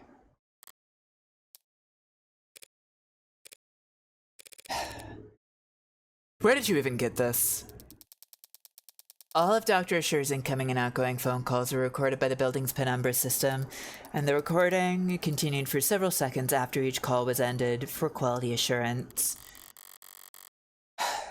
Remind me to check the terms and conditions on my next phone bill. All phone calls received or made from the inside of the Noble Executive Apartment building that David Assure lived in are automatically intercepted and recorded by the building's penumbra security system in line with Noble's data security best practices. Okay. Shall we hear the rest? Gotta be the last time. The last time I led someone. The last time. Father. It might just be a call, but it makes for pretty damning evidence at this point in the discussion. Phone call that took place between Isaac Porter and David Assure from 6:29 to 6:36 p.m. The night that David died. Isaac ended their relationship during the call. Because the call was received inside his home, it was automatically intercepted and recorded by the building's penumbra security system. Okay.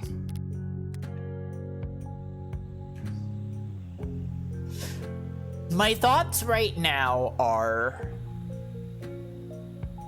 if he was going to kill himself because of this phone call, this is well before, it's before enough that company came. What's her name again? Shit, I can't believe I forgot. Helen Young. There we go. This is well before Helen Young came. So, like, yeah, I've noticed that I'm a little out of sync. It's fine. One sec. The timing is weird, right? Like, literally the timing is weird because, like, if you, like, why would you do that in front of a person, right? Like, why would you welcome someone into your home and then do that in front of them anyways? I'm gonna disappear for a moment.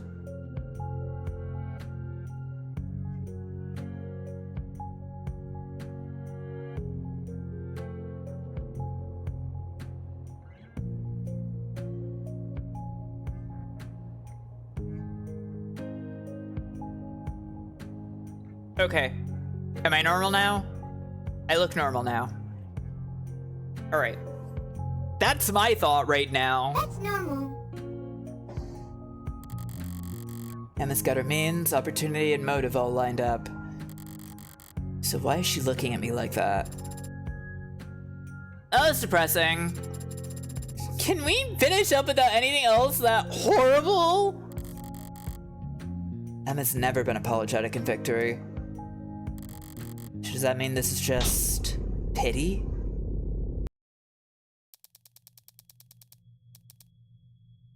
Less than 2 hours before Dr. Schur died, Isaac Porter ended their relationship over the phone. The court can make a reasonable assumption about what kind of mental state Dr. Schur was in that night. That was a bad move, Miss Rockford. Then, if the people have nothing further to add. Been feeling off my game all day, caught between corporate inbreeders and ant-brain protesters and pitying me? Here and now? That's all it takes to get my blood properly boiling. It's about time for me to call my first witness, no? You want to keep going after that? What are you doing, counselor? Just calling the ultimate silver bullet, rock solid slam dunk witness a girl could ask for. Is here good? Does it matter where I put my hands? Miss Starling, Thank you for coming here today. Why Jess? Why are we calling Jess? Why are we calling Jess to the stand? What is Jess going to do, Morgan? I mean, I'm glad Jess is back. I like Jess. But what is Jess going to do? I mean, actually, I guess I have some ideas of maybe what Jess can do. what is your relation to the deceased? I was his executive assistant at Noble Electronics. I would arrange his meetings, coordinate communications between him and other departments, that sort of thing. Ultimate silver bullet? Starling's the only play I have right now. The only stalling tool I have left. For now, I should just focus on getting as much information from her as possible. Whether or not it's useful, it'll at least buy me some time. But just as being sworn in, Sarah mentioned that the hard drive is about 60% decrypted. Considering the rate Sarah's gone at so far, there's maybe another hour left. I might be able to stall that long, if I talk real slow. I'd like to ask you a few questions about Dr. Schur. Please answer them to the best of your ability. Right. Dr. Schur was a well-known public figure, but was he well-regarded professionally? Of course. Dr. Schur's work set the bar for the entire automated dependent world. Stay focused, Spearmint. You say you coordinated his communications. Were there ever threats? Did people ever express an intent to harm him? Objection. Calls for speculation. intent. I'm feeling it's gonna be sustained. Did anyone ever threaten him? There were times when he was the focus of negative attention. How so? Dr. Usher was a favorite subject of many conspiracy theorists. With all his contributions to the field, it was easy for them to make claims about his influence. They'd say that his work was plagiarized or that he was hiding illegal subcommands in the technology he helped develop. And people would contact him about these conspiracy theories. Relevance. Whether or not people wanted to kill him? Well, withdrawn. Miss Starling? People would attempt to contact him, yes. But their messages were always too vague for the police to take action on.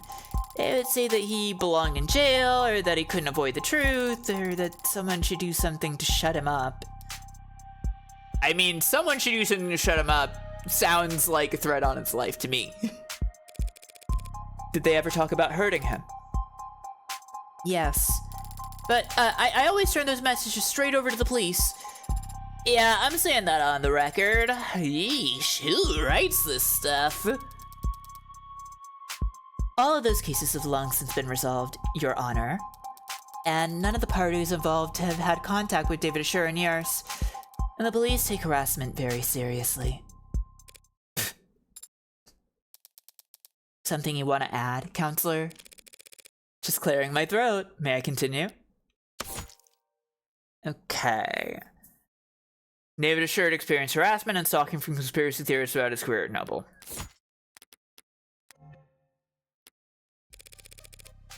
You worked with Dr. Usher for many years.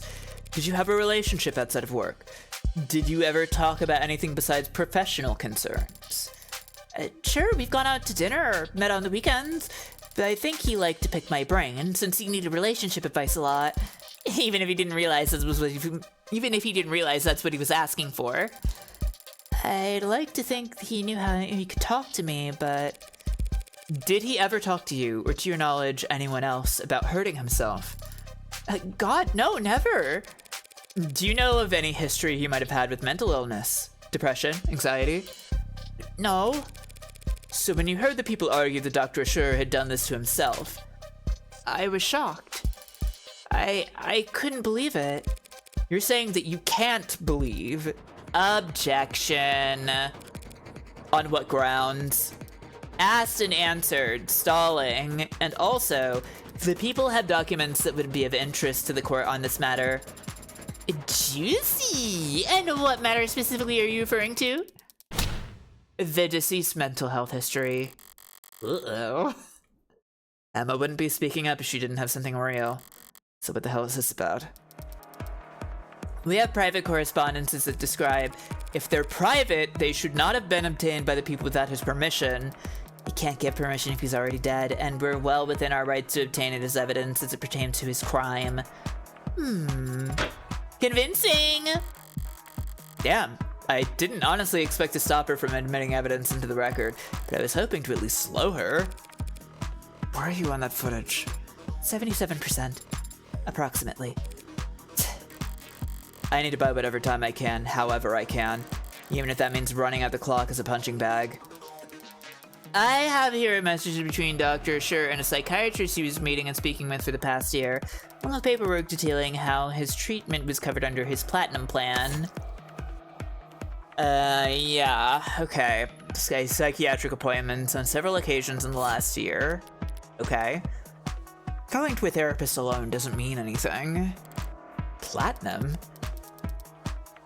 I don't intend to air all of Dr. Usher's secrets here in the court. Oh, okay, I guess. But I am prepared to read excerpts from messages and transcripts from phone calls, which when put together paint a clear picture of the kind of stress David Usher was experiencing and the dark thoughts he was struggling with. Transcripts of his phone calls? I'll admit them into evidence assuming there are no objections. Okay, let's see. There's something strange about this evidence. There's nothing strange yet. Hang on. Transcripts of his phone calls.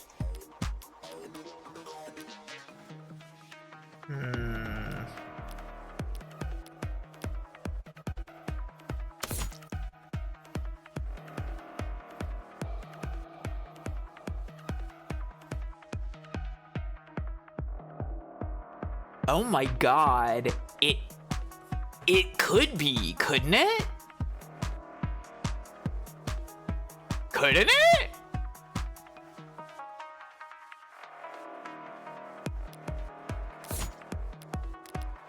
Wait a second.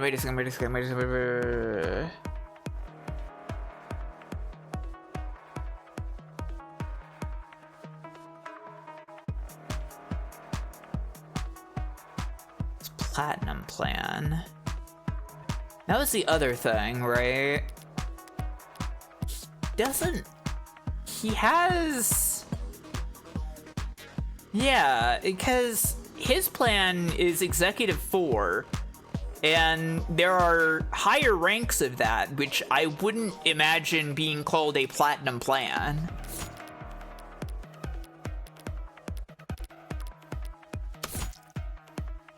Am I crazy? This sounds like it literally could be the counter-corporate espionage thing, right?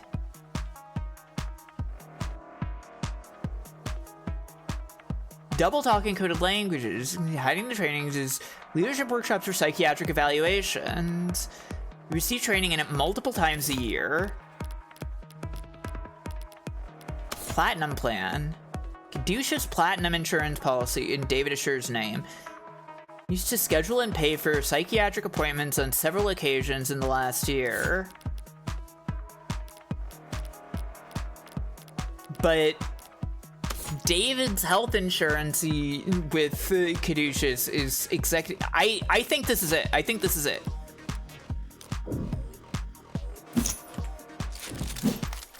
I'll gladly object on the grounds of foundation. Where did you say you got this? It was retrieved from his digital records. There's no reason to doubt its authenticity. Even if I were to point out that David had an executive level 4 plan, not a platinum plan. What? Really? Really? Yes, really. It's all there in the record. This is easily explained. David had an executive plan that Noble managed for him, and he was also seeing the psychiatrist both in person and over the phone. Your own witness, it's attested that he dealt with stalkers and was worried for his privacy, so it's easy enough to reason that he had a separate insurance policy he paid for on his own, even if only to keep one thing out of Noble's grasp. Sure, easy enough to make that assumption, but that doesn't make it correct. David used a separate insurance to hide the psychiatrist from Noble's spying. No, he was smarter than that. Okay. What do we have? All building calls are recorded and monitored by Noble. Yeah, that's the one.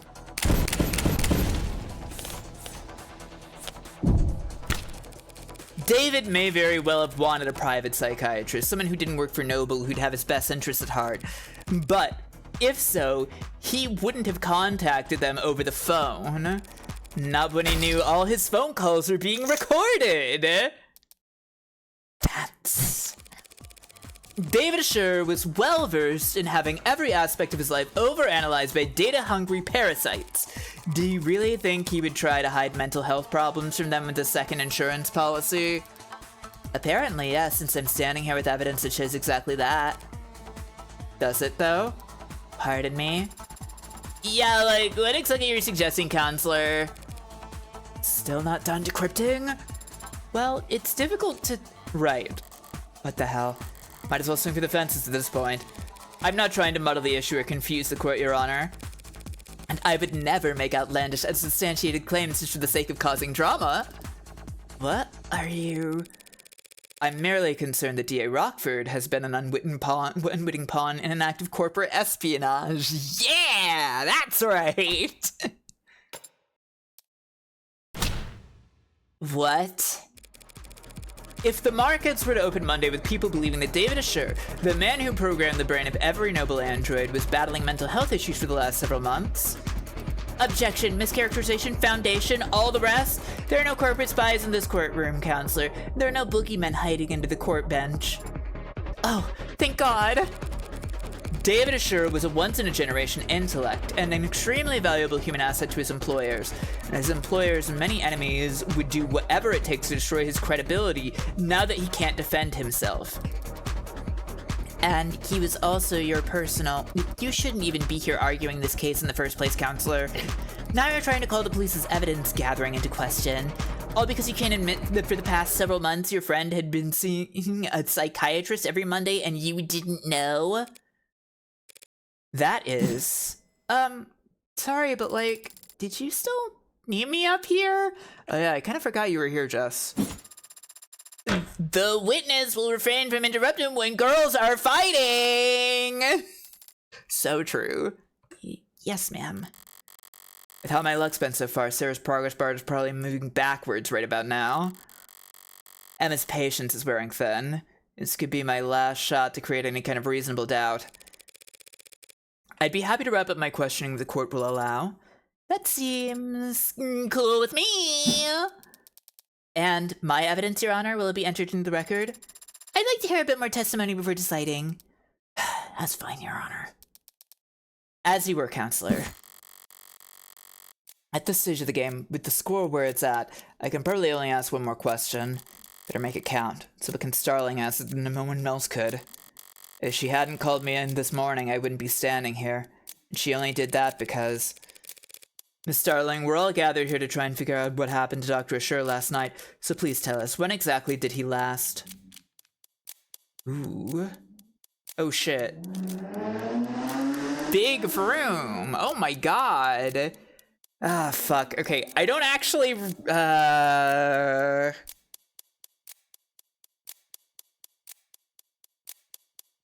I think C is most relevant. I don't remember. It's been a week. I don't remember her saying that she had been contacted again after they spoke, or shit, I don't remember. Was it in person or was it oh god, I don't have any of this in evidence, do I? I definitely don't. No, this is nothing.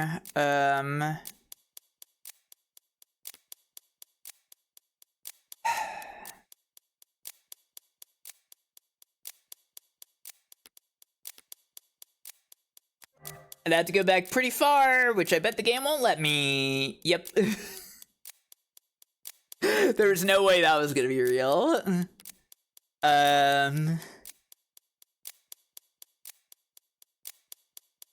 See you or contact you.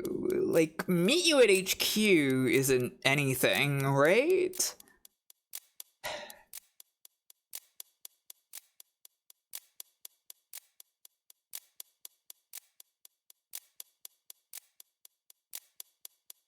Ah, God, I wish I had rewatched more of the VOD before this so that I could fucking remember how the conversation with Morgan and Jess went initially. Shit.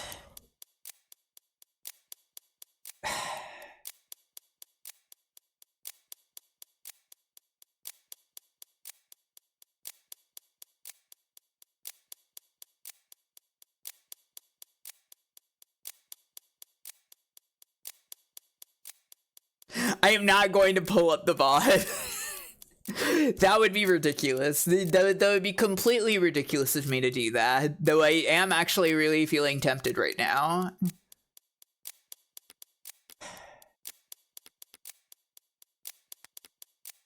It's not gonna be in here, but Starling, that's her name, right?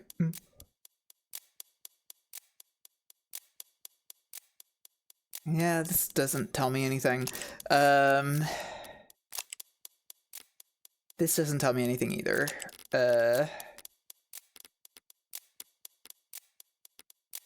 Shit.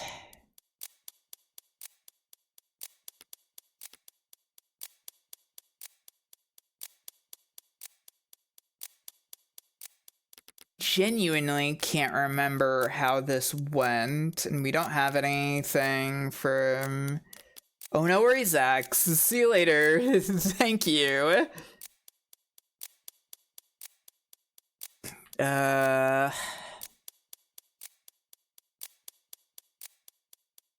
Were they in person?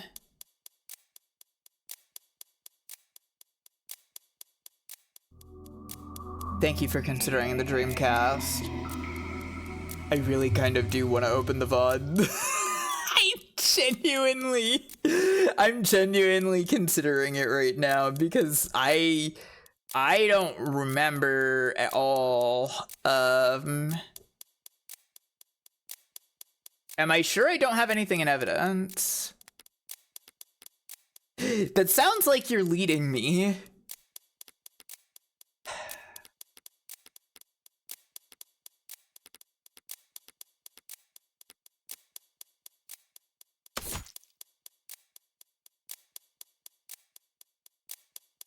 No, this isn't related. Recorded calls. That's nothing. That's not related at the moment. No.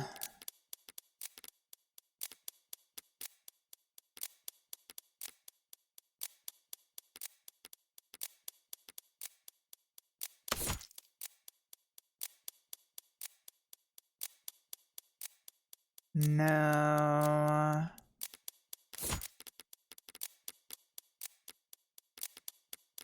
Sorry. That was not meant to be leading. What was it meant to be? What could that have been other than leading?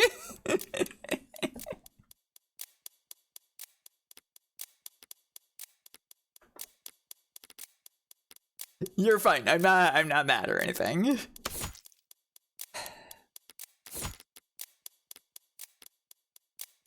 Misleading? It could be misleading, yeah. Ha.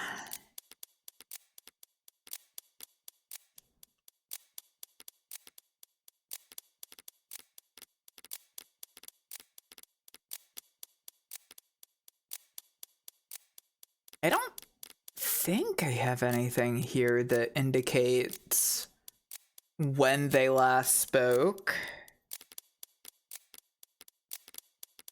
Ah, man, I cannot remember. Ask yourself what Liar Mountain would tell you to pick. Then do the opposite. Of course. Why didn't I think of that? I'm getting I'm getting my YouTube on my phone out. Hang on.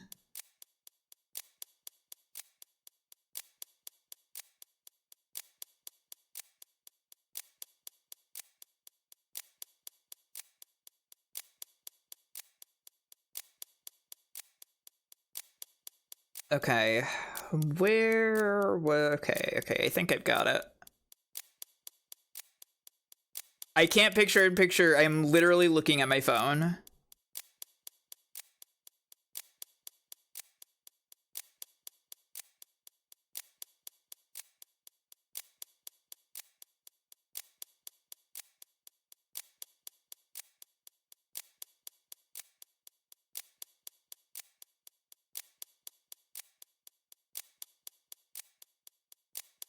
Do whatever it takes to win. You're right. Okay. So this is where Jess first appears. Boy, I sure waste time looking at profiles and stuff. Hang on. What in the first claim made? Yeah.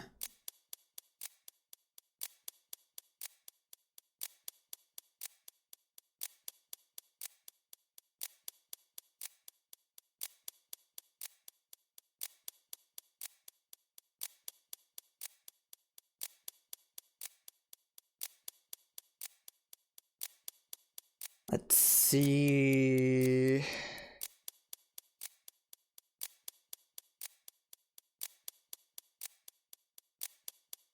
Right, yes, there's something I have to give you.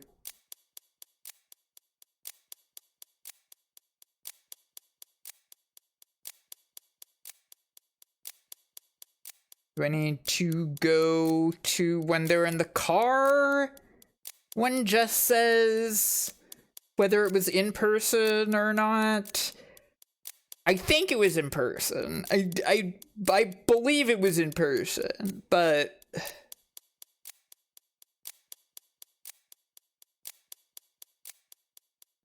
oh god. The text messages with the witch. It's too bad we haven't seen more of her yet.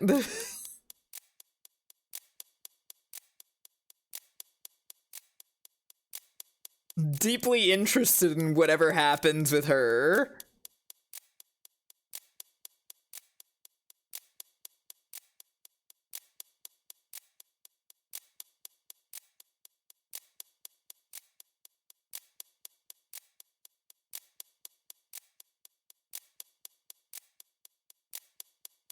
Oh, there's gotta be something with her. There's gotta be something more with her.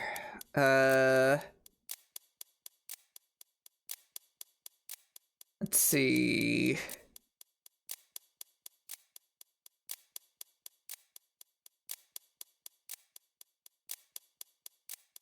Talking about how they met originally.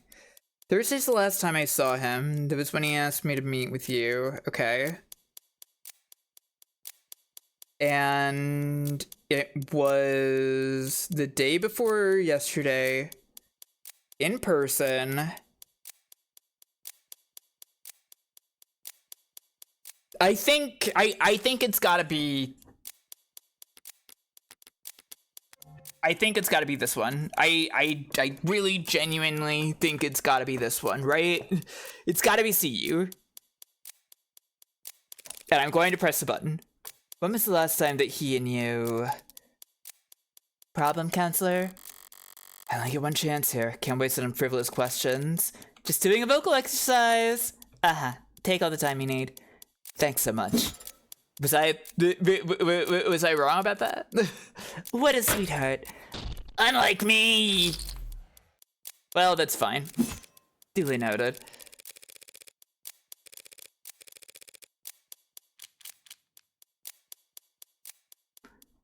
Was there...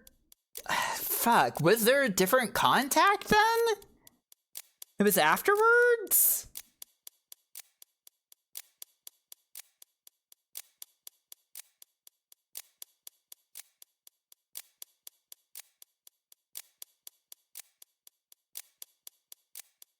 Oh, did I...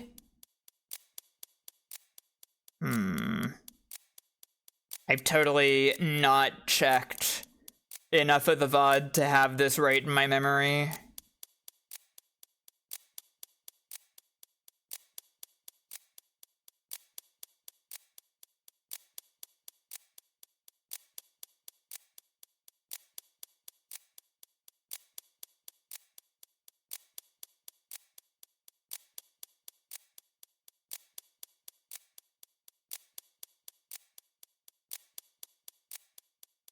You know what?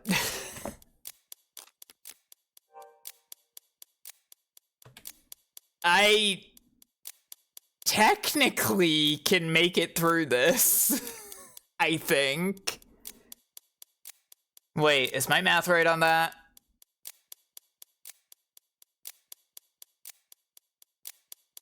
But I don't... Hang on. I don't want to just brute force it. Hang on.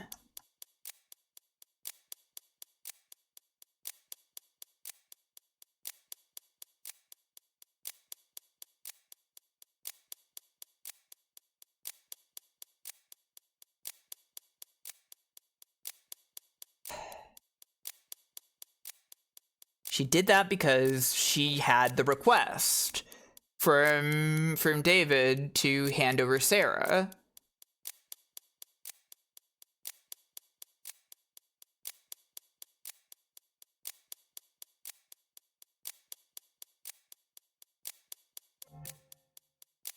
Should it just be contact then? Whatever, I'm just gonna click it. When was the last time you had contact with Dr. Asher, Miss Starling? Well, that's pretty easy to figure out. Let me just, yeah, it was last night at 6:57 p.m. We texted back and forth. I completely forgot about this. God damn it.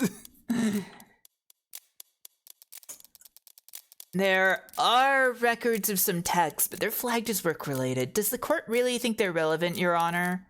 Relevant? I think the texting makes a big difference. The texting isn't relevant, yeah.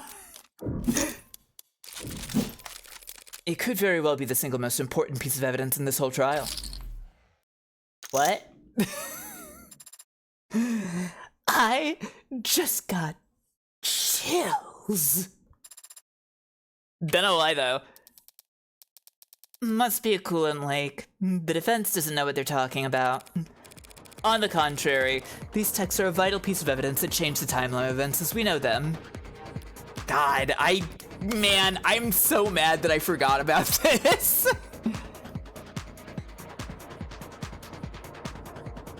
Yeah, the meeting about transfer of ownership. Fucking hell. Oh my god, is it that? Wait. Did he just want to give Sarah to Morgan so that he could have more of a personal life? But did he realize that, like, what he was doing was ruining his relationships? And so he was like, I need Morgan to babysit for me? What? On the contrary, these texts are a vital piece of evidence that changed the timeline of events as we know them. We know what happened to David last night, generally speaking, but the order of events is critical, especially if Emma wants to make claims about David's state of mind. Okay. Chronological order. You can pick a card back up and place it in another slot if you change your mind, or drop it outside any slot to return it to your hand. Fill all the slots to submit your answer. Okay. Alright. Isaac's call. David passes out. Didn't see him at anything. Starling's texts. Okay. So texts happen. Then Jung was there. Then this happened. I'm maxing it out.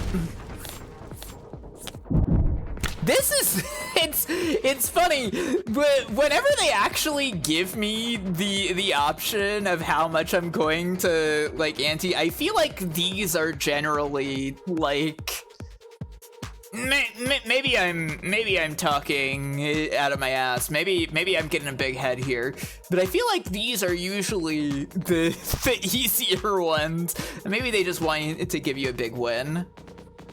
Okay, hang on.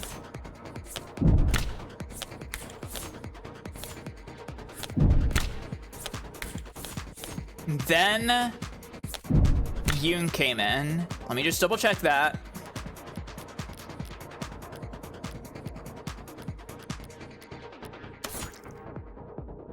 Yeah, it's an easy way to recover.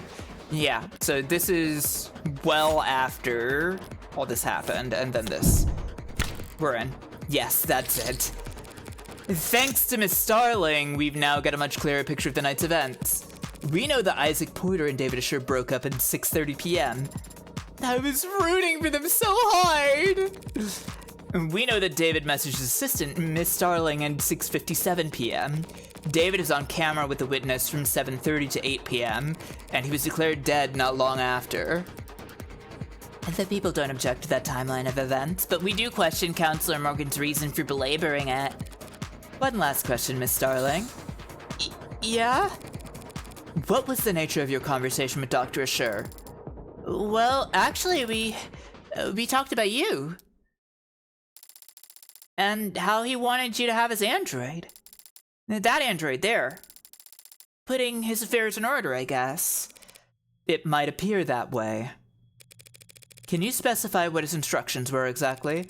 How did he want this done? Well, he wanted me to bring you to his penthouse and help you get set up as the android's new owner. Yes, Miss Starling, but... Oh, Cookie wants a cookie! Hello! You've arrived in the middle of court. Thank you for the raid. I hope you're doing well tonight. I'm reading a book. This is of the Devil, which is a cyberpunk dystopia story about being a defense attorney in the future. It's very interesting. It's very good. It's very smart. Maybe it's too smart for me, but it's sort of like a novel that you get to see. Yeah, exactly, Gadget. You got it. Yes, Miss Starling, but when did he want this to happen? Well, he said it was pretty urgent and I should do it first thing Tuesday morning. Anyways, thank you for the raid. What were you up to tonight, by the way? I do want to keep reading, but what were you up to? Tuesday? First thing Tuesday morning. David sure didn't like doing anything on Mondays.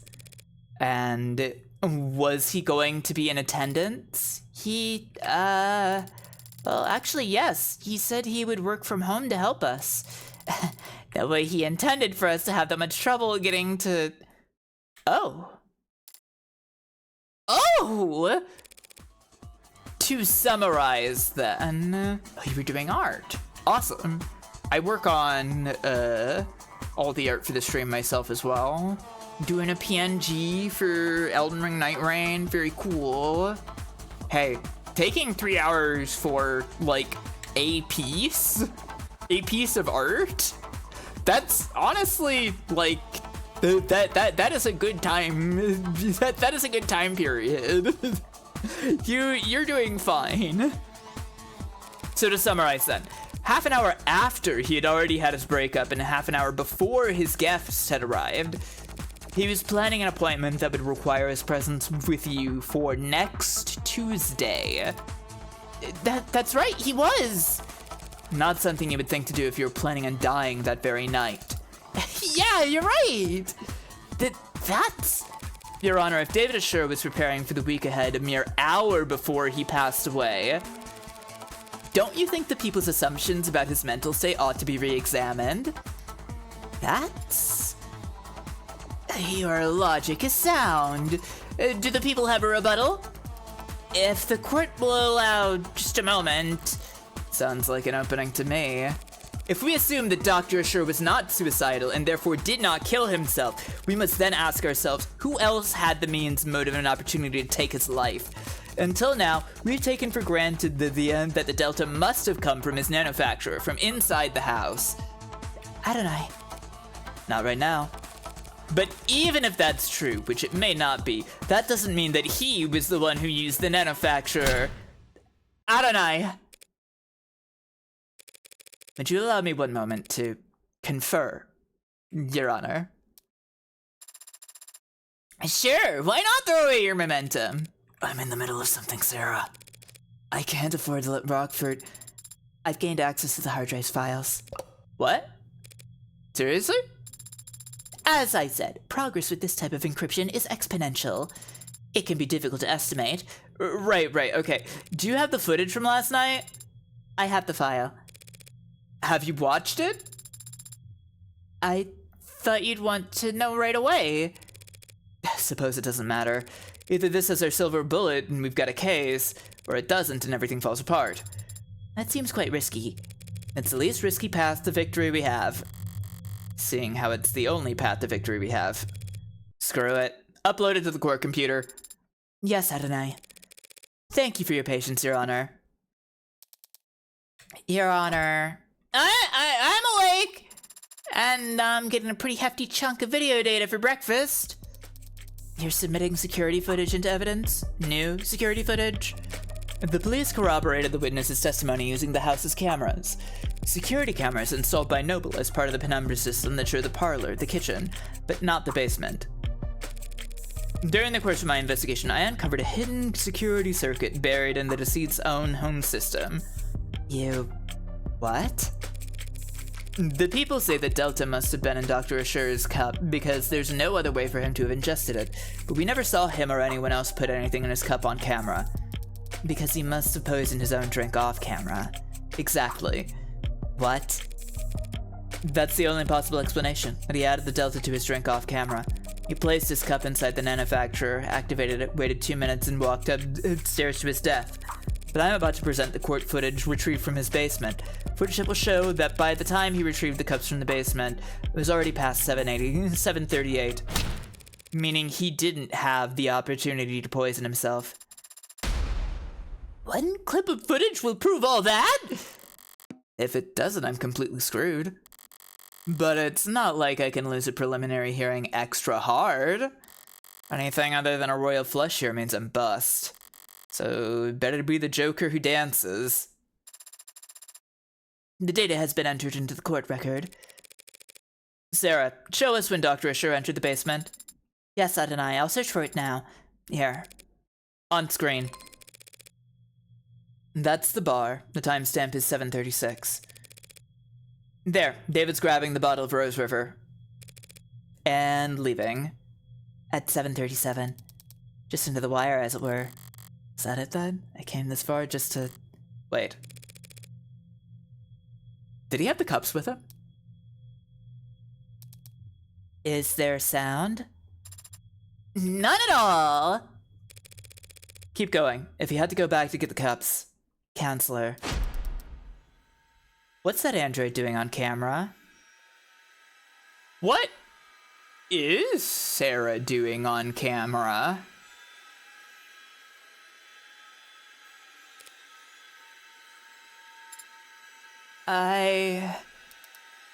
It's at the bar. The android gave him the cups. Shit. That machine never stepped on camera upstairs, not once. We don't know where its whereabouts in the day of his death. You know what? Sarah is basically the only person who could have been downstairs, all things considered. I kinda, trusted the whole, like, not being activated thing. But she does have the ability to lie. Well, she has the ability to make errors. It's very curious. This is all very curious. That machine never stepped on camera upstairs, not once. We don't know its whereabouts until the day of his death. It could have poisoned the cup whenever it wanted. Shit. What is this? I don't understand. Your Honor, have the courtroom cleared. Understood! Please, someone. I don't know what's going on. Sarah, you need to shut down. Please tell me what I'm looking at. I don't remember any of that. Do we have callers available? Sarah, shut down now. Adonai, please tell me what I... That's an order. The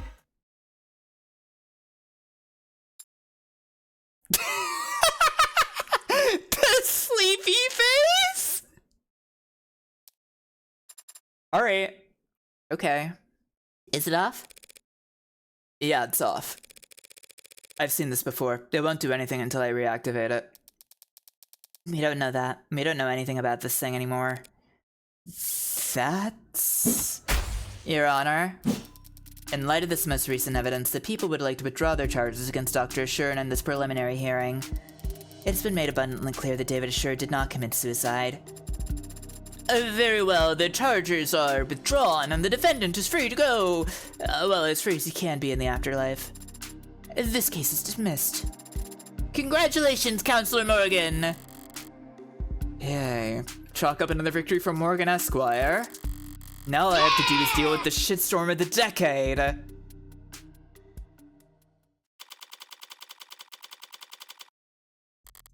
Well, I managed to prove that David didn't kill himself. And in the process, I proved that his android did. I proved that the android that's been walking around with me all day is capable of murder. A killer robot, a true unbound AI with military-grade specs and at least one death to its name already. So much for avoiding the public eye. Thank you for coming here on such short notice, Judge Barrows. Oh! A real flesh and blood judge, okay. Ha! As if I'm doing you some kind of favor. I didn't realize if I had any choice in the matter. This isn't some bad joke, is it, Miss Rockford? I'm afraid not, Your Honor. You know, I like the adjutants. I always have. It's so crazy that someone who seems good could secretly be a murderer. It's so crazy, right? They deal with the criminal trials, and so the bookish, quiet, contemplative people like me can spend all day typing up arguments for obscure legal treatises. That's what I like to do. Melissa Barrows, superior judge of the higher circuit, likes air conditioning, espresso, reclining chairs, dislikes parking lots, noise pollution, mud, avoids overspending on restaurants, splurges on expensive hotels.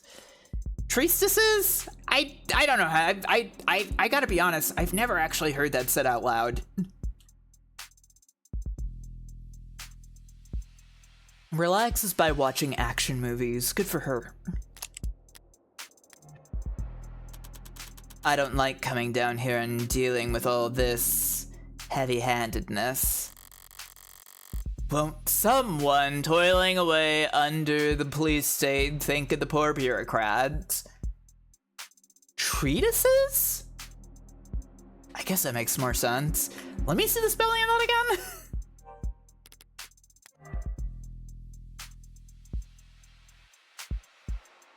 Oh my god, it is treatises. Why did I think there was an S there? Whatever. I'm losing it. I've been reading too long. And I certainly don't like making rulings on anything as spicy as AI. She can barely bring herself to say it. And you, Counselor Morgan, you're the one it's registered to? That's correct, Your Honor. So what did it do exactly? Torture an animal, shut down a hospital, crash a coin market? We have it on camera poisoning a man, killing its creator. You mean Dr. Assure? That is... We can't hope to keep this quiet for very long. All we can do is try to wrap it up quickly. Let's make haste. Adjutant, do you have the case number? Case ID is 2412778, docket number YT9843182882. Oh, thank you. Can you repeat that? YT98431882. I think I lost you after the first date. I have it copied here. And what are the security procedures for an incident of this nature? Data quarantine is to be established around any networks the subject was exposed to for more than 66 seconds. All offending hardware is to be destroyed immediately through incineration at a minimum temperature of 3,422 degrees Celsius for 30 minutes. Sorry, Spearmint. There's nothing to be done, no debate to be had. This isn't even a decision. Sorry, Sarah. Not Spearmint. David gave you that name. I should at least make the effort to use it. That sounds very hot. Do we have furnaces that get that hot? Of course! There are a number of industrial furnaces within the city limits I could recommend. Sorry? Why should I be sorry anyway? I fulfilled the request. Favor repaid. I don't know Sarah anything, especially not if it killed my friend. Right, Morgan? I'm sorry? I'm just saying how grateful I am that we have procedures for this kind of thing all laid out already. Yep, keeps things nice and simple. It can feel somewhat severe going through these steps so quickly, but nothing, Your Honor. Artificial intelligence is perhaps the greatest threat to human civilization and the sanctity of life there's ever been. Any piece of software, big or small, no matter the vessel, if it can violate the tenets it was programmed with, it has the potential to cripple our nation in a matter of moments. Yes, couldn't have said it better myself. Straight from the textbook, almost. Well, I mean it. Monsters like that don't belong in this world. They should never have been born in the first place. Destroying them is a kindness. And if anyone's to blame, it's... No one's blaming you, Counselor. You couldn't have known you were in possession of an AI. I'm talking too much. Probably just tired. It's been a long day and I've had a lot of thoughts. Sorry, Sarah. Whatever you are. You were just born wrong. Not your fault necessarily. If it were up to me, you'd get points for trying. Trying to be something more. Trying to be something at all. Or anything other than what you are. It was stupid, of course. And futile. And pointless. Spending hours in front of a TV or laying in bed staring at your phone. Watching stupid movies and trying to paper mache an ill-fitted mask of humanity out of the scraps you could tear out of magazines. Yeah. Practicing expressions and memorizing lines and trying to get something to take root and grow despite knowing it'd have nothing to feed on. Stupid. Yeah?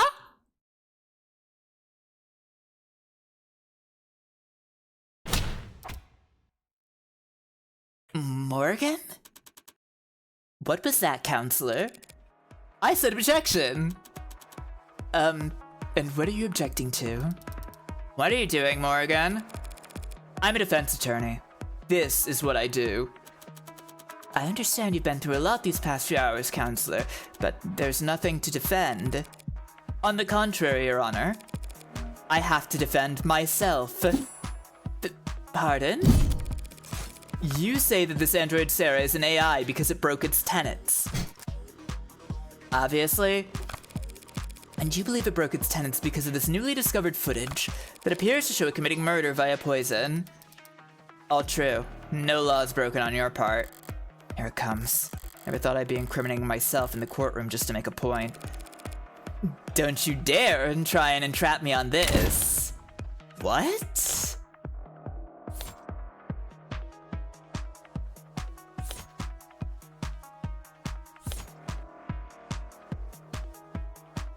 Like, wait.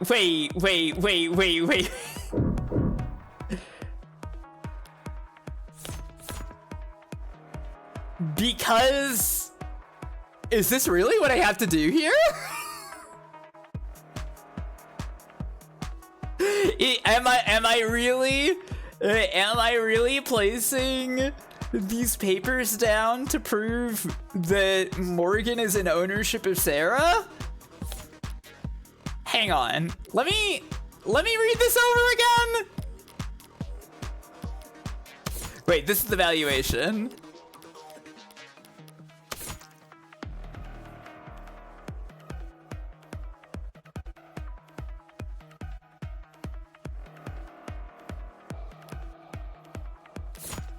So, are we saying that Morgan is responsible for all of Sarah's actions because of this paper?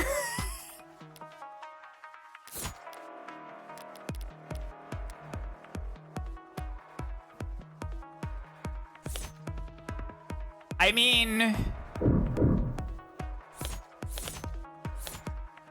there's nothing else that disproves that.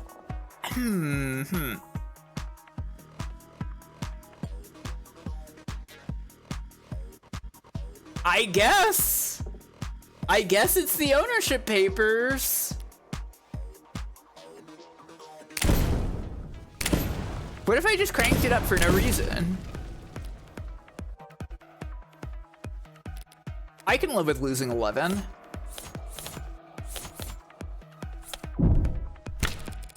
It's pretty simple, actually. If the state is making the claim that Sarah is an AI, they're accusing me of committing a felony. Because I am the legal owner of that android. What the hell are you doing? And if the state wants to charge me with owning an AI, I will not take that lying down. I know my rights. Counselor, your argument is self-defeating. Listen to yourself, Counselor. You claim that Sarah is just an android, a product that will be obsolete within a year. You've only known it for a few hours. You've only owned it for a matter of minutes. And here you are risking a felony charge to save it from being demolished. Because you're wrong. And I know you wouldn't care. Ooh. Not unless this android was something special. Look at us. Me arguing that I'm guilty and Emma arguing that I'm a softie.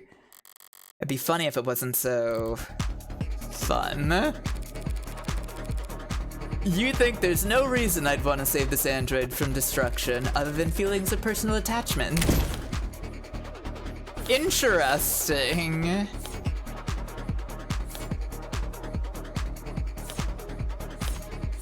The financial evaluation, of course.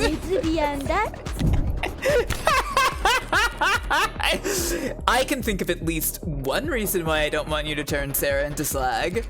One very convincing reason. Or very convincing number. What are you... What is that? That number is Sarah's estimated financial value on the collector's market. You've gotta be... I got it from an insurance evaluation algorithm. They're designed to lowball you. That does seem like a reasonable incentive for you to want to keep your android intact. It's a free country, Your Honor. I have a right to defend myself.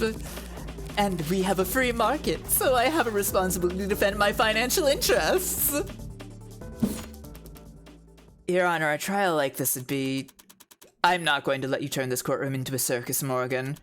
You can't spend the next half-decade and bringing in expert after expert to testify on the philosophical distinction between AIs and ads, spiraling into appeal after appeal, all while the media... This machine appears to have willfully killed a man. The public needs answers now. Of course, Your Honor. I have neither the desire nor the resources to get into a drawn-out battle with the state over what constitutes an illegal machine intellect.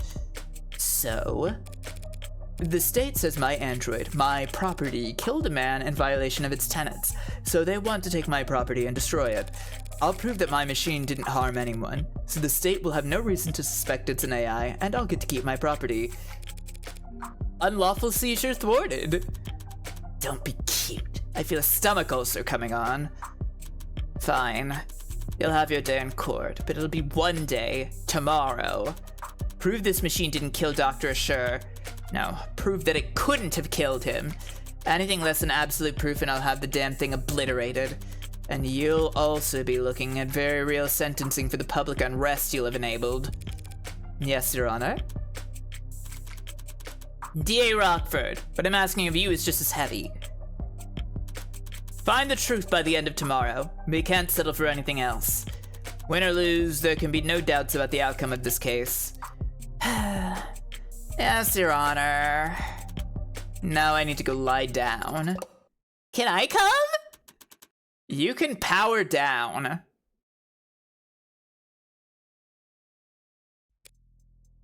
Hoo-wee. So, is this end of episode, or is this, like... there's just end of court day. Probably just end of court day, huh? Morgan. I misjudged you. At what point? Whenever I wrote you off as a small-time defense attorney just trying to tread water. That is so sweet of you to say, Emma. There's layers to you. You've got backbone. teeth, even. You're gonna make me blush. People talk about your kind like you're boxing against the state, fighting the man. But most defense attorneys wouldn't know a cyberpunk if they walked up to them on the street and shot him. Yeah? Is that meant to imply anything, Emma? Meanwhile, you've just signed up to do 15 rounds challenging the state's authority. Why? Not sure exactly. For David? Yeah, probably. Probably just me being sentimental.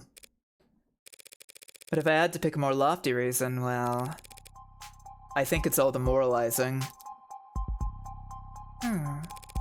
People can be evil. They can choose to do evil things for evil reasons. And if you want to execute them for that, you'll hear no complaint from me. But animals can't be evil. Information can't be evil. Ideas can't be evil. I don't know. I think there are probably some ideas that are evil out there. But I guess because of the people that are IDing the ideas, I guess? I don't know about that. Yeah, ideas in and of themselves can't have intentionality, I guess. Guess I'm not convinced AI can be evil either. Whatever else I get up to, I don't want to stand with the book burners of the world. You're more high-minded than I realized. You sure you're in the right line of work? Can't see myself doing anything else. Good luck, Morgan. There's book burners on all sides these days. I talked a big game just now, but I'm in an even deeper hole than I was trying to prove David's innocent. Doubt won't be enough this time. I need to find the actual culprit, no matter what. Ow.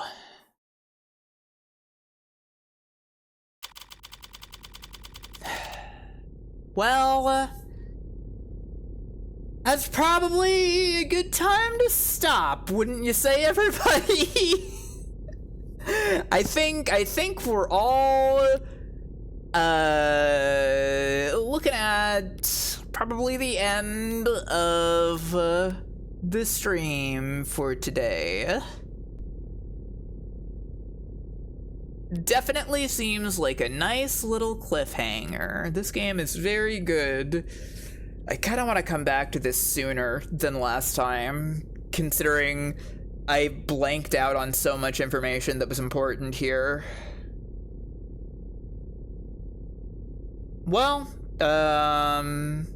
see you tomorrow! Well, I don't know.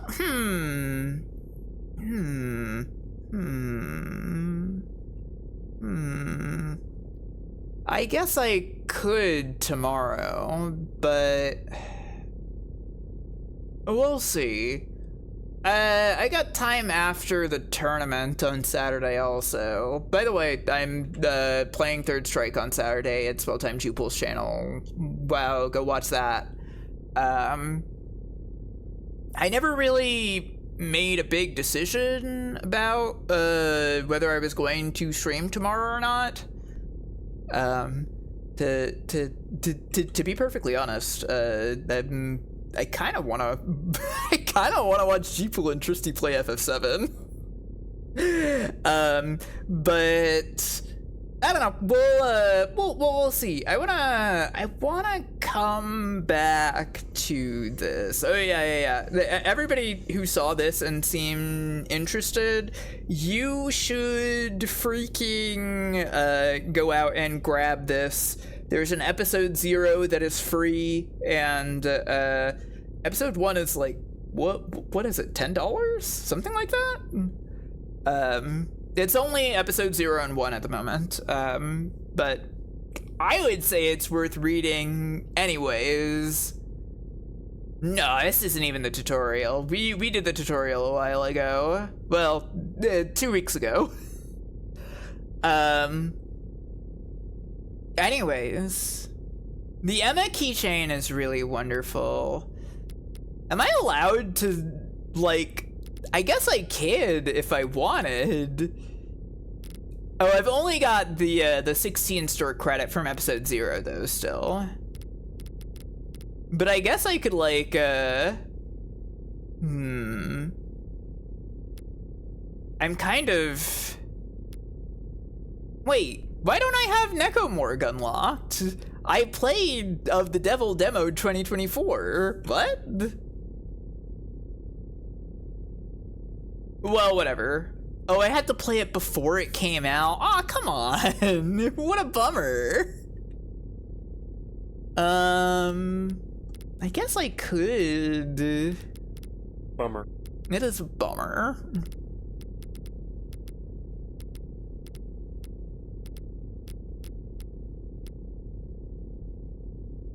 You have it. I'm honestly, as much as I love Emma Deep in Thought, given the context currently, I'm kind of tempted to swap out to the Let's Go Sarah for next time, since we have been using Emma Deep in Thought for 2 streams now. There we go.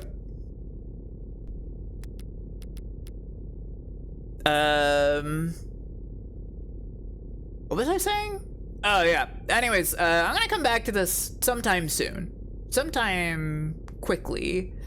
So that I don't lose all of my memories. Anyways, yeah, check me out on Saturday for Third Strike at Spelltime G-Pool, and Saturday evening or Friday evening, maybe more of this, because I want to play more of this. Let's find somewhere for you all to be.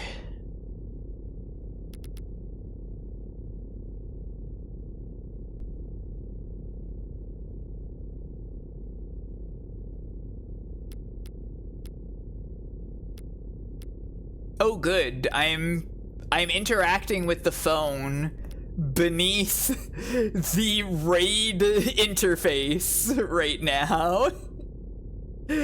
I'm gonna send you to Holly. Heck, maybe she play Mario Sunshine, it looked like. Go say hi to her.